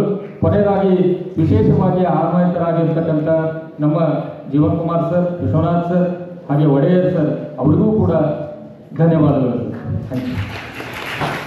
ಎಲ್ಲರಿಗೂ ಊಟದ ವ್ಯವಸ್ಥೆ ಇದೆ. ವಿದ್ಯಾರ್ಥಿಗಳು ಬೇಗ ಊಟ ಮಾಡಿಕೊಂಡು ಹಾಫ್ ಆನ್ ಅವರಲ್ಲಿ ಮತ್ತೆ ಇಲ್ಲಿ ಬರಬೇಕು. ನೆಕ್ಸ್ಟ್ ಎಲ್ಲ ಇದು ಟೆಕ್ನಿಕಲ್ ಸೆಷನ್ಸ್ ಇರ್ತವೆ, 5 ಗಂಟೆವರೆಗೂ ಇರಬೇಕು. Okay, right, thank you. All the students should go to room G18, and for the press people and delegates it's G16.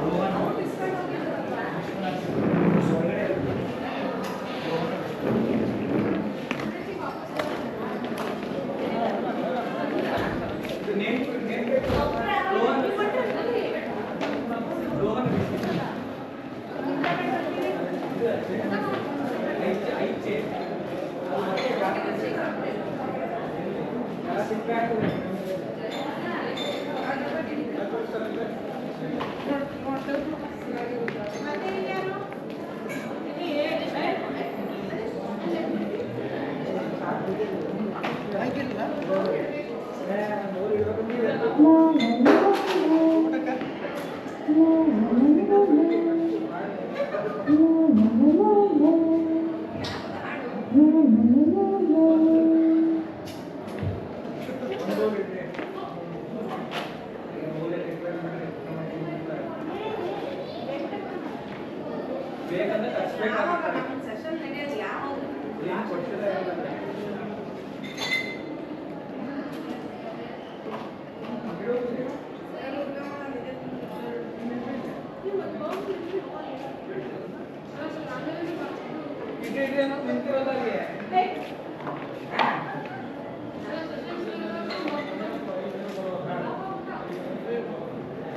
Ready ಮಾಡ್ರಪ್ಪ.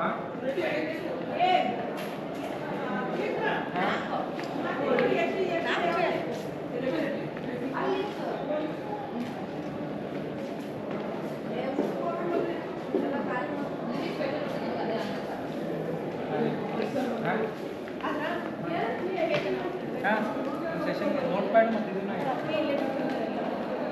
ಹೌದು ಅಡ್ಜಸ್ಟ್ ಮಾಡಿ ಕರೆಕ್ಟ್ ಎಲ್ಲ ಅದು ತೊಗೊಂಡು ಎಲ್ಲ ಇದ್ದಿದ್ದು ಏನು ಅಡ್ಜಸ್ಟ್ ಮಾಡ್ತೀವಿ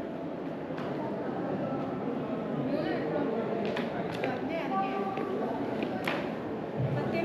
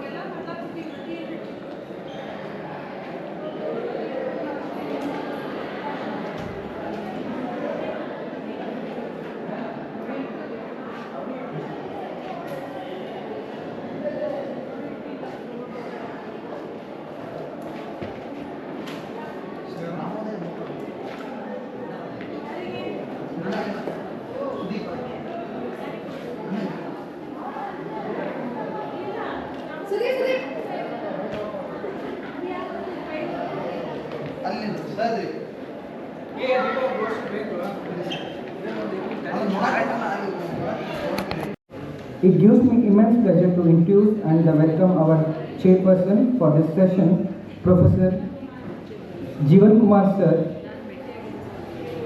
honorary professor at our university and a distinguished academician with decades of experience in the political science, governance and human rights.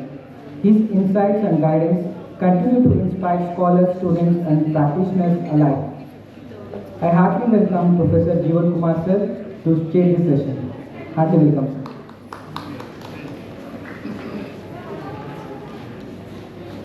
Now, without any further delay, our first resource person is Professor C.S. Patil, Director of Karnataka Institute of Law and Parliamentary Reforms, Kilpar, Bengaluru. He will speak on the topic Human Rights Enforcement Machinery, an essential cornerstone in the protection of democratic rights.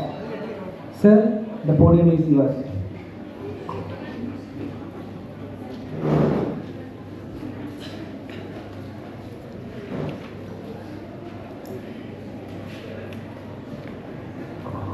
Good afternoon. Say good afternoon.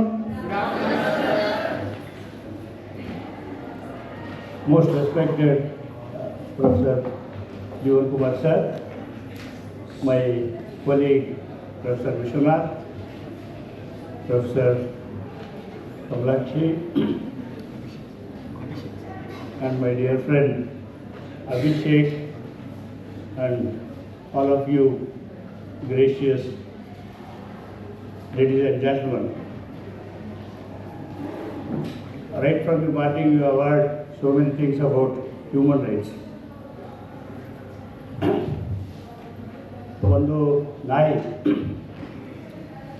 ಸ್ವಲ್ಪ ಬಡತನದ ನಾಯಿ, ಎಲ್ಲ ಎಲುಬೆಲ್ಲ ಕಾಣ್ತಿದ್ವು ಅಂಥ ನಾಯಿ.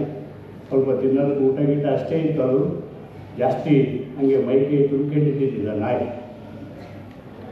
ಅದರ ಎದುರುಗಡೆ ಇನ್ನೊಂದು ನಾಯಿ, ಪುಷ್ಕಳವಾಗಿ ಬೆಳೆದಿರಂಥ ನಾಯಿ, ಬಂಗಾರದ ಸರ ಹಾಕೊಂಡಿರ್ತದೆ, ಮುತ್ತು ರತ್ನ ಹವಳ ಎಲ್ಲ ಕೆಂಡು ಕಿವಿ ತುಂಬ ಅವೆಲ್ಲ ಸ್ಟಡ್ಸ್ ಹಾಕೊಂಡಿರ್ತದೆ.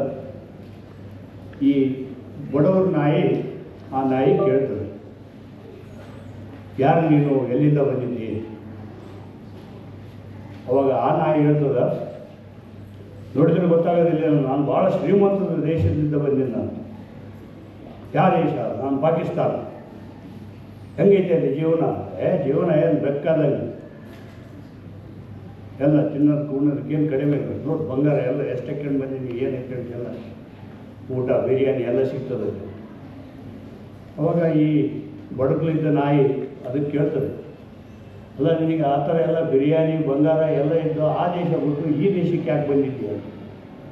ಅವಾಗ ಆ ನಾಯಿ ಹೇಳ್ತಿದ್ದದಕ್ಕೆ, ನಾನು ನಾಯಿ ಇದ್ದೀನಿ, ಆ ದೇಶದಲ್ಲಿ ಭೂಗೋಳ ಸ್ವಾತಂತ್ರ್ಯ ಇಲ್ಲ, ಅದಕ್ಕೆ ಭಾರತಕ್ಕೆ ಬಂದಿದೆ. ತಾತ್ಪರ್ಯ ಏನಂತಂದರೆ, ನಾಯಿಯಾಗಿ ಬದುಕಂಥ ಸ್ವಾತಂತ್ರ್ಯ, ಮನುಷ್ಯನಾಗಿ ಬದುಕಂಥ ಸ್ವಾತಂತ್ರ್ಯ ಇತ್ತಂತಂದರೆ ಅದು ಒಂದು ಸಾರ್ಥಕವಾದ ದೇಶ. ಅಂಥ ದೇಶದಲ್ಲಿ ಜೀವನ ಮಾಡಬೇಕು. ಕೌಟಿಲ್ಯ, ಯಾವ ರಾಷ್ಟ್ರದಲ್ಲಿ ನಿನಗೆ ಸ್ವಾತಂತ್ರ್ಯ ಇಲ್ಲವೋ ಆ ರಾಷ್ಟ್ರದಲ್ಲಿ ನೀನು ಜೀವನ ಮಾಡೋದೇ ವ್ಯರ್ಥ. ಆ ದೇಶನೇ ಬಿಟ್ಟು ಬೇರೆ ಕಡೆ ಹೋಗು. That is the value of liberty. ನಾವೆಲ್ಲ ಕಾನೂನು ವಿಚಾರದಲ್ಲಿ ಸಿಕ್ಕಾಪಟ್ಟೆ ಮಾತಾಡ್ಕೊಂಡು ಹೋಗ್ತೀವಿ. ಬೆಳಿಗ್ಗೆ ಫಿಲಸಾಫಿಕಲ್ ಫೌಂಡೇಶನ್ಸ್ ಎಲ್ಲ ಹೇಳಿದರು, ಇಂಟರ್ನ್ಯಾಷನಲ್ ಡೈಮೆನ್ಷನ್ಸ್ ಎಲ್ಲ ಟಚ್ ಮಾಡಿದ್ರು. ನಾನು ಅದೆಲ್ಲ ಹೇಳಕ್ಕೆ ಹೋಗ್ತೀನಿ. ಒಂದು ಫೋನಿನ ಕಾರ್ಯಕ್ರಮ ಅಂತ ಧಾರವಾಡ ಆಕಾಶವಾಣಿಯವರು ಬಸವರಾಜ್ ಸಾದರ್ ಅಂತಂದಿದ್ರು. ಅವರು ಆ ಕಾರ್ಯಕ್ರಮ ನಡೆಸ್ತಿರ್ಬೇಕಾದ್ರೆ ಯಾರೋ ಒಂದು ಹುಡುಗಿ ಬಳ್ಳಾರಿಯಿಂದ PUC ಹುಡುಗಿ ಫೋನ್ ಮಾಡಿದ್ರು, ಅಮ್ಮ ಸ್ವಾತಂತ್ರ್ಯ ದಿನಾಚರಣೆ ಬರ್ತಾ ಇದೆ, ಏನು ಅನಿಸ್ತಾ ಇದೆ ನಿನಗೆ? ನನಗೆ ಭಾಳ ಹೆಮ್ಮೆ ಅನಿಸ್ತಾ ಇದೆ ಸರ್. ನೀನು ಈ ರಾಷ್ಟ್ರಕ್ಕೆ ಏನು ಕೊಡುಗೆ ಕೊಡ್ತೀಯ? ಆ PUC ಹುಡುಗಿ ಏನು ಕೊಡುಗೆ ಕೊಡಬೇಕು? ಆಕೆ ಉತ್ತರ ಹೇಳಿದ್ರು, ಸರ್ ನಾನು PUC ವಿದ್ಯಾರ್ಥಿನಿ ಸರ್, ನಾನು ಚೆನ್ನಾಗಿ ಓದ್ತೀನಿ ಸರ್, ಅದೇ ನಂದು ಈ ರಾಷ್ಟ್ರಕ್ಕೆ ಕೊಡುಗೆ ಸರ್. That's it. ಅವರವರ ಹಂತದಲ್ಲಿ ಏನೇನು ಸೇವೆ ಸಲ್ಲಿಸಬೇಕು ಅದು ಸೇವೆ ಸಲ್ಲಿಸಿದ್ರೆ ಸಾಕು. ಸ್ವಾತಂತ್ರ್ಯ ಬಂದಿದೆ, ನಿನಗೇನು ಅನ್ನಿಸ್ತದೆ ಅಂತ ಕೂಲಿ ನಾಲಿ ಮಾಡೋನ್ನ ಒಟ್ಟಿಗೆ ಇಟ್ಟಿಲ್ಲದವನ್ನ ಕೇಳಿದರೆ ಅವನಿಗೆ ಈ ಸ್ವಾತಂತ್ರ್ಯ ಗೀತಂತ್ರದೆಲ್ಲ ಅವನಿಗೆ ಏನು ವ್ಯತ್ಯಾಸ ಆಗಲ್ಲ. Quality of life, if there can be minimum quality of life, that should be a good government. ಈ SGDs ಅಂತ ನಿಮ್ಮ ಯೂನಿವರ್ಸಿಟಿಯಲ್ಲಿ ಎಲ್ಲಾದರೂ ಹೋಗಿ ಚರ್ಚೆ ಮಾಡ್ತಾ ಇದ್ದಾರೆ. Sustainable development goals, freedom from hunger, freedom from poverty. See, all these are very basic things about which the Honorable Minister was speaking in the parliament. ಅದರಲ್ಲಿ ಒಂದು ಪೆನ್ ಡ್ರೈವ್ ಇದೆ ನೋಡಿ, ಮುಂದಿನ ಪಾಕೆಟ್. ಓಕೆ,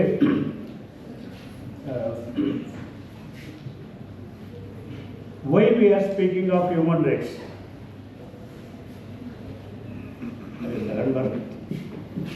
ಅವ್ರ ಟೈಮ್ ಇಲ್ಲ ಅಂತೇಳಿ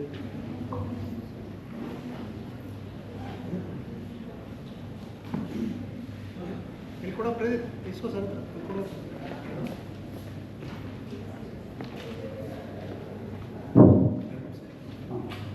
ಮಾತಾಡ್ತೀನಿ.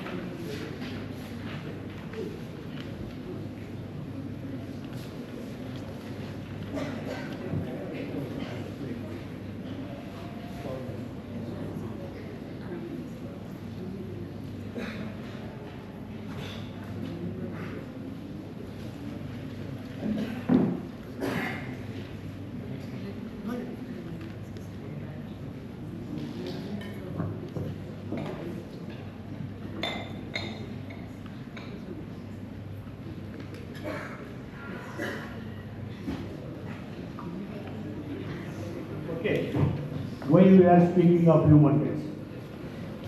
This person is known as Digwe Eisenhower. At the end of Holocaust, he said he ordered his forces to shoot movies, take pictures, create as much of the record as possible. Because the evidence of cruelty exhibited by human beings against another human beings should not be forgotten. And the captain reads, it took place as it was planned. Whether human beings should plan this type of Holocaust. This is in the public domain. If you Google it, you will get it. Millions and millions of people were executed. This is a statement that is wrongly attributed to Edward Burke. All that is needed for evil to succeed is that decent human beings do nothing. That's why we are here. If we stop speaking about human rights, and if we do not care about human rights, and if we are not going to sit at the head of the machinery, the state, at state level, at national level, at international level, nobody will bother about human rights. And this is the type of mass burial these people were met with. There is a wonderful movie by name Schindler's List. That is about Oscar Schindler, who saved so many Jews in the pretext of employing them in the munitions factory that he was running for Nazis who were killing the Jews. So that's why we have to speak of human rights. Then you have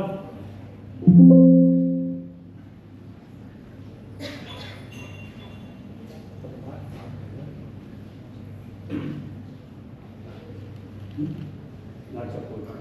Okay, fine. So for that reason, we have to speak of human rights. If this is the type of society that is going to be exhibited by human beings against other human beings, and this is taken away from the syllabus of so many school curriculum in so many countries. The economic system wants us to forget this. ಮನುಷ್ಯರು ಈ ಥರ ಕೃತ್ಯ ಮಾಡೋದಕ್ಕೆ ಸಾಧ್ಯವಾ ಅನ್ನೋದನ್ನು ನಾವು ಜ್ಞಾಪಕ ಮಾಡ್ಕೋಬಾರ್ದು ಅನ್ನೋದು ಕೆಲವರು ವಿಚಾರ. ಆದರೆ ಅವರು ಡಿಗ್ವಿ ಐಸನ್ಹೋವರ್ ಏನು ಮಾಡಿದ್ರು, ಇದನ್ನು ನಾವು ಮರಿಕೂಡೋದು, ಅದಕ್ಕೋಸ್ಕರ ಜ್ಞಾಪಕ ಇಟ್ಕೋಬೇಕು, ಅದಕ್ಕೋಸ್ಕರ ಎಲ್ಲ ದಾಖಲೆಗಳನ್ನು ಸೃಷ್ಟಿ ಮಾಡಿ ಅಂತಂದು ಹೇಳಿದರು.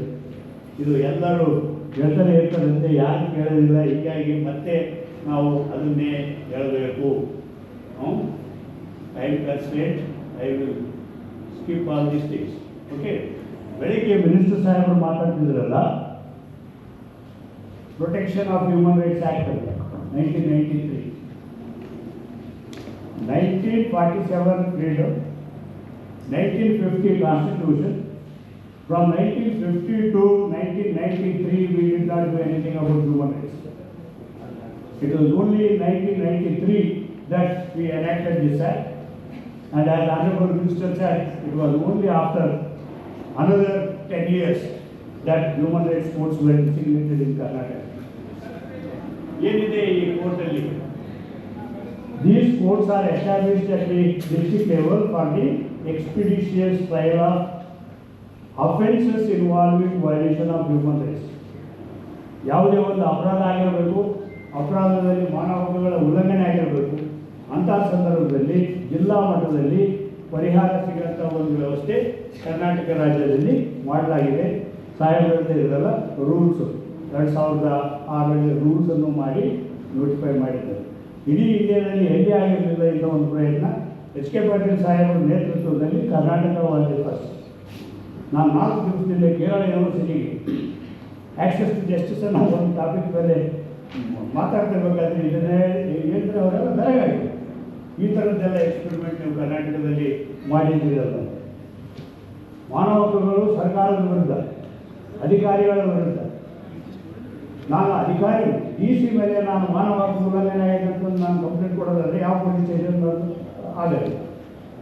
ತಹಸೀಲ್ದಾರ್ ಮೇಲೆ ಕಂಪ್ಲೇಂಟ್ ಕೊಡಬೇಕು, ಪೊಲೀಸರ ಮೇಲೆ ಕಂಪ್ಲೇಂಟ್ ಕೊಡಬೇಕು. ಅದಕ್ಕೋಸ್ಕರ ಈ ನಿಯಮದಲ್ಲಿ ಏನು ಮಾಡ್ಯಾರ ಅಂತಂದರೆ, ಫಿರ್ಯಾದಿ ನೇರವಾಗಿ ಜಿಲ್ಲಾ ನ್ಯಾಯಾಲಯಕ್ಕೆ ಕೊಡೋದು, ನ್ಯಾಯಾಧೀಶರಿಗೆ ಕೊಡೋದು. ಅವರು ವಿಚಾರಣೆ ಮಾಡಿಸ್ತಾರೆ, SP ಅವ್ರ ಕಡೆಯಿಂದ ವಿಚಾರಣೆ ಮಾಡಿಸ್ತಾರೆ. ಮಾನವ ಹಕ್ಕುಗಳ ಉಲ್ಲಂಘನೆ ಆಗಿದೆಯೋ ಇಲ್ಲವೋ ಆಗಿಲ್ಲ ಅಂತಂದು ಏನಾದರೂ ರಿಪೋರ್ಟ್ ಬಂತಂದರೆ, ಯಾರು ಫಿರ್ಯಾದಿ ಕೊಟ್ಟಿರ್ತಾರಲ್ಲ ಅವ್ರಿಗೆ ಒಂದು ಪತ್ರ ಹೋಗ್ತದೆ ನ್ಯಾಯಾಲಯದಿಂದ, ನೀವು ಈ ರೀತಿ ಒಂದು ಅರ್ಜಿ ಕೊಟ್ಟಿದ್ರಿ, ನಾನು ವಿಚಾರಣೆ ಮಾಡಿಸಿದ್ದೀನಿ, ಇದು ಯಾವುದೇ ಮಾನವ ಹಕ್ಕು ಉಲ್ಲಂಘನೆ ಆಗಿಲ್ಲ ಅಂತಂದು ವರದಿ ಬಂದಿದೆ, ನಿಮ್ಮ ಹತ್ರ ಏನಾದರೂ ಸಾಕ್ಷ್ಯ ಇತ್ತಂತಂದರೆ ತಗೊಂಡು ಬನ್ನಿ, ವಿಚಾರಣೆ ಮುಂದುವರಿಸ್ತೀನಿ. ಮಾನವ ಹಕ್ಕು ಉಲ್ಲಂಘನೆ ಆಗಿದೆ ಅಂತಂದು ರಿಪೋರ್ಟ್ ಬಂದಿತ್ತಂತಂದರೆ ಸ್ಯಾಂಕ್ಷನ್ ಫಾರ್ ಪ್ರಾಸಿಕ್ಯೂಷನ್, ಸರ್ಕಾರದಿಂದ ಅನುಮತಿ ತಗೋಬೇಕು, ಅಭಿಯೋಜನೆ ಮಾಡಬೇಕು. ಯಾಕಂದರೆ ಸರ್ಕಾರ ಅಧಿಕಾರಿ ವಿರುದ್ಧ ಇರ್ತದಲ್ಲ, ಕೋರ್ಟ್ನವರೇ ಸರ್ಕಾರಕ್ಕೆ ಬರೀತಾರೆ, ಪರ್ಮಿಷನ್ ಕೊಡಿ, ಇವರನ್ನು ನಾವು ಅಭಿಯೋಜನೆಗೆ ಗುರಿ ಮಾಡ್ತೀವಿ ಅಂತ. ದಿನದಿಂದ ದಿನಕ್ಕೆ ವಿಚಾರಣೆ ನಡೀಬೇಕು, ತ್ವರಿತವಾಗಿ ಅಡ್ಜಸ್ಟ್ಮೆಂಟ್ ಆಗತ್ತೆ, ತೀರ್ಪು ಬರಬೇಕು. ಇಂಥ ಒಂದು ವ್ಯವಸ್ಥೆಯನ್ನು ಕರ್ನಾಟಕದಲ್ಲಿ ನಾವು HK ಪಾಟೀಲ್ ಸಾಹೇಬರು ಮಾಡಿದ್ದಾರೆ. ಅದಕ್ಕೋಸ್ಕರ ನಾವು ಕರ್ನಾಟಕದವರು ಭಯಂಕರ ಸಂತೋಷ ಪಡಬೇಕು. ಈಗ ಪ್ರಾರಂಭದಲ್ಲಿ ನಾವು ಮನುಷ್ಯ ಏನು ಮಾಡ್ತಾನೆ ಅಂತ ನೋಡಿದ್ವಿ. ಇದು ಪ್ರಾಣಿಗಳು ಯಾವ ಥರ ಇರ್ತದೆ ಅಂತ. ಇದು ಒಂದು ಲವ್ ಸ್ಟೋರಿ. ಅದು ಒಂದು ಶಾರ್ಕು ಆ ಬೋಟಿಗಿಂತ ದೊಡ್ಡ ಶಾರ್ಕ್. ಅದು ಬೋಟಿನೇ ಬೇಕಿದ್ರೆ ಉಲ್ಟಾ ಮಾಡ್ಬೋದು, ಆ ಮನುಷ್ಯನ ನುಗ್ಗಿಬಿಡೋದು. ಆ ಶಾರ್ಕ್ ತೊಂದರೆಯಲ್ಲಿದ್ದಾಗ ಯಾರೋ ಹೋಗಿರ್ತೀವಿ ಒಂದು ಸ್ವಲ್ಪ ಸಹಾಯ ಮಾಡಿ ಇವನು ವ್ಯಕ್ತಿ ಅದನ್ನು ಬಿಡುಗಡೆ ಮಾಡಿದ. ಶಾರ್ಕಿಗೆ ಖುಷಿ ಆಯಿತು, ಇವನು ನನ್ನ ಮಿತ್ರ, ಇವನನ್ನು ನಾನು ಸ್ನೇಹ ಮಾಡ್ಕೊಳ್ಬೇಕು, ಅವನ ಜೊತೆಗೆ ನಾನು ಅವನಿಗೆ ಮನೋರಂಜನೆ ಮಾಡಬೇಕು. ಅವನು ಬೋಟ್ ಮ್ಯಾನ್, ಫಿಷರ್ಮ್ಯಾನ್. ಆ ಬೋಟ್ ತಗೊಂಡು ಸಮುದ್ರದಲ್ಲಿ ಬಂದ್ಬಿಟ್ಟ ಅಂತಂದರೆ ಶಾರ್ಕ್ ಎಲ್ಲಿದ್ದರೂ ಹುಡುಕಾಡ್ಕೊಂಡು ಓಡಿ ಬಂದು ಅವನಿಗೆ ಸ್ವಲ್ಪ ಮುದ್ದು ಮಾಡಿ ಅವನ ಹತ್ರ ಜಂಪ್ ಮಾಡಿ ಆಟ ಮಾಡಿ ಸ್ವಲ್ಪ ಅವನಿಗೆ ಮನೋರಂಜನೆ ಮಾಡೋ ಕಾರ್ಯಕ್ರಮ. ಅಲ್ಲಿ ಒಂದು ಸಮಸ್ಯೆ ಆಗಿದೆ ಅವರಿಗೆ. ನನಗೆ ಗೊತ್ತಾಗೋದಿಲ್ಲ, ನಾವು ಭೂಮಿ ಮೇಲೆ ಇರೋದು. ಸಮುದ್ರದಲ್ಲಿ ಶಾರ್ಕ್ ಇದ್ದಲ್ಲಿ ಮೀನು ಬರೋದಿಲ್ಲಂತೆ, ಇವನು ಮೀನುಗಾರ. ಹೀಗಾಗಿ ಸ್ವಲ್ಪ ತೊಂದರೆ ಆಯಿತು ಅವನಿಗೆ.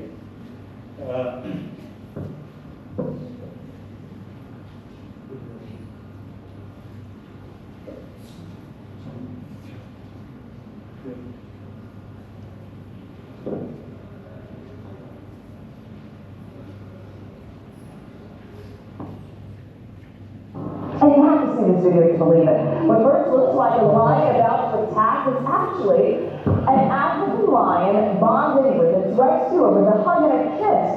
This heartwarming footage comes to us from an animal sanctuary in Colombia. It seems the king of the jungle must have a soft side after all. Because when you first see that right there, you don't know what's going on. Right. She actually rescued him 6 years ago. He was found malnourished, so they're together every single day. And the love is born, hasn't it? I can't get my dog to sit in my lap. Oh, that's sure you can. We'll talk. ಇದು same story. ಮೃಗಗಳು, ಕ್ರೂರ ಪ್ರಾಣಿಗಳು ಈ ರೀತಿ ತಮ್ಮ ಭಾವನೆಗಳನ್ನು ವ್ಯಕ್ತಪಡಿಸೋಕ್ಕೆ ಸಾಧ್ಯ ಇದ್ದಾರೆ. ಮನುಷ್ಯರು ಯಾಕೆ ಪ್ರಾರಂಭದಲ್ಲಿ ಚಿತ್ರ ನೋಡಿದವಲ್ಲ ಆ ಥರ ಮಾಡಬೇಕು. ಆ ಥರ ಆಗಬಾರ್ದು ಅಂತಂದರೆ ಮಾನವ ಹಕ್ಕುಗಳ ಬಗ್ಗೆ ಎಚ್ಚರ ಇರಬೇಕು, ಮತ್ತು ಜಾರಿಯ ಕ್ರಮಗಳ ಬಗ್ಗೆ ತಿಳುವಳಿಕೆ ಇರಬೇಕು. ಅವಕಾಶಕ್ಕಾಗಿ ಧನ್ಯವಾದಗಳು sir. Thank you so much, sir, for the insightful on human rights enforcement machinery. Our next speaker for this session, Professor Dr. Vishwanath M., Dean, Faculty of Law, Karnataka University, Dharwad, who will address the topic Human Rights and Vulnerable Groups. His vast academic expertise and commitment to social justice will deeply enrich this dialogue. He has held teaching positions at esteemed institutions in various institutions. His teaching and research span of critical areas such as human rights, environmental law, criminal law, and comparative public law.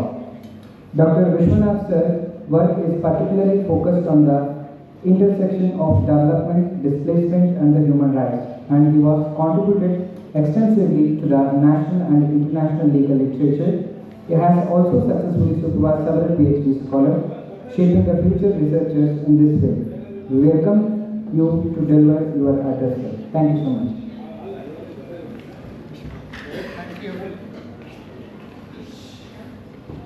A very good afternoon, respected Chair, Professor Jeevan Kumar sir, my senior colleague, Dr. C.S. Patil, my dear friend, Madam Kamalakshi sir, and my good friend, Dr.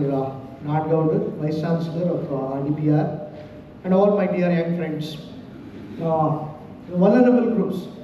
I understand how vulnerable you people are right now after having sumptuous food sitting over here. Okay, you're all sitting here vulnerably missing your probably good time to sleep. Okay, so let's see, Dr. C.S. Patil has shown you a shark and a lion. So beware, it may come out if you're not attentive. Okay, fine. So next slide. Fine. Of course, wherever I go, I start with this, my slide, giving a tribute to Annadaata. Okay, you know better because it has that name of rural. Okay.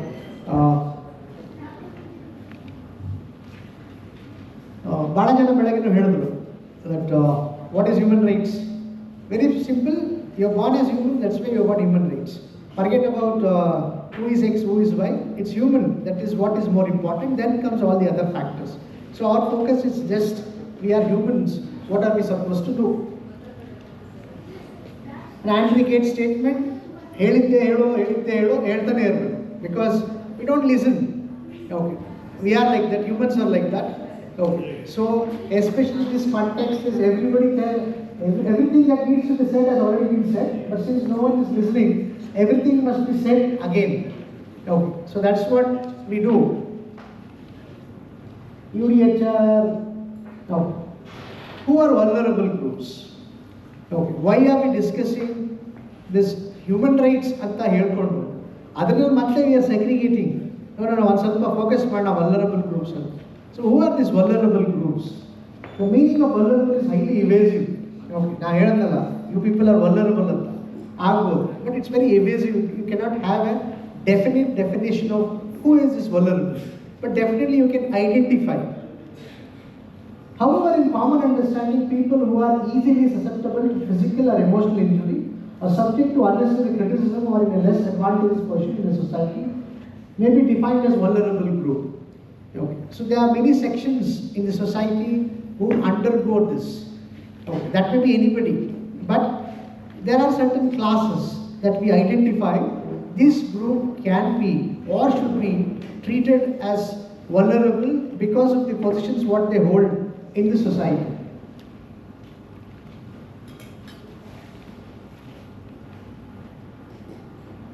Why should we call them vulnerable?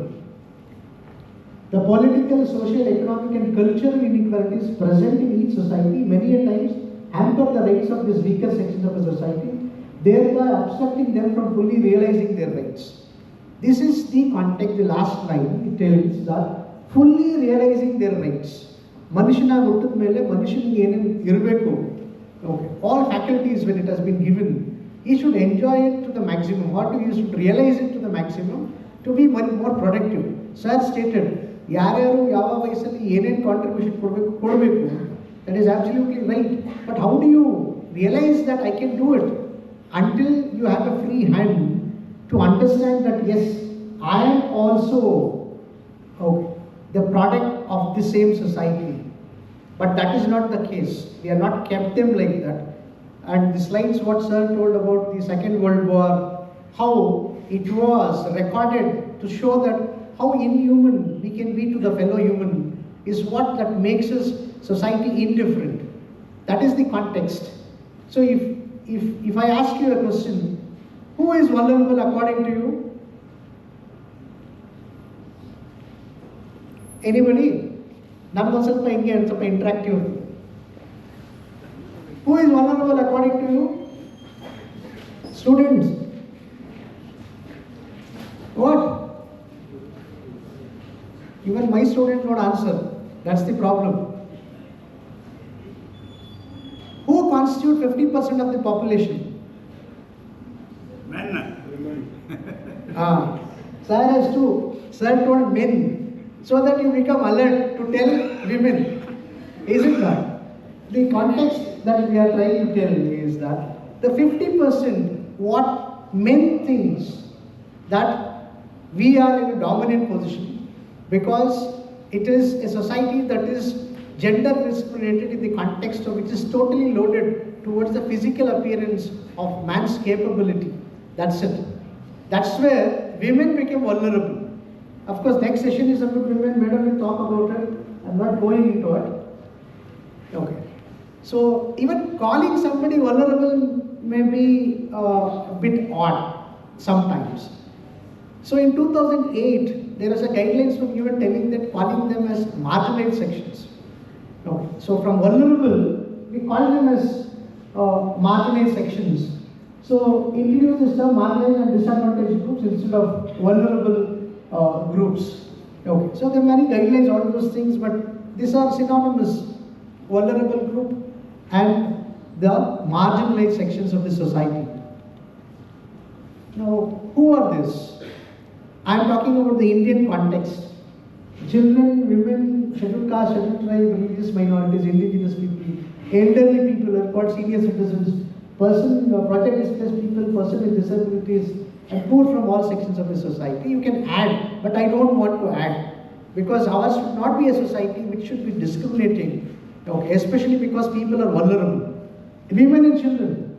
Okay, that is a very important context that we see under 15 of the Constitution, where it clearly mentions that you can make any provision to benefit women and children under 15. Even though it tells you cannot discriminate, it provides a provision. Okay, why it has been done? It's very clear that we don't treat them equally. Okay. However good you may be, I was asking you, sir, what is the students, they come from post-graduation or undergraduation, you told both are mixed. I understand how difficult it is if I start in my legal language for you to convince what I'm trying to put it across. Okay. So I got 50% of women sitting here. Okay. We understand how tough it is for them to reach the campus, to reach up the doors of the post-graduation or undergraduation. Education itself has been denied. Okay, ನಮಗೆಲ್ಲ ಹಿಂಗೆ ಅನಿಸ್ಬೋದು ಇಲ್ಲ sir ಒಳ್ಳೆ advertisement ಕೊಡ್ತಿದ್ದೀವಿ ಚೆನ್ನಾಗಿದೆ ಅಂತ but take it from me the picture is as not rosy as what we think but we should make it much better and also with the children. Now, one example, when you talk about the West, okay, India, especially child rights, has emerged quite late, and we look on to the West basically. Now, what is the reason? ನಮ್ಮಲ್ಲಿ ಯಾವತ್ತೂ ಕನಸನ್ನು ಅಂದ್ಕೊಂಡಿರಲಿಲ್ಲ ನಾವು ಮಕ್ಕಳಿಗೆ ಒಂದು POCSO act ತರಬೇಕು, ಮಕ್ಕಳ ರಕ್ಷಣೆ ಕಾಯ್ದೆ ತರಬೇಕು, ಜುವೆನೈಲ್ ಜಸ್ಟಿಸ್ ಮಾಡಬೇಕು.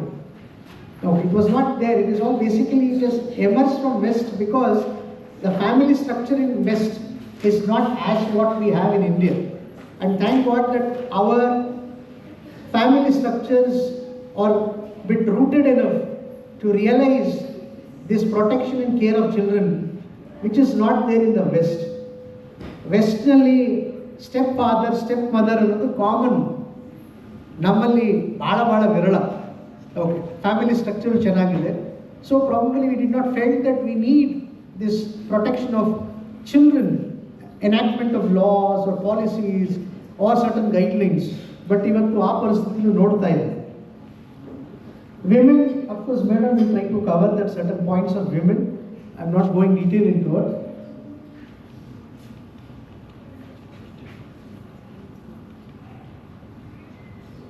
ಶೆಡ್ಯೂಲ್ ಕಾಸ್ಟ್ ಶೆಡ್ಯೂಲ್ ಟ್ರೈಬ್ ಎಲ್ಲರಿಗೂ ಗೊತ್ತು, ಭಾರತ ಜಾತ್ಯತೀತ ರಾಷ್ಟ್ರ ಅಂತ.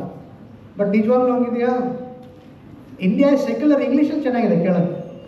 ಇಂಗ್ಲೀಷ್ನಲ್ಲಿ we find the tuning well. India is a secular country. But if you tell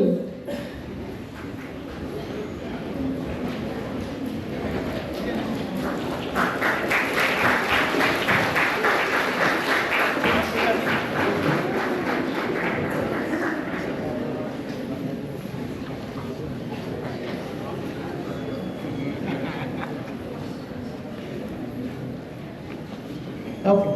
so ಕನ್ನಡದಲ್ಲಿ ಜಾತ್ಯತೀತ ಅಂದರೆ ಅದು ಆ ಪದನೇ ನಮ್ಗೆ ಬೇರೆ ಥರ ಅರ್ಥ ಕೊಡುತ್ತೆ. ಇಂಗ್ಲೀಷ್ನಲ್ಲಿ ಸೆಕ್ಯುಲರ್ ಅಂದರೆ ಅದು ಅರ್ಥ ಬೇರೆ ಕೊಡುತ್ತೆ. ಓಕೆ.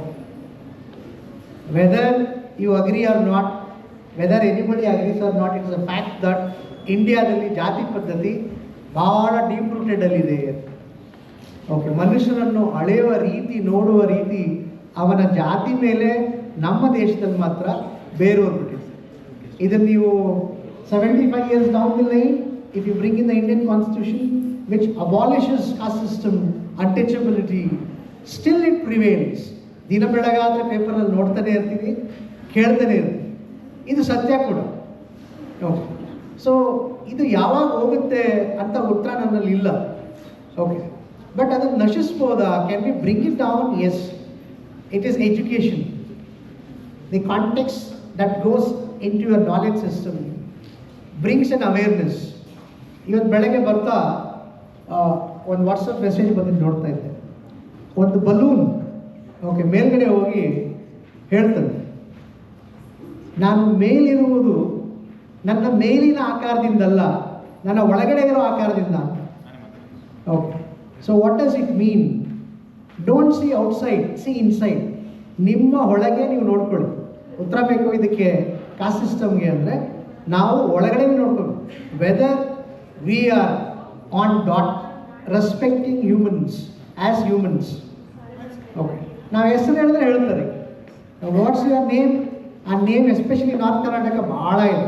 ಹೆಸರು ಹೇಳಿದ ತಕ್ಷಣ ಗೊತ್ತಾಗ್ಬಿಡುತ್ತೆ ಅವನು ಯಾವ ಜಾತಿಯವನು. ಅದ್ರ ಮೇಲೆ finish means you know how to take it up. It's a reality, but we should overcome that.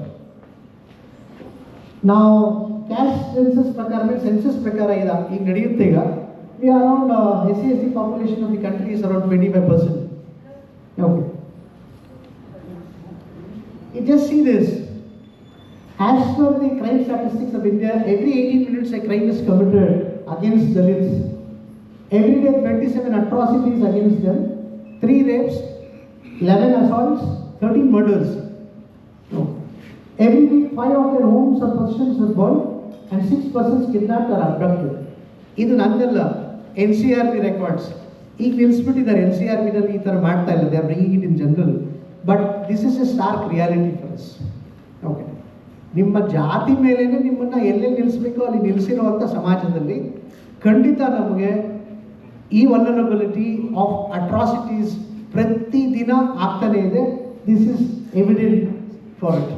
Okay, so that's why ಬೆಳಗ್ಗೆ ಮಾನ್ಯ ಮಂತ್ರಿಗಳು ಹೇಳ್ತಾ ಇದ್ದಾರೆ, ನಮ್ಮ ಸರ್ಕಾರ ಹ್ಯೂಮನ್ ರೈಟ್ಸ್ ಆಗಿ ಈ 5 ಏನು ಗ್ಯಾರಂಟೀಸ್ ಇದೆ ತಗೊಂಡ್ಬಂದಿದ್ದೀವಿ. Fine, that is what we expect from the government. ಸರ್ಕಾರದ ಕಡೆಯಿಂದ ಮಾತ್ರ ನಮಗೆ ಉತ್ತರ ಸಿಗಬೇಕು. Because government is the one who are supposed to take this up seriously. Religious minorities, okay, ಮತ್ತೆ ಅದೇ ನಿಮ್ಮ ಹೆಸರು, ಬಟ್ಟೆ, ಅದನ್ನು ಕೇಳಿದ ತಕ್ಷಣ ನಾವು ಅವ್ರ ಮನುಷ್ಯರು ಅಂತಲೇ ಮರ್ತ್ಬಿಡ್ತೀವಿ. ಇಲ್ಲ ಸುಪೀರಿಯಾರಿಟಿ ಕಾಂಪ್ಲೆಕ್ಸ್ ಬಂದ್ಬಿಡುತ್ತೆ ಅಲ್ಲಿ. The religious minorities in India sometimes feels that they are insecure, but that may not be the position. But definitely, the religious minorities are also vulnerable groups because they have this context, targeted violence. Okay, ಪೇಪರಲ್ಲಿ ಓದ್ತಾ ಇರ್ತೀವಿ, ನೋಡ್ತಾ ಇರ್ತೀವಿ, ನನಗೆ ಒಂದೇ ತಲೆಗೆ ಹೋಗೋದು, ನಾವು ಮಾಡೋದು ಊಟ, ಅವ್ರು ಮಾಡೋದು ಊಟ. ಓಕೆ, ನಮ್ಮ ಮೈಲಲ್ಲೂ ಅದೇ ರಕ್ತ ಇದೆ. ಬಟ್ ಆ ರಿಲಿಜನ್ ಅಂದ ತಕ್ಷಣ ಅಷ್ಟು ಬೇಗ ಚೇಂಜ್ ಆಗಿಬಿಡುತ್ತಾ ನಮ್ಮ dimensions? Are we oriented so bad? Buddha, Basava, Ambedkar ಬಗ್ಗೆ ಎಲ್ಲ ಹೇಳ್ತೀವಿ ನಾವು ಅಲ್ಲಿ. ಬಟ್ ಹಂಗೆ ಬಸವಣ್ಣನ ಬಗ್ಗೆ ಅಂತೂ ಭಾಳ ಹೇಳ್ತೀವಿ. ಬಸವಣ್ಣ ಹಂಗೆ ಹೇಳಿದ್ದಾರೆ, ಈ ವರ್ಷದಲ್ಲಿ ಹೇಳಿದ್ರು, ಹಂಗೆ ಹೇಳಿದ್ರು ಅಂತ. But we are not brought into practice in reality. That's true also.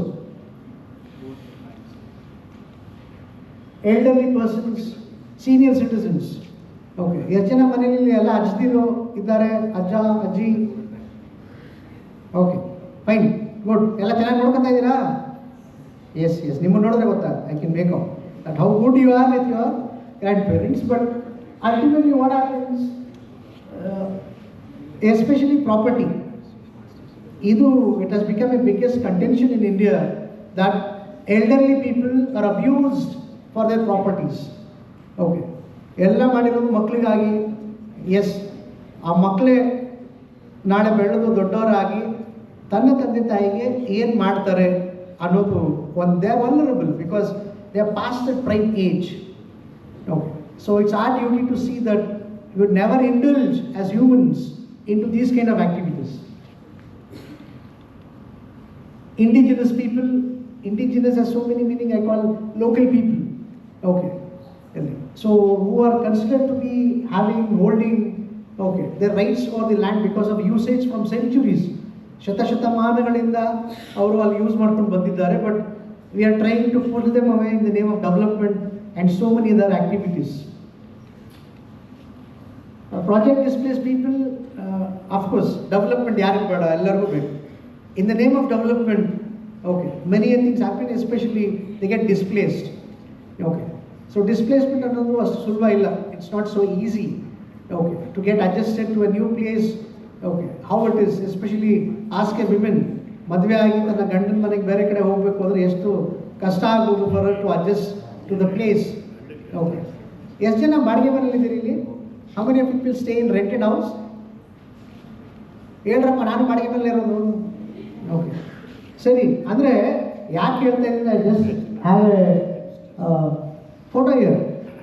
Okay, ಏನಾದರೂ ಒಂದು ಮನೆಯಿಂದ ಇನ್ನೊಂದು ಮನೆಗೆ ಬಾಡಿಗೆ, ನೀವು ಬಾಡಿಗೆ ಮನೆ ಖಾಲಿ ಮಾಡಿ ಇನ್ನೊಂದು ಮನೆಗೆ ಹೋಗ್ತಾರೆ ಎಷ್ಟು ಕಷ್ಟ ಆಗುತ್ತೆ, ತ್ರಾಸಾಗುತ್ತೆ ಅಂತ ನಿಮ್ಗೆ ಗೊತ್ತು. ಜಸ್ಟ್ ಇಮ್ಯಾಜಿನ್, ಅಷ್ಟು ವರ್ಷ ಅವ್ರ ಮನೇಲಿದ್ದವ್ರನ್ನ ಇದು ನಿಮ್ಮ ಜಾಗ ಅಲ್ಲ, ಇನ್ಮೇಲೆ ಇಲ್ಲೇನೋ ರೋಡ್ ಬರುತ್ತೆ, ಪ್ರಾಜೆಕ್ಟ್ ಬರುತ್ತೆ, ಫ್ಯಾಕ್ಟ್ರಿ ಬರುತ್ತೆ, ನಡೀರಿ ಆಚೆ ಅಂದರೆ ಅವರ ಪರಿಸ್ಥಿತಿಗಳೇನಾಗಬೇಕು. I am not against development, we are not, but we are consciously thinking about their rights. What about this people's right? Okay, ಇದು ದೇವನಹಳ್ಳಿನಲ್ಲಿ ಬೆಂಗಳೂರಿನಲ್ಲಿ ಮನೆ ಆಯ್ತಲ್ಲ, 1700 acre. Okay, it is more than 2000 days strike. Nobody can sponsor. 2000 ದಿನ ಅಂದರೆ ಎಷ್ಟು ವರ್ಷ ಆಯಿತು ಅಂತ ಜಸ್ಟ್ ಗೋ ಬ್ಯಾಕ್.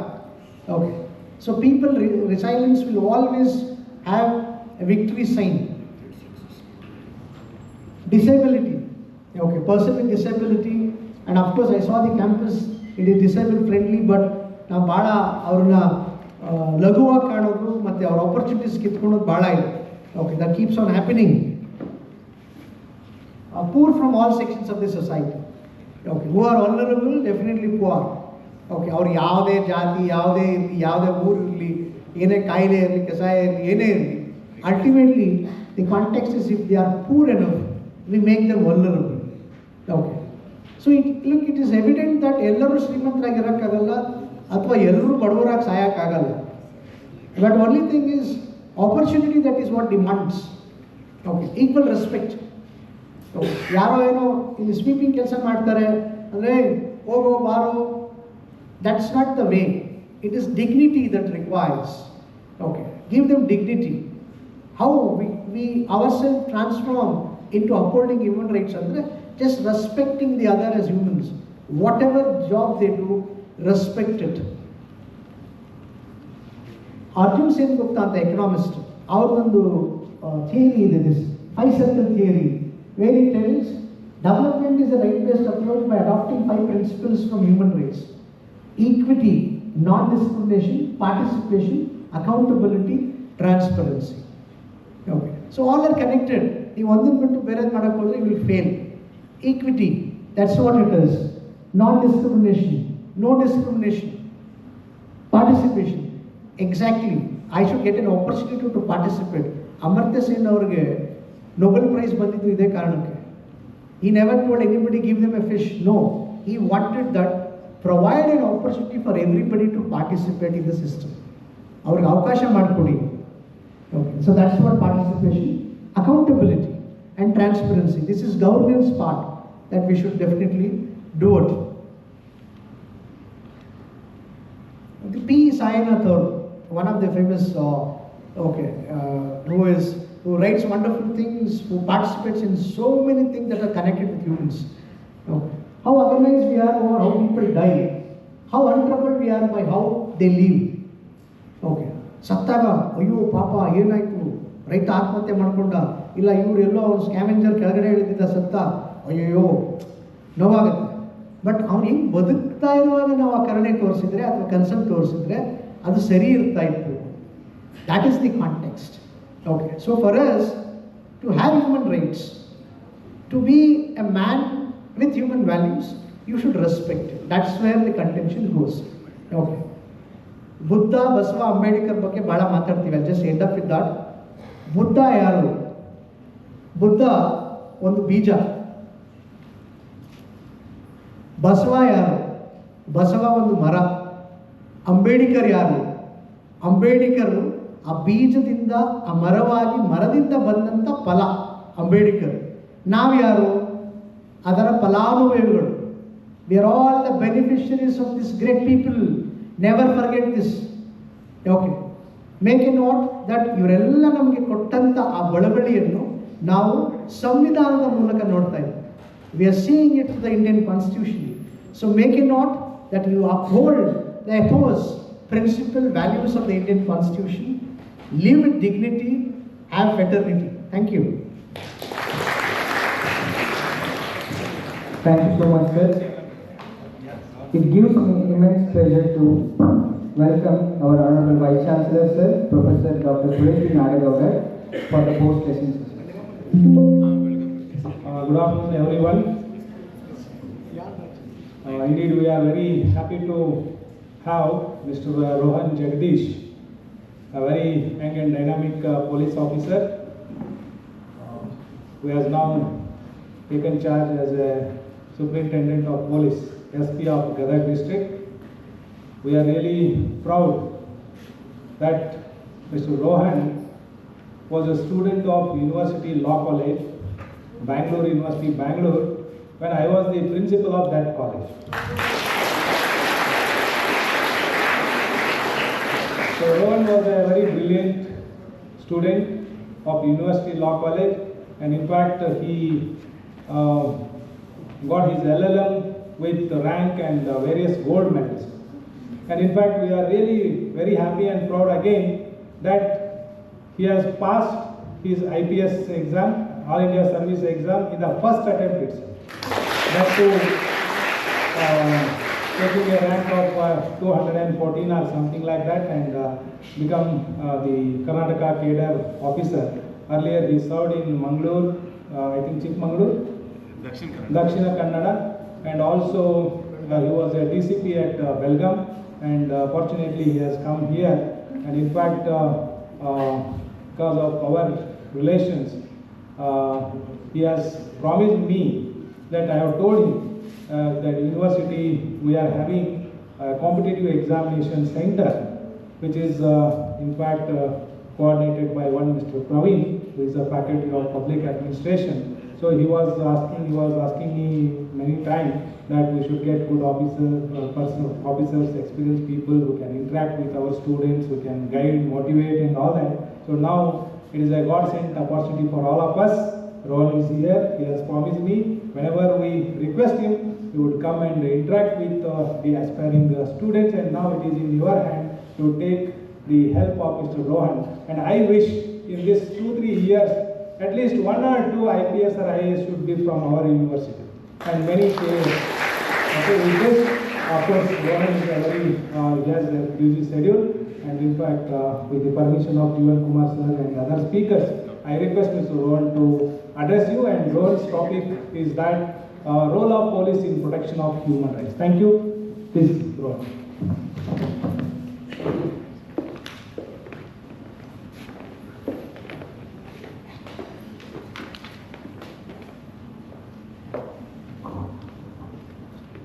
ಎಲ್ಲರಿಗೂ good afternoon.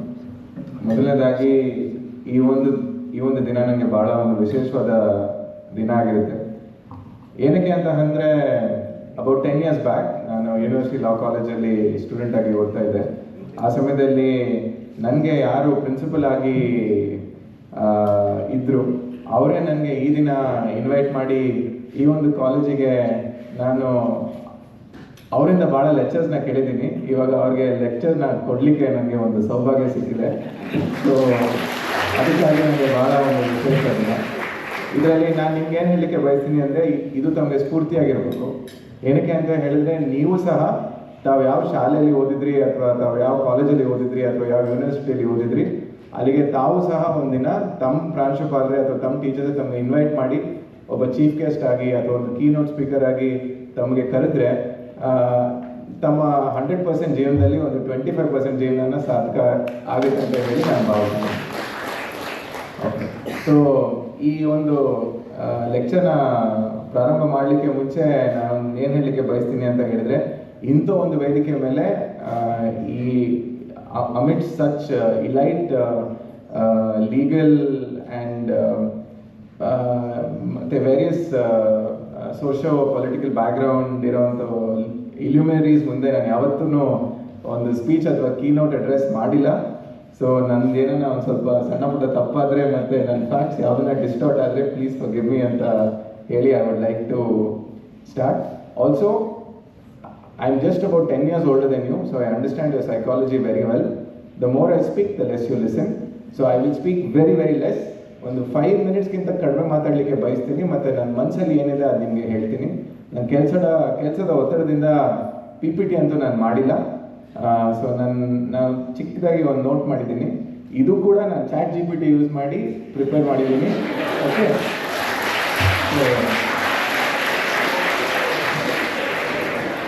So I believe in honesty. So 100% full disclosure ಇದೆ ಇಲ್ಲಿ. So I will start. Okay, so ನಾನು ಕೇಳಿದೆ ಬಂದಾಗ ನಾನು ಇಂಗ್ಲೀಷಲ್ಲಿ ಮಾತಾಡ ಕನ್ನಡದಲ್ಲಿ ಮಾತಾಡೋಣ ಅಂತ ಹೇಳಿ. So everybody over here understands Kannada ಅಂತ ಹೇಳಿ ನಾನು ನಂಬಿದ್ದೀನಿ. So I will be bilingual. Where I need to use English I will use English, where I need to speak in Kannada I will speak in Kannada. Okay, so ನನಗೆ ಕೊಟ್ಟಿರೋ ಒಂದು topic ಏನು ಅಂತ ಹೇಳಿದರೆ, role of police and protection of human rights in the Indian context primarily ಇರೋದು. So ಇದರಲ್ಲಿ ಏನಾಗುತ್ತೆ ಅಂತ ಹೇಳಿದರೆ, all of us are living in a democracy. We have a constitution which is so large, so diversified and so unified in encompassing every single citizen of India across this country. And we're a country of unity and diversity. And diversity is so large. I'll give you a reason why. My family belongs to a village called Kanmangla. It's in Bangalore rural district. I grew up in Bangalore. I went to a school which has a Jesuit background. ಆನಂತರ ನಾನು college university ಲಾ ಕಾಲೇಜಲ್ಲಿ ಮಾಡಿದ್ದೀನಿ. University ಲಾ ಕಾಲೇಜಲ್ಲಿ 10 ಹಳ್ಳಿ 10 ಊರುಗಳಿಂದ ಬಂದ ಭಾಳಷ್ಟು ಜನ ಕೂಡ ಇದ್ದರು. ಆನಂತರ I studied for UPSC. When I studied for UPSC, so many people from so many backgrounds came. I was exposed to new ideas. Then I went to Sardar Vallabhbhai Patel National Police Academy and Lal Bahadur Shastri Administrative Academy. Ali from all over the state and from other countries also. Royal Bhutan Police agirli, Mauritius Police agirli, Nepal Police agirli. So from other countries. So you're exposed to different things. That's when you appreciate such an amazing constitution nimmalide anta ಹೇಳಿ. ಈ ಒಂದು ಕಾನ್ಸ್ಟಿಟ್ಯೂಷನಲ್ಲಿ executive ರೋಲಲ್ಲಿ administratively police ಅನ್ನೋದು ಒಂದು ಭಾಗ ಆಗುತ್ತೆ. So ನಾವು ತಮ್ಮ human ರೈಟ್ಸ್ನ protect ಮಾಡಲಿಕ್ಕೆ ಸಾಕಷ್ಟು ಕಷ್ಟಪಡ್ತೀವಿ. ಸೊ ಇದ್ರ ಬಗ್ಗೆ ನಾನು ಮಾತಾಡ್ತೀನಿ. ಈಗ ಏನಾಗುತ್ತೆ ಅಂತ ಹೇಳಿದ್ರೆ, ಯಾವಾಗಲೂ ನಾವು ಹ್ಯೂಮನ್ ರೈಟ್ಸ್ ಬಗ್ಗೆ ಮಾತಾಡಿದಾಗ police and human rights are synonymous and sometimes not. Okay, it's a very contentious issue. ಈಗ ಉದಾಹರಣೆಗೆ ಈ ಹ್ಯೂಮನ್ ರೈಟ್ಸ್ ಎಲ್ಲಿಂದ ಬಂತು ಅಂತ ಹೇಳಿ ನಾವು ಮೇಲ್ನೋಟಕ್ಕೆ ನೋಡೋದಾದರೆ, ನಮ್ಮದು ಪಾರ್ಟ್ 3 ಆಫ್ ದ ಕಾನ್ಸ್ಟಿಟ್ಯೂಷನ್ ಅಲ್ಲಿ ಎಲ್ಲ ನಮ್ಮದು ಆರ್ಟಿಕಲ್ಸ್ ಇದೆ. In which the most primary human right oriented article is article 21, ಅಂದರೆ the right to life and personal liberty.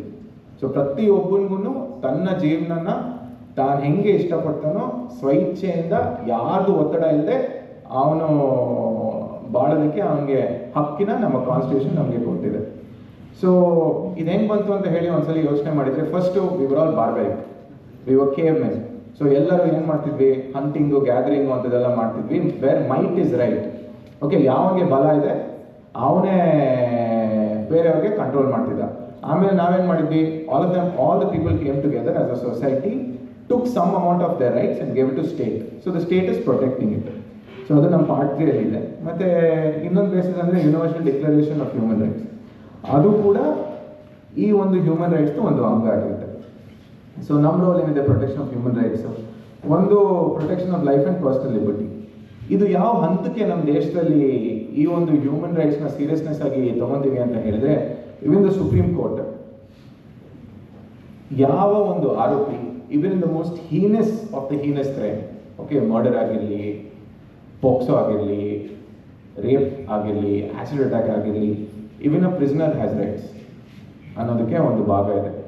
ಈಗ ತಮ್ಮೆಲ್ಲರಿಗೂ ಗೊತ್ತಿರೋ ಹಾಗೆ ಸರ್ ಕೂಡ ನಮಗೆ ಕ್ಲಾಸಲ್ಲಿ ಹೇಳ್ಕೊಟ್ಟಿರೋ ಹಾಗೆ ದೇರ್ಸ್ ಅ ಕೇಸ್, ಈ ಡಿ ಕೆ ಬಸು ಅಂತ ಒಂದು ಕೇಸ್ ಇದೆ. ಆ D K Basu versus state of west ಬೆಂಗಾಲಲ್ಲಿ ಸುಪ್ರೀಂ ಕೋರ್ಟ್ ಏನೇನು ಹೇಳುತ್ತೆ ಅಂತ ಹೇಳಿದ್ರೆ, even a person who is in prison, he has rights, ಮತ್ತು ಕಸ್ಟೋಡಿಯಲ್ ಡೆತ್ತು ಇಂಥದ್ದೆಲ್ಲ ಆದರೆ ಯಾವ ರೀತಿ ತಪ್ಪಾಗುತ್ತೆ ಅಂತ ಹೇಳಿ ಅವ್ರು ಮಾತಾಡಿದ್ದಾರೆ. So that time they set guidelines. Today I will give you a practical example. Any single person that we arrest has certain set of procedures need to be followed. ಒಂದು ಅರೆಸ್ಟ್ ಗೈಡ್ಲೈನ್ಸ್ ಇದೆ ನಮ್ಮಲ್ಲಿ. ಯಾರನ್ನ ನಾವು arrest ಮಾಡ್ತೀವಿ, ನಾವು first intimation ಮಾಡಬೇಕು to is near person, dear person, ಅವನ kin, ಅವನ ಕಿತ್ ಅಥವಾ ಅವನ sister, brother, whatever. Intimation has to be recorded also. ಏನಕ್ಕೆ ಒಂದು ಅಂತ ಹೇಳಿದರೆ, ಯಾರಿಗೊಬ್ಬನಿಗೆ ಗೊತ್ತಿರಬೇಕು ಅವನದು ಅರೆಸ್ಟ್ ಆಗಿದೆ ಅಂತ ಹೇಳಿ. ಎರಡನೇದು, ಅವನಿಗೆ ಠಾಣೆಗೆ ಬಂದಮೇಲೆ ನಾವು ಒಂದು ಮೆಡಿಕಲ್ ತಪಾಸಣೆ ಮಾಡಿಸ್ಬೇಕು. Why should be do medical ತಪಾಸಣೆ ಅಂತ ಹೇಳಿದರೆ, ನಾಳೆ ಬೆಳಗ್ಗೆ ಅವನು ಒಂದು ಹೇಳ್ಬೋದು, ಪೊಲೀಸ್ ಅವರು ನನಗೆ ಚೆನ್ನಾಗಿ ಹೊಡೆದ್ರು ಅಥವಾ ಇನ್ನೊಂದಾಯಿತು ಅಂತ ಒಂದು ನಮ್ಮ ಮೇಲೆ ಹೇಳಲಿಕ್ಕೆ ಬರಬಾರ್ದು. ಮತ್ತು should ascertain his health. Third, he should not be kept within our custody for more than 24 hours. Okay, ಯಾಕೆ ಅಂತ ಹೇಳಿದ್ರೆ 24 hours ಆದಮೇಲೆ ನಾವು ಇಟ್ಕೊಂಡ್ರೆ there is no justification. In case we need him for further enquiry, ನಾವು ಅವನಿಗೆ police ಕಸ್ಟಡಿಗೆ magistrate ಮೂಲಕ ತೊಗೊಬೋದು. So after all these checks and balances, ಮತ್ತು ಇನ್ನೊಂದು ಇದೆ, you shouldn't handcuff a person ಅಂತ ಕೂಡ ಇದೆ, because it is derogatory of his human rights. And ನಮ್ಮ ಕಂಟ್ರಿಯಲ್ಲಿ ಮೋಸ್ಟ್ ಅಮೇಸಿಂಗ್ ಥಿಂಗ್ ಏನು ಅಂತ ಇದೆ ಅಂತ ಹೇಳಿದರೆ, that's one maxim, legal maxim, V are all innocent until proven guilty. Okay, ಯಾರನ್ನು ಕಾನೂನಲ್ಲಿ ಕೋರ್ಟಲ್ಲಿ ಒಂದು ಕೇಸ್ ನಡೆದು ಆ ಕೇಸಲ್ಲಿ ವಿಚಾರಣೆಯಾಗಿ ಆ ವಿಚಾರಣೆ ಮುಗಿದ ನಂತರ ಯಾವಾಗ ಶಿಕ್ಷೆ ಒಂದು ಜಡ್ಜ್ ಅವ್ರಿಗೆ ಕೊಡ್ತಾರೆ ಅಲ್ಲಿವರೆಗೂ ಅವನು ಇನ್ನೋಸೆಂಟ್. ಸೊ ನಮ್ದೊಂದು ಇನ್ನೊಂದು ನಮಗೆ ಸರ್ ಎಲ್ಲ ಹೇಳ್ಕೊಟ್ಟಂಗೆ ಇದೆ, 99 guilty people can walk free, but one innocent should not go to jail. So all of this is a part of our right to personal liberty ಮತ್ತು ನಮ್ಮದು ಸೇಫ್ಟಿ. ಮತ್ತು ನೆಕ್ಸ್ಟು ಇಕ್ವಾಲಿಟಿ. ನಮ್ಮ ವಿಶ್ವನಾಥ್ ಸಾಹೇಬರು ಹೇಳ್ದಂಗೆ, Vishwanath sir is also, I am very proud, sir is also from ULC and I am also his junior, so I am very happy to be amongst him. And sir was also mentioning equality ಮತ್ತು non discrimination. ತಮಗೆಲ್ಲರಿಗೂ ಗೊತ್ತು article 14 ಅನ್ನು ಏನಂತ ಹೇಳ್ತಾನೆ, ಎರಡು aspect. ಒಂದು right to equality, ಒಂದು like should be treated alike and unlikes differently. ಈ ಅನ್ಲೈಕ್ಸ್ ಡಿಫ್ರೆಂಟ್ಲಿ ಅಂದರೆ ಏನು, certain set of people need some form of preferential treatment for their upliftment. ಒಂದು ರಿಸರ್ವೇಷನ್ ಆಗಿರ್ಬೋದು. This is all positive discrimination. In Indian Constitution, everything that we have is positive discrimination for the upliftment for a certain section of people. Preferential laws, statutes, women ಆಗಿರಲಿ, child ಆಗಿರಲಿ, ಮತ್ತು ಇಂಥವ್ರಿಗೆಲ್ಲ ಇರೋದ್ರಿಂದ we've been a society that is very progressive. So ಈ ರೀತಿ ನಮ್ಮಲ್ಲಿದೆ. Next, ಯಾವುದೇ ಕಾರಣಕ್ಕೂ ಯಾವುದೇ ವ್ಯಕ್ತಿಗೂ ಟಾರ್ಚರ್ ಆಗಿರಲಿ, ಇನ್ಹ್ಯೂಮನ್ ಟ್ರೀಟ್ಮೆಂಟ್ ಆಗಿರಲಿ, ಡಿಗ್ರೇಡಿಂಗ್ ಟ್ರೀಟ್ಮೆಂಟ್ ಆಗಿರಲಿ ಆಗಬಾರ್ದು. ಇದಕ್ಕೆ ವಿಶೇಷವಾಗಿ ತಾವು ನೋಡಿದರೆ ದ ಜಡ್ಜ್ಮೆಂಟ್ಸ್. ಮುಂಚೆ ನಮ್ಮಲ್ಲಿ ಮ್ಯಾನ್ಯುವಲ್ ಸ್ಕ್ಯಾವೆಂಜಿಂಗ್ ಅಂತ ಇತ್ತು, ತಮ್ಮೆಲ್ಲರಿಗೂ ಗೊತ್ತಿದೆ ವಾಟ್ ದಟ್ ಇಸ್. ಇವಾಗ ಡ್ರೈನ್ ಇರುತ್ತೆ, ಆ ಡ್ರೈನ್ ಹೋಲ್ ಒಳಗಡೆ ಹೋಗ್ಬಿಟ್ಟು ಕ್ಲೀನ್ ಮಾಡಿ ಈ ಕಸನ ಗಲೀಜನ್ನ ತೆಗೆಯುವಂಥ ಒಂದು ಪ್ರಾಕ್ಟೀಸ್ ಇತ್ತು. Now that has been banned. One, it is extremely ಏನಂತ ಹೇಳ್ತಾರೆ, ಒಂದು ಪರ್ಸನ್ ಡಿಗ್ನಿಟಿಗೆ ಕೆಳಗಡೆ ತರುವಂಥ ಒಂದು ವಿಷಯ. ಎರಡನೇದು, ಅದರಲ್ಲಿ lot of dirt, harmful substances, harmful gases. So supreme court ಏನು ಮಾಡ್ತು, ಈ ಪ್ರಾಕ್ಟೀಸ್ನ ಬ್ಯಾನ್ ಮಾಡ್ತು. ನಾವು ವಿ ಹ್ಯಾವ್ ಸಕ್ಕ ಮಿಷಿನ್ಸಿಂದ ಆ ಕ್ಲೀನಿಂಗ್ ಆಗುತ್ತೆ. ಮತ್ತು ದರ್ಸ್ ಅ ಸ್ಟ್ಯಾಟ್ಯೂಟ್ ಆಲ್ಸೋ, ಈ ಮ್ಯಾನ್ಯುವಲ್ ಸ್ಕ್ಯಾವೆಂಜಿಂಗ್ ಆ್ಯಕ್ಟ್ ಅಂತ ಒಂದು ಸ್ಟ್ಯಾಟ್ಯೂಟ್ ಬರುತ್ತೆ. ಸೊ ಆ ಆ್ಯಕ್ಟ್ ಪ್ರಕಾರನೂ ಅದು ಅಫೆನ್ಸ್ ಇದೆ. ಸೊ ಈ ನಿಟ್ಟಲ್ಲಿ ಕೂಡ ನಮ್ಮಲ್ಲಿದೆ. ನೆಕ್ಸ್ಟು, ನಮ್ಮ ದೇಶದಲ್ಲಿ ಈ ಟ್ರೈಬಲ್ ಪಾಪ್ಯುಲೇಷನ್ ಕೂಡ ಹೆಚ್ಚಿದೆ in many states, north eastern states to take for example. So ಇವ್ರಿಗೂ ಪ್ರೊಟೆಕ್ಷನಿಗೆ ನಮ್ಮಲ್ಲಿ ಅಟ್ರಾಸಿಟೀಸ್ ಪ್ರಿವೆಂಟ್ ಮಾಡಲಿಕ್ಕೆ ಆ್ಯಕ್ಟ್ಸ್ ಇದೆ. ಸೊ ಅವ್ರ ಹ್ಯೂಮನ್ ರೈಟ್ಸ್ನ ಎತ್ತಿಡಲಿಕ್ಕೆ ಕೂಡ ಆ್ಯಕ್ಟ್ಸ್ ಇದೆ. ಮತ್ತು ತಮ್ಮೆಲ್ಲರಿಗೂ ಗೊತ್ತಿರೋಂಗೆ this whole country is based on the constitution.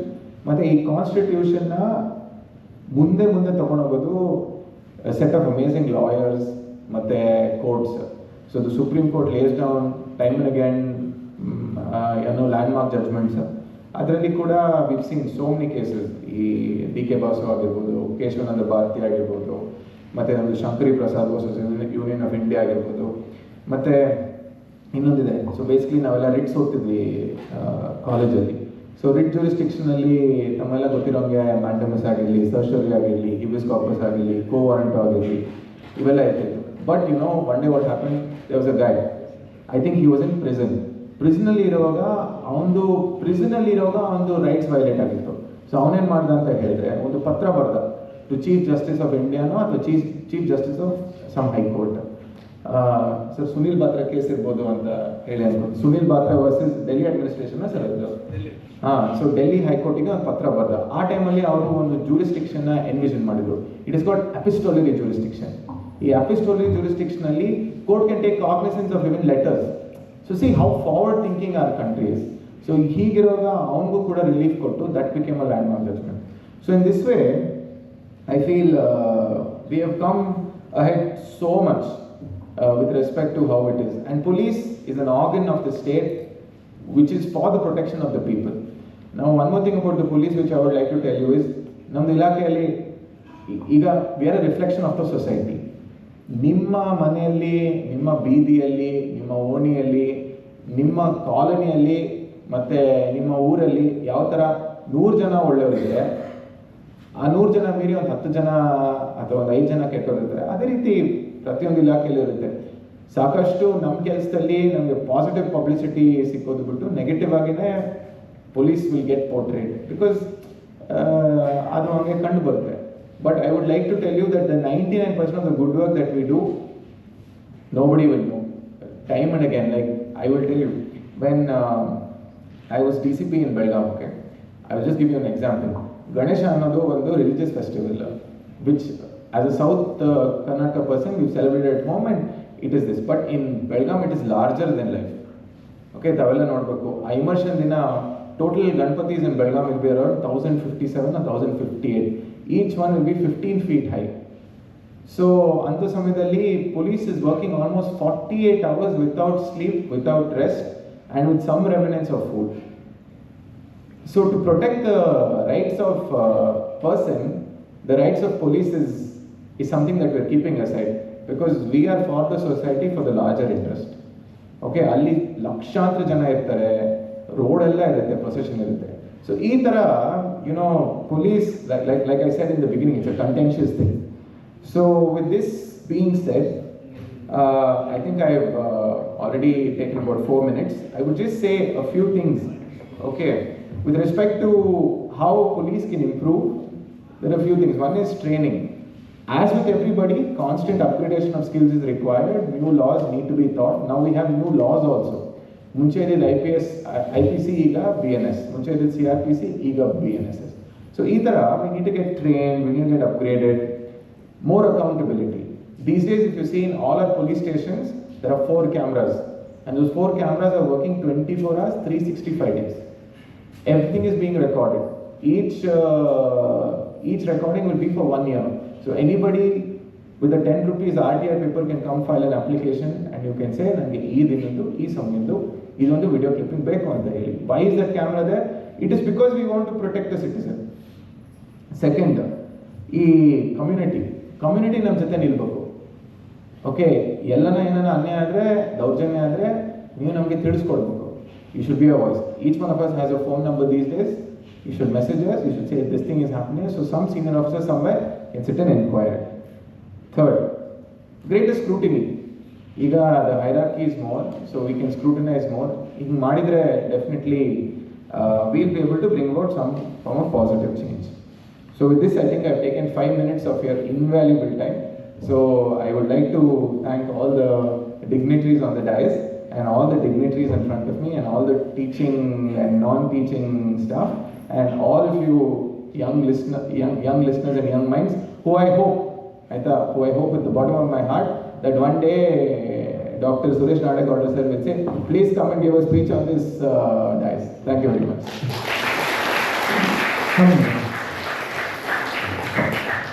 So, thank you very much, Ron. Despite your busy schedule, you took out time and come over here and address our students. We are really very happy and proud. So I would like to take this opportunity to honor Mr. Rohan Jagdish for his successful career and on behalf of the university and all of you. Thank you. I request Honorable Vice Chancellor Sir, Professor Dr. Suresh Narayanan to facilitate our young and energetic dynamic officer, Sri Rohan Jagdish Sir. Sir is a 2019 batch IPS officer. He cleared his UPSC examination in the year 2018 with an All India rank of 224.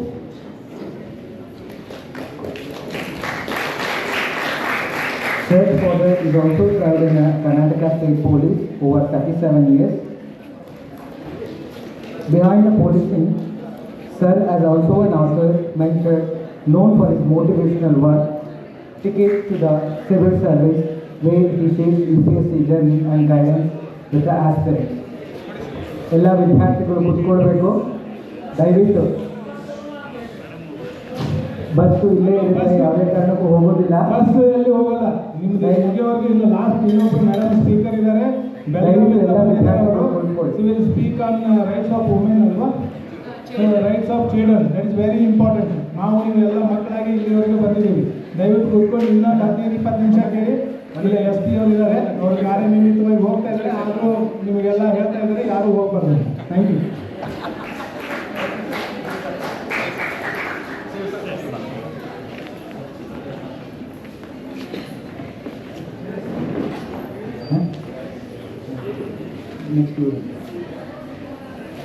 Our next speaker, Dr. Kamlakshi Ma'am. Ma'am has a Professor of Political Science and former Chairperson of Rani Channamma University, Belgavi, with over 24 years of experience. She has authored 13 books, guided 13 PhD students, and published extensively in the reputed journals. She has been a part of international projects like World Value Survey, Survey on Academic and Government Committees, and received honors including the doctorate Dr. Radhakrishnan Global Educator Award 2023, IPSA National Governance Award 2024. She is currently a member of State Education Policy Commission, Government of Karnataka. With this, I welcome Kamlakshi Ma'am to speak a few words on human rights of children. Good evening. I will not take much of your time. I know that your time was at 5 o'clock. But I feel that, to talk about children right is more important. ನಿಮ್ಮ ಮನೆಯಲ್ಲಿ ನಮ್ಮ ಮನೆಯಲ್ಲಿ ಮಕ್ಕಳಿದ್ದಾರೆ. ನನಗೆ ಮಾತನಾಡಬೇಕು ಅಂತ ಹೇಳಿದ್ದು ಮಕ್ಕಳ ಹಕ್ಕುಗಳ ಬಗ್ಗೆ ಮಾತನಾಡಬೇಕು. ನಮಗೆ ಗೊತ್ತಿದ್ದ ಹಾಗೆ ನಾವು ಎಲ್ಲರೂ ಮಕ್ಕಳ ಹಕ್ಕುಗಳನ್ನು ಪ್ರೊಟೆಕ್ಷನ್ ಮಾಡ್ತಾ ಇದ್ದೇವಾ ಇಲ್ಲ ಅನ್ನೋದು ದೊಡ್ಡ ಪ್ರಶ್ನೆ, ರೈಟ್? ನನಗೆ ಗೊತ್ತಿದ್ದಂಗೆ ಹುಟ್ಟಿದಾಗಿನಿಂದ ಮಕ್ಕಳಿಗೆ ಹಕ್ಕು ಅನ್ನೋದು ಇದೆ ಅಂತ ನಮ್ಮ ಇಂಡಿಯನ್ ಕಾಂಟೆಕ್ಸ್ಟಲ್ಲಿ ಹೇಳೋದೇ ಇಲ್ಲ ನಾವು. Am I right? ಮನೇಲಿ ಏನು ಮಾಡಿರ್ತೀವಿ ಅದನ್ನು ಬಾಯಿನಲ್ಲಿ ಹಾಕ್ಕೊಂಡು ಬಂದು ಫಸ್ಟು. Am I right? ಆಮೇಲೆ ತಂದೆ ತಾಯಿಗಳಿಗೆ ಇಷ್ಟವಾದಂಥ ಬಟ್ಟೆ ಹಾಕೋದು. ಆಮೇಲೆ ಹೌದಾ, ಇನ್ನೂವರೆಗೂ ಅಪ್ಪ ಅಮ್ಮಗೆ ಯಾರು ಇಷ್ಟ ಆಗುತ್ತೋ ಅದನ್ನೇ ನಾವು ಮಕ್ಕಳ ಕಡೆ ಮಾಡಿಸೋದು. ಮೂರನೇದು very bad thing in our context that mediator ಆಗಿ ಮಕ್ಕಳನ್ನು ಬಳಸೋದು. ಮೀಡಿಯೇಟರ್ ಆಗಿ ಮಕ್ಕಳನ್ನು ಬಳಸೋದು. The context is a family context where conflicts are there. And with this, I think I'll take 5 to 10 minutes of your time. I will not take much time. Honorable Vice Chancellor of this university and the Registrar and the Chair of this session and my senior colleagues, Dr. Professor C.S. Patil, Vishwanath Sir and the dignitary to whom I know, and my dear colleagues and my dear students. Yes, today we are going to talk about a very important issue, that is about the rights of the children. And all of us, we know that children rights are very important, and it is very good to say that ಇವತ್ತು ನಮ್ಮ ಜಗತ್ತಿನಲ್ಲಿ ಚರ್ಚೆಗಳಾಗಿ ನಮ್ಮ ಸಂವಿಧಾನದಲ್ಲೂ ಕೂಡ ನಾವು ಮಕ್ಕಳ ಹಕ್ಕುಗಳನ್ನು ನಾವು ಮಾತಾಡ್ತಾ ಇದ್ದೀವಿ ಅನ್ನೋದೇ ನಮಗೊಂದು ದೊಡ್ಡ ಕೊಡುಗೆ ಅಂತ ಹೇಳ್ಬೋದು. It is very important that Sir was mentioning that women rights have become a very important, significant part of the discourses of human rights. Like that, today we are talking about children rights. That is very important. ಇವತ್ತು ನಾವು ನಮ್ಮ ಒಂದು ಸ್ಥಿತಿಗಳಲ್ಲಿ ಮಕ್ಕಳ ಹಕ್ಕುಗಳ ಬಗ್ಗೆ ಮಾತನಾಡ್ತಾ ಇದ್ದೀವಿ. That is a very good thing, what I can say. But ಈ ಒಂದು ವಿಚಾರವಾಗಿ ಇವತ್ತೇನು ಪ್ರಾರಂಭ ಮಾಡಿಲ್ಲ. 196 ರಾಷ್ಟ್ರಗಳು ಚಿಲ್ಡ್ರನ್ ರೈಟ್ಸ್ ಅನ್ನು ವಿಶ್ವಸಂಸ್ಥೆ ಒಂದು ಟ್ರೀಟಿಯನ್ನು ಸೈನ್ ಮಾಡಿದರು. When they signed it, the treaty, there were 4 things very important. That was next. Non-discrimination. Yeah, there was a non-discrimination and best interest of the child and right to life, right to survival and development, respect for views and children. ಇದರಲ್ಲಿ ನಾನು ಒಂದೇ ನಿಮಗೆ ಹೇಳ್ತೀನಿ. ನಾನ್ discrimination ಅಂತಂದರೆ ಅದ್ರ ಬಗ್ಗೆ ನಾನು explain ಮಾಡೋದಿಲ್ಲ. ಎಷ್ಟು ಜನ ನಾವು ಮಕ್ಕಳ ಧ್ವನಿಯನ್ನು ಕೇಳ್ತೀವಿ, ಎಷ್ಟು ಜನ their voice should be heard in all going things. But as a mother, I am telling, I only do not listen. As a mother, let me be frank about it.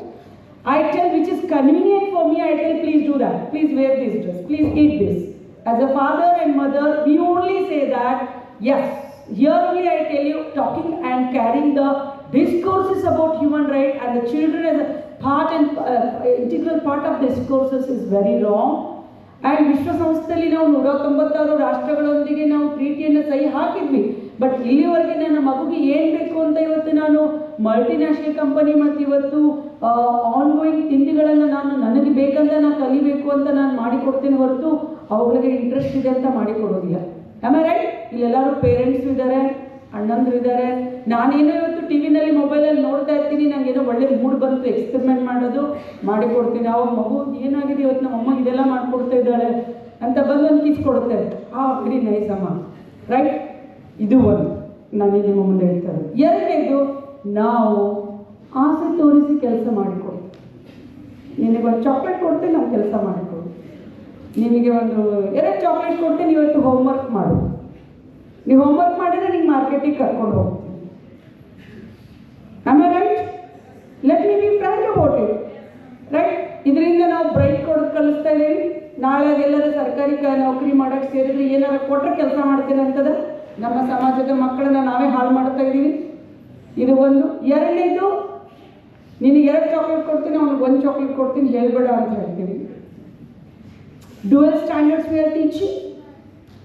And third thing, we are using as a mediator. In any age, we do not see what will happen to a child mind emotionally, psychologically, physically when you are using the children to pass a message. I am talking about the very simple issues which are happening in me and around my society, where we do not care about these core principles, what we have already signed in the United Nations treaties. That's very important. So these emotional, mental and spiritual growth, we are not giving importance. If I am a very pious person, I will see that my child should be more pious. If I am very mod, I will see that my child should be mod. ನನಗೆ ಆಸಕ್ತಿ ಹೊಂದಿದ ವಿಚಾರಗಳನ್ನು ನನ್ನ ಮಕ್ಕಳ ಮೇಲೆ ನಾನು ಹೇರುವಂಥ ಕೆಲಸವನ್ನು ನನ್ನ ಸಮಾಜದಲ್ಲಿ ಇವತ್ತಿನವರೆಗೂ ಮಾಡ್ಕೊಂಡು ಬಂದಿದ್ದೀನಿ. ನಾನು ಇಲ್ಲ ಅಂತ ನಾನು ಹೇಳಲಿಕ್ಕೆ ಸಾಧ್ಯ ಇಲ್ಲ. ಮತ್ತು ನಮ್ಮ ಮಕ್ಕಳಿಗೆ ನಾವು ಯಾವತ್ತು, ನೀನು ಇವತ್ತು ಹಾಕಿದ್ಯಪ್ಪ, ನೀ ಯಾವ ಶಾಲೆಗೆ ಹೋಗ್ತೀಯಾ, ಏನು ಊಟ ಮಾಡ್ತೀಯಾ, ಏನು ಬಟ್ಟೆ ಹಾಕ್ತೀಯಾ, ಯಾವ ದೇವರಿಗೆ ನಮಸ್ಕಾರ ಮಾಡ್ತೀಯಾ, ಯಾವ ಬಣ್ಣ ಹಚ್ಕೋತೀಯಾ, ಯಾವ ಬಣ್ಣವನ್ನು ಹಾಕ್ಕೊಳ್ತೀಯಾ? No, these are the rights of the children where we need to teach them. But inherent culture of Indian society, inherent culture of our family, we do not come up and we do not orient our children from these angles. Let me be frank. I hope my the professors will agree with me, and they are also loving. At these vulnerable conditions, we are growing our children. And another thing is that we only talk, whenever I talk about children, I talk about status. I use my children to express the status of the family. It could be economic status, it could be social status, it could be spiritual status. We are using them as a tax. They are using them as a tax. ನನ್ನ ಮಕ್ಕಳು sir ರಜೆ ಬಂತಂದರೆ ಎಲ್ಲೋ ಹೋಗ್ತಾ ಇದ್ದಾರೆ ಅಂತ ಮುಂಚಿತವಾಗಿ ಹೇಳಬೇಕು. ಸಿಂಗಾಪುರ್ಗೆ ಹೋಗ್ತೀರಾ, ವಿಯೆಟ್ನಾಮ್ಗೆ ಹೋಗ್ತೀರಾ, ಮುಂಚಿತವಾಗಿ ಹೇಳಬೇಕು. So there must be some problem with the parenting. About these values child rights convention speaks, but most of the parents are not aware about it. So with this, what will happen when a child is denied to give an identity? ಅಸ್ಮಿತೆಯನ್ನು ನಾನು ಕೊಡದೆ ಹೋದರೆ ಏನಾಗುತ್ತೆ ಒಂದು ಮಗುವಿಗೆ? ಅದು name and ನ್ಯಾಷನಾಲಿಟಿಯಿಂದ, ಐಡೆಂಟಿಟಿಯಿಂದ ತಪ್ಪು ಹೋಗುತ್ತೆ. ಎರಡನೇದು ಸರ್ವೈವಲ್ ಆ್ಯಂಡ್ ಡೆವಲಪ್ಮೆಂಟ್. ಇವತ್ತು ನಾನು ನನ್ನ ದೇಶದಲ್ಲಿ ಮುಂದಿನ ಜನಾಂಗಕ್ಕೆ ಯಾವ ರೀತಿ ಅವರು ಬದುಕು ಹಾಗೆ ಸರ್ವೈವಲ್ ಮತ್ತು ಡೆವಲಪ್ಮೆಂಟಿಗೆ ನಾನು ಏನು ಕೊಡ್ತಾ ಇದ್ದೀನಿ. ನನ್ನ ಶಾಲೆಗೆ ಕಳಿಸಿದಂತಹ ನಾನು mother. I am talking about basic. I do not orient what is my government, what are the rights. How do I see my government? When I do not teach my child what is my government, forget about learning or teaching my children. These are the rights that you need to take from the government, or you need to fight, you need to raise your voice. There I talk, we are very poor in terms of teaching and orienting as a parent, as a stakeholders about the children rights here. Then protection from abuse and exploitation. ಇದರ ಬಗ್ಗೆ ಅಂತೂ ನಾನು ಮಾತನಾಡೋದಿಲ್ಲ. ನಾವೇ ನಮ್ಮ ಮಕ್ಕಳಿಗೆ ಹೊಡಿತೀವಿ, ಬೈತೀವಿ, ಹೌದಾ? ಮತ್ತೆ ಹೋಗಿ ಬರ್ಬೇಕಾದ್ರೆ ನಾವು ಹೀಗೆ ಹೊಡೆದೇನೆ ಮುಂದೆ ಮಾತಾಡ್ತೇವೆ. ಮಕ್ಕಳಿಗೆ ಮರ್ಯಾದೆ ಕೊಡೋದಿಲ್ಲ, ಕೊಡ್ತೀವ? ಅದು ಮಾಡ್ತಿದೆ ನೋಡಿ, ಗಾದೆ ಮಾಗಕ್ಕೆ ಎಲ್ಲರೂ ಒಪ್ತಾರೆ ಕಾಣಿಸುತ್ತೆ, ಕಂಡವ್ರ ಮಕ್ಕಳನ್ನ ಬಾವಿಗೆ ತಳ್ಳೋದು ಅಂತ. ಅಲ್ಲಿ ನನಗೆ ಹ್ಯೂಮನ್ ರೈಟ್ಸ್ ಭಾಳ ಕಂಡು ಬರುತ್ತೆ. Let me be frank about these things, because ನಾನು ನನ್ನ work human rights and police administration. Rohan ಅವರು ಏನು ಹೇಳ್ತಾ ಇದ್ರು, before 20 years I have done that. So when the human rights were, Patil sir used to guide me, CS Patil sir used to guide me. So participation in the society, where do I see my children participation in the society? We have a ready ಮಾಡಿ ಕಳಿಸಿದಂಥ ದಾರಿಯಲ್ಲಿ ಅಷ್ಟೇ ಕರ್ಕೊಂಡು ಹೋಗ್ತೀವಿ ನಾವು. ಯಾಕಂದರೆ ಇವತ್ತು ನಮಗೆ ಭಯ ಇದೆ. ನನ್ನ ಮಗುಗೆ ಬಸ್ನಲ್ಲಿ ಬರ್ತಾ ಇದ್ರು, ಬಸ್ ಬಂದು ಹೋಗುತ್ತೆ, ಬಸ್ಸಿನ ಟ್ರ್ಯಾಕ್ ನನ್ನ ಮೊಬೈಲಿಗೆ ಬರಬೇಕು, ಹಾಂ ಮಗು ಕಾಲೇಜಿಗೆ ಹೋಗಿ ಸೇರ್ತಾ, ಸ್ಕೂಲಲ್ಲಿ ಸೇರ್ತಾ. ಇವತ್ತು ಅಷ್ಟು ಭಯದಿಂದ ಬದುಕಿದಂಥ ಸೊಸೈಟಿನಲ್ಲಿ ನಾನು ನನ್ನ ಮಕ್ಕಳಿಗೆ ನಿಮ್ಮ ಹಬ್ಬಗಳಿದೆಯಪ್ಪ, ನೀನು ಹೋಗಿ ಅಂಗಡಿನಲ್ಲಿ ಸಾಮಾನು ಕೊಂಡ್ಕೊಂಡು ಬರ್ಬೋದು, ನೀವು ಹೋಗಿ ನಿಮಗೆ ಬೇಕಾದಂಥ ಚಾಯ್ಸ್ ಮಾಡ್ಬೋದಂತ ನಿರ್ಭೀತವಾದ ಸಮಾಜವನ್ನು ನಾನು ಕಟ್ಟುವಲ್ಲಿ ನನ್ನ ಒಂದು ಪಾತ್ರ ಏನಿದೆ, ಇದರಲ್ಲಿ ಇವತ್ತು ನಾನು ಮಾತನಾಡಲು ಅಸಾಧ್ಯ. Actually, this is an inverted comma. My question that how you going to do? Forget about children. ನನಗೆ ನನ್ನ ದೊಡ್ಡ ಮಗಳನ್ನ ಆರ್ಕಿಟೆಕ್ಚರ್ ಅವಳನ್ನ ನಾನು ಕಳ್ಸಕ್ಕೆ ಹೆದರ್ತೀನಿ. 8 ಗಂಟೆ ಆಗಿದೆ, ನೀನು ಹೋಗಬೇಡ ಅಂತ. ನಾನು ಹಕ್ಕಿನ ಬಗ್ಗೆ ಎಲ್ಲೂ ಓರಿಯೆಂಟೇಷನ್ ಮಾಡೋಕ್ಕೆ ನನ್ನ ಸಮಾಜ ನನ್ನನ್ನು ಬಿಟ್ಟಿದೆ, ನನ್ನ ಕುಟುಂಬ ನನ್ನನ್ನು ಬಿಟ್ಟಿದೆ, ನನ್ನ ತಾಯಿತನ ನನ್ನನ್ನು ಬಿಟ್ಟಿದೆಯಾ, ನನ್ನ ತಂದೆತನ, ನನ್ನ ಕುಟುಂಬ ನನ್ನನ್ನು, ನನ್ನ ಮಕ್ಕಳಿಗೆ ಮಾನವ ಹಕ್ಕುಗಳು ನಿಮ್ಗೆ ಇದೆಯಪ್ಪ ಅಂತ ಹೇಳೋದಕ್ಕೆ ಇವತ್ತು ಬಿಟ್ಟಿಲ್ಲ. ಅಂಥ ಪರಿಸ್ಥಿತಿಗಳನ್ನು ಇವತ್ತು ನಿರ್ಮಾಣ ಮಾಡಿದರೆ ಇದಕ್ಕೆ ನಾವೇ ಕಾರಣ. We are the people who are responsible for this. Yes friends, with this we have few international laws, conventions, even constitutional provisions also we have. Many provisions are there, but despite of the provisions we have already violations. And let me give some of the glimpses in 2 minutes, then I'll complete my lecture, right? So how to protect, how we are protecting, like in 2022, I would like you to glimpse this, the slide number 8. You can go to the slide number 8 directly, right? So ಒಂದು care and protection, children protection rights ಅನ್ನು ನಾವು ಮಾಡೋದ್ರಲ್ಲಿ 2015 ನಾವು ತೆಗೆದುಕೊಂಡ್ರೆ ಒಂದು example ನಿಮ್ಮ ಜೊತೆ share ಮಾಡಿಕೊಡ್ತೀನಿ. 2022ರಲ್ಲಿ 14 ವರ್ಷದ ಮಗುವನ್ನು ನಾವು ಮುಂಬೈಯಿಂದ ತೆಗೆದುಕೊಂಡು ಬಂದು ಅದನ್ನು ರೆಸ್ಕ್ಯೂ ಮಾಡಿ, ಬಾಂಡೆಡ್ ಲೇಬರ್ ಕೆಲಸ ಮಾಡ್ತಾ ಇತ್ತು, ಅದನ್ನು ನಾವು ರೆಸ್ಕ್ಯೂ ಮಾಡಿ ಜುವೆನೈಲ್ ಡೆಲಿಕ್ವೆನ್ಸಿ ಆ್ಯಕ್ಟಲ್ಲಿ ಅದನ್ನು ರೆಸ್ಕ್ಯೂ ಮಾಡಿ ಅದನ್ನು ತೆಗೆದುಕೊಂಡು ಬಂದು ಅದನ್ನು ನಾವು ಒಂದು ಅವರ ಫ್ಯಾಮಿಲಿಗೆ ಇಂಟಿಗ್ರೇಟ್ ಮಾಡಿದ್ವಿ. ಇದು ಒಂದು case. We integrated to the family, right? Even so we had done so many things like this, but forget about this. ನಿಮ್ಗೆ ಇವತ್ತು ಎಲ್ಲವೂ ಸಿಗುತ್ತೆ. ಯಾವ ನೀವು ಆನ್ಲೈನಲ್ಲಿ ವೆಬ್ಸೈಟಲ್ಲಿ ನೋಡ್ಬೋದು, ನಿಮ್ಗೆ ಎಕ್ಸಾಂಪಲ್ಸ್ಗಳು ಸಿಗುತ್ತೆ. ನಮ್ಮ ಹಿಂದಿನ ಪೊಲೀಸ್ ಆಫೀಸರ್ ChatGPT ಹಾಕಿದ್ರೆ ಎಲ್ಲ ಕೇಸ್ಗಳು ಇದೆ, ಲಾ ಎಕ್ಸ್ಪರ್ಟ್ಸ್ಗಳಿದ್ದಾರೆ, ಎಲ್ಲ ಕೇಸ್ಗಳು ಸಿಗುತ್ತೆ.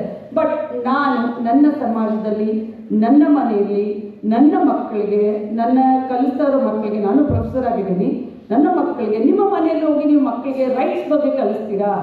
ಹೋಗಿ ರೈಟ್ಸ್ ಬಗ್ಗೆ ಬಿಡ್ರಿ. ಅವ್ರು ಬೇಕಾದಂಥ ಊಟ ಮಾಡಿಸೋದಿಲ್ಲ, ಅವರು ಬೇಕಾದಂಥ ಕಲರ್ ಬಟ್ಟೆ ಹಾಕ್ಸೋದಿಲ್ಲ, ಮತ್ತು ಅವ್ರು ಬೇಕಾದಂತಹ ದೇವರಿಗೆ ನಮಸ್ಕಾರ ಮಾಡಲಿಕ್ಕೆ ಬಿಡೋದಿಲ್ಲ. Am I right, sir? I think I am right. They will not allow us to be in home. ಅಷ್ಟೇ ಬಿಡ್ತಾರೆ ಅವ್ರ ಮನೆ ಮಕ್ಕಳು. We are scared about them. Are we? No. Yeah. One side it is fine. Are we? So then what kind of human rights I need to orient my children? This is the right answer what sir gave. That's the right answer. Otherwise, we are scared. So today, ಹೆದರಿಕೆಯಿಂದ ನಾವು ಅವರನ್ನು ಏನಾದ್ರು ಈ ಥರ ಬಿಟ್ಟಿದ್ದೇವಾ? ನಾನು ಇದನ್ನು ಚರ್ಚೆಗೆ ಬಿಡ್ತೀನಿ, ಅಥವಾ ನೀವು ನಿಮ್ಮ ಯೋಚನೆಗೆ ನಮ್ಮ ಯೋಚನೆಗೆ ಬಿಟ್ಟಿರೋದು. ಹಕ್ಕುಗಳು ಎಲ್ಲಿದ್ದಾವೆ ಅಂತ ನನಗೆ ಒಂದು ದ್ವಂದ್ವ ಇದೆ ಇವತ್ತು. Today I am in a dilemma to talk about this topic. That is it. So today about 40,000 children have been rescued in the, according to the statistics about the 2024 statistics from the Hazarias jobs. The children were from Bihar and Delhi, they were tracked. Then 23.3% for women aged between 20 to 24 were married before 18. The first state stands Bihar, then Rajasthan.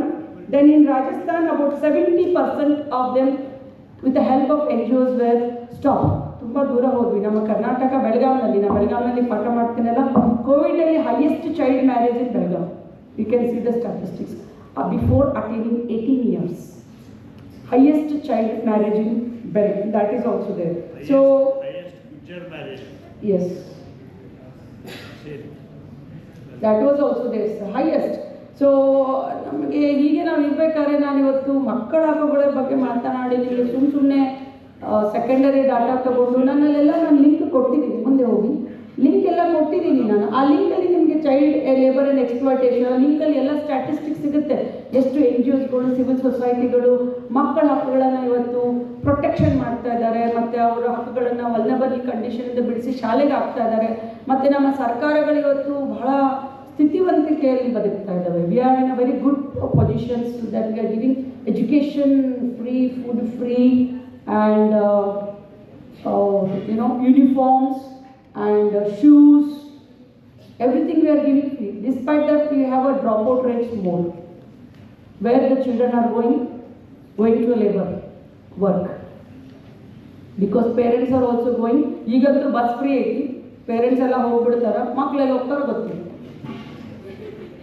ಇದಿದೆ ಹೇಳಕತ್ತೀನಿ ನಾನು. I am just talking to about the rights. Under these circumstances, this is my experiences about children's rights. But when I see other countries, like for example, I was just sharing with her, I visited recently Korea. There, everywhere it is under control. In Norway, everywhere in the proceedings, children are consent is taken. Even ನಮ್ಮಲ್ಲಿ ಕೂಡ ಕೇರಳದಲ್ಲಿ ಬಾಲ ಸಭಾಗಳಿದಾವೆ sir. ಸ್ಕೂಲಲ್ಲಿ ಅವರ ಅವರ ಧ್ವನಿಗಳನ್ನು ಕೇಳಬೇಕಂತ ಚರ್ಚೆ ಮಾಡ್ತಾರೆ. But ಇವೆಲ್ಲ ಕೇವಲ ಮಾತಿನಲ್ಲಿ ಉಳ್ಕೊಂಡಿದ್ದಾರೆ. ನಮ್ಮ ರಾಜ್ಯಗಳಲ್ಲಿ ಯೂನಿಫಾರ್ಮಿಟಿ ಆಗಿ ಬಂದಿಲ್ಲ. ಮತ್ತು ಹಕ್ಕುಗಳನ್ನು ಇವತ್ತು ಶಾಲೆಯಲ್ಲಿ ಮಾತಾಡ್ತೀವಿ, ಎಲ್ಲಿ ಎನ್ವೈರ್ಮೆಂಟ್ ಕ್ರಿಯೇಟ್ ಆಗಿದೆ ಅಲ್ಲಿ ನಾನು ಹಕ್ಕುಗಳು, ಅವುಗಳನ್ನು ಬದುಕಿಸ್ಬೇಕು, ಅವುಗಳನ್ನು ಉಳಿಸ್ಬೇಕು, ಅವುಗಳನ್ನು ನಾವು ಮಾತಾಡಬೇಕು ಅಂತ ಮಾತಾಡ್ತೇವೆ ಹೊರತು ಇವತ್ತು ನಾನು ಕಂಡಂಥ ಪರಿಸ್ಥಿತಿಗಳಲ್ಲಿ ಮಕ್ಕಳ ಹಕ್ಕುಗಳನ್ನು ಕಾಪಾಡೋದ್ರ ಜೊತೆಗೆ ಅವರಿಗೆ ತಿಳಿ ಹೇಳೋದ್ರ ಬಗ್ಗೆ ಬಹಳ ಕಷ್ಟ ಇದೆ ಇವತ್ತು. I tell you why. About human rights, even including women and human rights, the one definition of human rights that we need not to yell and talk to the children and women and anybody. But now ಜೋರು ಮಾತನಾಡಲಾರ್ದೆ ನಮ್ಮಲ್ಲಿ ಕೆಲಸನೇ ಆಗೋದಿಲ್ಲ ನಮ್ಮ ಸಮಾಜದಲ್ಲಿ. This is a basic violation of human rights. I yell and call, I hit and talk. This is a basic violation, even with the women. The police people who are present here would have shared with him that by yelling, we are violating their rights, we are violating their basic dignity, basic rights. And in the home, children, we yell and talk. And ಇನ್ನೊಂದು ನೆನಪಿಡಿ, ನಾವು ಹೆಸರಿನಿಂದ ಕರೆಯೋದಿಲ್ಲ ಮಕ್ಕಳನ್ನ, ಅದೇ basic violation. ಅವ್ರಿಗೆ ಇಟ್ಟಿರೋ ಹೆಸರು ಕರೀತಿರೋ ಹೆಸರುಗಳು ಬಾರ್ದು. That is the basic violation of human rights. I feel that dignity ಇಟ್ಟ ಹೆಸರು, ಅವುಗಳಿಗೆ ನಾಮಾಂಕನ ಮಾಡಿದ ಹೆಸರಿನಿಂದ ನಮ್ಮ ಸಮಾಜದಲ್ಲಿ ನಾವು ಕರೆಯೋದಿಲ್ಲ. That itself is a basic. ಅದಕ್ಕೆ ನಾವು ಪ್ರೀತಿ ಹೆಸರನ್ನ ಕೊಡ್ತೀವಿ, ಪ್ರೀತಿಯಿಂದ ಕರೀತಾ ಇದ್ದೀವಿ.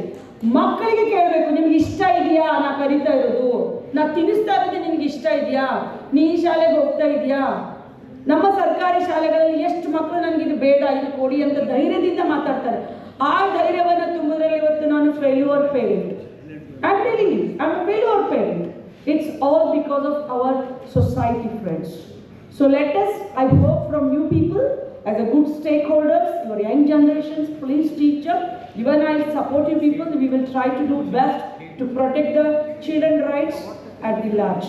Thank you so much for sparing your good time to hearing me. Thank you. I hope I'm good.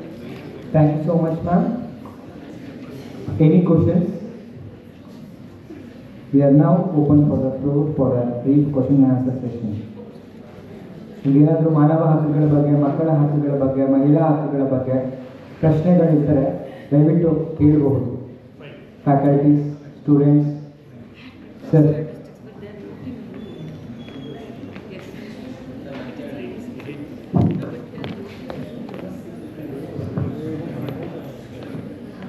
Good evening, ma'am. Good evening, members of the jury. So, we are trying to compare, India and West. ಈ ಮಕ್ಕಳ ಹಕ್ಕುಗಳ ಬಗ್ಗೆ ನಾವು ಮಾತಾಡ್ತಾ ಇದ್ವಿ. ನಮ್ಮ Indian ಸಂಸ್ಕೃತಿಯೊಳಗನೆ ಒಂದು ಹೇಳಿದ್ದಾರೆ, ಮಕ್ಕಳನ್ನ 5 ವರ್ಷದವರೆಗೂ ಅವ್ರನ್ನ ದೇವರಂತೆ ಕಾಣಬೇಕು. 5 ವರ್ಷದಿಂದ 12 ಸಂಸ್ಕೃತದೊಳಗೆ ಇದೆ. I can't articulate in Sanskrit, but ಹೇಳ್ತಾ ಇದ್ದೀನಿ ಅದರ ಎಸೆನ್ಸ್ ಏನು ಅಂತ. 5 ವರ್ಷದೊಳಗೆ ಮಕ್ಕಳನ್ನ ದೇವರಂತೆ ಕಾಣಬೇಕು, ದೇವರ ಸ್ವರೂಪ. 5ರಿಂದ 12ರವರೆಗೂ ಅವ್ರಿಗೆ ಶಿಕ್ಷೆ ಕೊಡಬೇಕು, ಅಂದ್ರೆ ದಂಡಿಸ್ಬೇಕು, ಹೊಡಿಬೇಕಂತ. You have to teach them and ಅವ್ರಿಗೆ ಅಂದರೆ ಬೇಕಿದ್ರೆ ದಂಡಿಸ್ಬೋದು ಕೂಡ. ನಂತರ 12 ವರ್ಷದ ನಂತರ ಅವ್ರನ್ನ ಫ್ರೆಂಡ್ಸ್ ಥರ ಕಾಣಬೇಕು ಅಂತ ಒಂದು ನಮ್ಮ ಇದರೊಳಗಿರುವಂಥ ಸಂಸ್ಕೃತಿ. In the West, I think we have taken this human rights thing to extreme kind of a thing, like ಈ ಮಕ್ಕಳನ್ನ ಪ್ರೀತಿಯಿಂದ ಬಾಪ ಒಪ್ಪ ಅಂತ ಹೇಳ್ಬೋದು ಅಥವಾ ಕರಿಬೋದು, ಅದನ್ನ ಹೊಡಿತೀರಿ ಎಷ್ಟೋ ಸರಿ ಜೈಲಿಗೆ ಕರ್ಕೊಂಡು ಹೋಗಿದ್ದಾರೆ ಪೇರೆಂಟ್ಸ್ನ.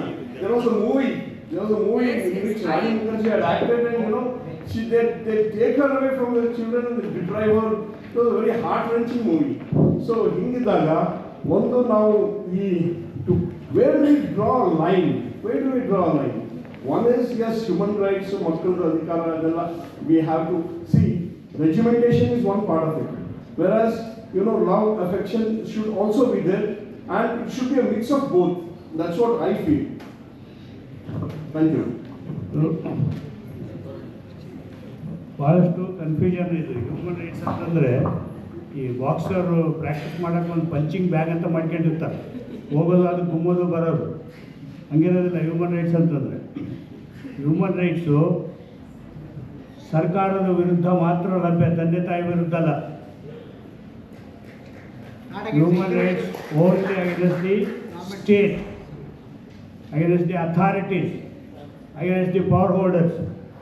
ಪೊಲೀಸರಿಗೆ ಹ್ಯೂಮನ್ ರೈಟ್ಸ್ ಇರೋದಿಲ್ಲ, ಯೂನಿಫಾರ್ಮ್ ಹಾಕೊಂಡವರಿಗೆ ಹ್ಯೂಮನ್ ರೈಟ್ಸ್ ಇರೋದಿಲ್ಲ, ಮಿಲಿಟರಿಯಲ್ಲಿದ್ದವರಿಗೆ ಹ್ಯೂಮನ್ ರೈಟ್ಸ್ ಇರೋದಿಲ್ಲ. ಹ್ಯೂಮನ್ ರೈಟ್ಸ್ ಅವ್ರ ವಿರುದ್ಧ ಇರೋದು. ಇಲ್ಲಿ CS ಪಾಟೀಲ್ ಅಂತ ಬಿಲ್ಲಿ ಹಾಕಿರೋದಿಲ್ಲ, ಯಾಕಂದರೆ CS ಪಾಟೀಲಿಂದ ಯಾರಿಗೆ ಧಕ್ಕೆ ಇರೋದಿಲ್ಲ.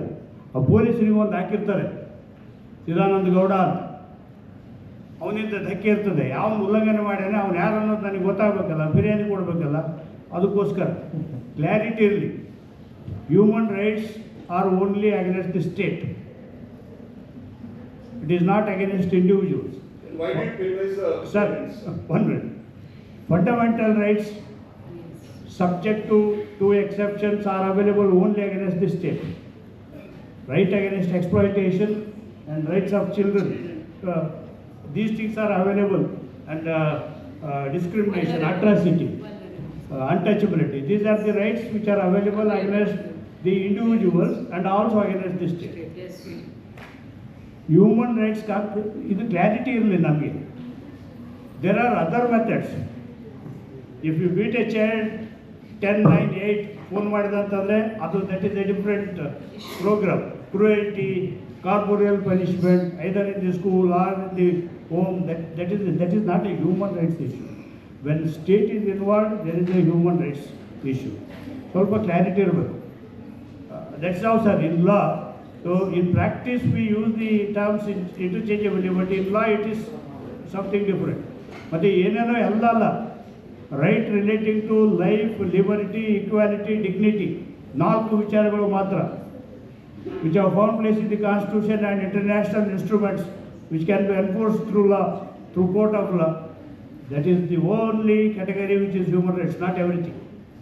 ಇದು ನಾವು ಮಾತಾಡ್ತಾ ಏನೇನೋ ಆಗ್ತೀವಿ, ಆ ಥರ ಇರೋದಿಲ್ಲ sir. Thank you, sir. I now respectfully invite our chairperson, Professor Jeevan Kumar sir, to offer concluding remarks.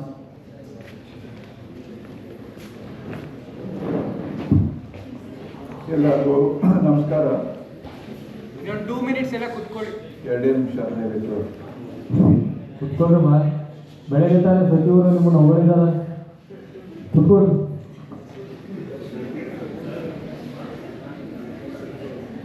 ಎಲ್ಲರಿಗೂ ನಮಸ್ಕಾರ. ಬೆಳಿಗ್ಗಿಂದ ನೀವೆಲ್ಲ ಬಂದು ಕೂತಿದ್ದೀರ ನಮ್ಮ ಜೊತೆಗೆ. ಹ್ಯೂಮನ್ ರೈಟ್ಸ್ ಬಗ್ಗೆ ಬೇಕಾದಷ್ಟು ಮಾಹಿತಿ ನಿಮಗೂ ಸಿಕ್ಕಿದೆ, ನಮಗೂ ಸಿಕ್ಕಿದೆ. ಯೂನಿವರ್ಸಿಟಿ ತುಂಬ ಕಷ್ಟಪಟ್ಟು ಒಳ್ಳೆ ರಿಸೋರ್ಸ್ ಪರ್ಸನ್ಸ್ಗಳನ್ನು ಆಯ್ಕೆ ಮಾಡಿ ಇಲ್ಲಿ ಕರೆದು ಭಾಷಣಗಳನ್ನೆಲ್ಲ ಕೇಳಿದ್ವಿ. ನಾನು ನನ್ನ ಅನಿಸಿಕೆಗಳನ್ನು ಬರೀ 2 ನಿಮಿಷದಲ್ಲಿ ಮುಗಿಸೋಕ್ಕೆ ಪ್ರಯತ್ನ ಮಾಡ್ತೀನಿ. ಈ ಒಂದು ಸಬ್ ಟೈಟಲ್ ಕೊಟ್ಟಿದ್ದು ಯೂನಿವರ್ಸಿಟಿನವರು ಒಂದು ಕಾರಣ ಇತ್ತು, ಹೋಲಿಕೆ ಆಗಬೇಕು, ಕಂಪ್ಯಾರಿಸನ್ ಆಗಬೇಕು ಅಂತ ಹೇಳಿ ನನಗನ್ಸುತ್ತೆ ಆ ಕೆಲಸ ಅಷ್ಟು ಸೀರಿಯಸ್ ಆಗಿ ಅಥವಾ ಸಕ್ಸಸ್ಫುಲ್ ಆಗಿ ಆಗಿಲ್ಲ ಅಂತ ನನಗೆ ಅನಿಸುತ್ತೆ. ಯಾಕಂದರೆ ನಿಜವಾಗಿ ವೆಸ್ಟು ಈಸ್ಟು ಅಥವಾ ಇಂಡಿಯಾ ಮತ್ತು ವೆಸ್ಟ್ ಅಂತ ಕಂಪೇರ್ ಮಾಡಿದಾಗ ನನಗೆ ಅನಿಸುತ್ತೆ there is a lot of difference between the way in which we look at human rights in India. ಬೆಳಿಗ್ಗೆ ಧರ್ಮದ ಬಗ್ಗೆನೇ ಮಾತಾಡಿದ್ರು, ಬುದ್ಧದ ಬಗ್ಗೆನೇ ಮಾತಾಡಿದ್ರು ಕೆಲವರು. There is a lot of exploration that we need to do to understand human rights from a comparative perspective. ಇದು ಒಂದು ನನ್ನ ವಿಚಾರ. ಎರಡನೇದು, ಯೂನಿವರ್ಸಿಟಿಗೆ ಕಾಂಪ್ಲಿಮೆಂಟ್ ಮಾಡ್ತಾ ನಾನು ಈ ವಿಷಯ ಕೂಡ ಹೇಳಬೇಕು. ಮೋಸ್ಟ್ಲಿ ಇಂಥ ಕಾರ್ಯಕ್ರಮ ಒಂದು ದಿವಸದಲ್ಲಿ ಆಗೋ ಕಾರ್ಯಕ್ರಮ ಅಲ್ಲ ಇದು. ಟಾಪಿಕ್ ನೋಡಿ, ರಿಸೋರ್ಸ್ ಪರ್ಸನ್ಸ್ ನೋಡಿ, ಕಷ್ಟಪಟ್ಟು PPT ಮಾಡ್ಕೊಂಡು ಬಂದಿರೋ ನೋಡಿ ನಮ್ಮ ರಿಸೋರ್ಸ್ ಪರ್ಸನ್ಸ್ಗಳು. This should have been done over 2 days. Vice chancellor ಕೂಡ ನಾನು ಹೇಳ್ತೇನೆ, ದ ಸೀರಿಯಸ್ ಥೀಮ್ಸು, ಮಕ್ಕಳು ಬಂದಿಲ್ಲಿ ಕೂರಬೇಕು. ಬೆಳಿಗ್ಗಿಂದ ಸಾಯಂಕಾಲ ಊಟ ಎಷ್ಟು ಗಂಟೆಗೆ ಹಾಕಿದ್ವಿ? 2:30-3 ಗಂಟೆಗೆ ಊಟ ಆಗಿದ್ವಿ. ತುಂಬ ಪೇಷಂಟ್ ಆಗಿ ನೀವು ಕೂತಿದ್ದೀರಾ. I am very grateful to all of you for the patience that you shown. ಸುಮಾರು ಜನ ಲೈಟಾಗಿ ಕೂಡ ಹೇಳಿದರು, we are violating their human rights ಅಂತ ಹೇಳ್ಬಿಟ್ಟು. I don't think CS Patil would agree with that dimension of human rights. ತುಂಬ ಲೂಸಾಗಿ ಲೈಟಾಗಿ ನಾವು ತಗೊಳ್ತೇವೆ.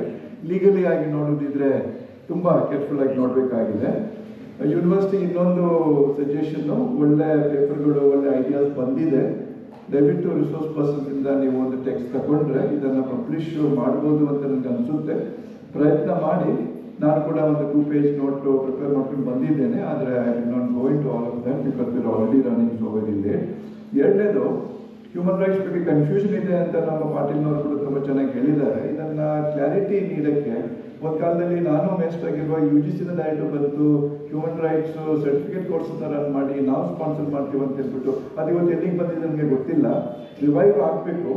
ಯಾಕಂದರೆ ಇಂಟ್ರೆಸ್ಟು ಇಷ್ಟು ಇದೆ. Certificate course, add on course, value added ಕೋರ್ಸ್ಗಳು ಈ ಯೂನಿವರ್ಸಿಟಿ ಮಾಡ್ಬೋದು, ಬೇರೆ ಕಡೆ ಕೂಡ ಮಾಡಿದರೆ ನನಗೆ ಅನಿಸುತ್ತೆ ಗೊಂದಲಗಳು, ಕನ್ಫ್ಯೂಷನ್ನು, ಕ್ಲಾರಿಟಿ ಎಲ್ಲ ಬೇಕಾಗುತ್ತೆ. ನೋಡಿ, ಕೆಲಸಗಳನ್ನು ಮಾಡ್ಬೋದು ಅಂತ ಅನಿಸುತ್ತೆ. ನನ್ನ ಕೊನೆ ಪಾಯಿಂಟ್ ಇಷ್ಟೇ. ವಿಶ್ವನಾಥ್ನವರು ಹೇಳಿದ್ರ ಅಥವಾ ಇಲ್ಲ ಸಂದೀಪ್ ಬೆಳಿಗ್ಗೆ ಹೇಳಿದ್ರು, ಗಾಂಧಿನವ್ರನ್ನ ಕೋಟ್ ಮಾಡಿದ್ರು ಹ್ಯೂಮನ್ ರೈಟ್ಸ್ ಬಗ್ಗೆ. ಆದರೆ ಇನಾಗ್ರಲ್ ಸೆಷನ್ನಲ್ಲಿ I am not sure who said it. ಯಾಕಂದರೆ UDHR ಗಾಂಧಿನವರು ಇರುವಾಗಲೇ ರೆಡಿಯಾಗಿತ್ತು, ಡ್ರಾಫ್ಟ್ ಇತ್ತು, ಸರ್ಕ್ಯುಲೇಟ್ ಮಾಡಿದ್ರು.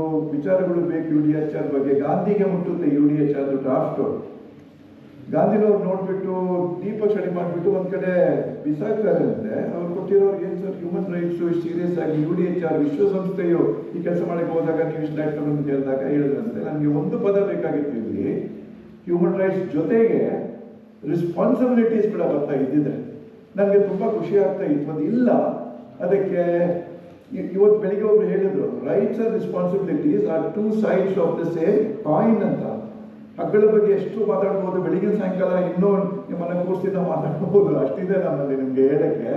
ಆದರೆ ಹಕ್ಕಳ ಜೊತೆಗೆ ರೆಸ್ಪಾನ್ಸಿಬಿಲಿಟೀಸು, ಡ್ಯೂಟೀಸು, ಕರ್ತವ್ಯಗಳು ಎರಡು ಜೊತೆಗೆ ಹೋದರೆ I think we will be giving holistic education you ಅಂತ ಹೇಳುತ್ತಾ ನನ್ನ ಅಧ್ಯಕ್ಷ ಭಾಷಣ ಮುಗಿಸ್ತೇನೆ. Thank you.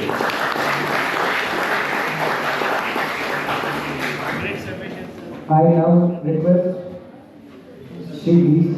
sir and Sridhar Harimani sir to facilitate our esteemed resource persons for this valuable contribution to this plenary session.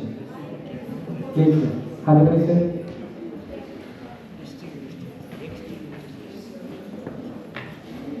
First and foremost, chairperson of this session, Professor Jeevan Kumar sir,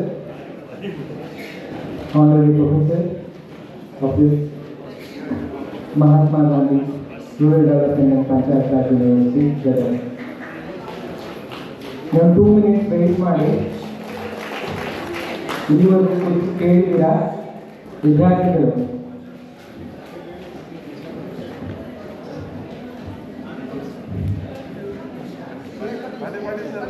CS Patil sir, I request Pushkala ma'am to honor Kamala ma'am.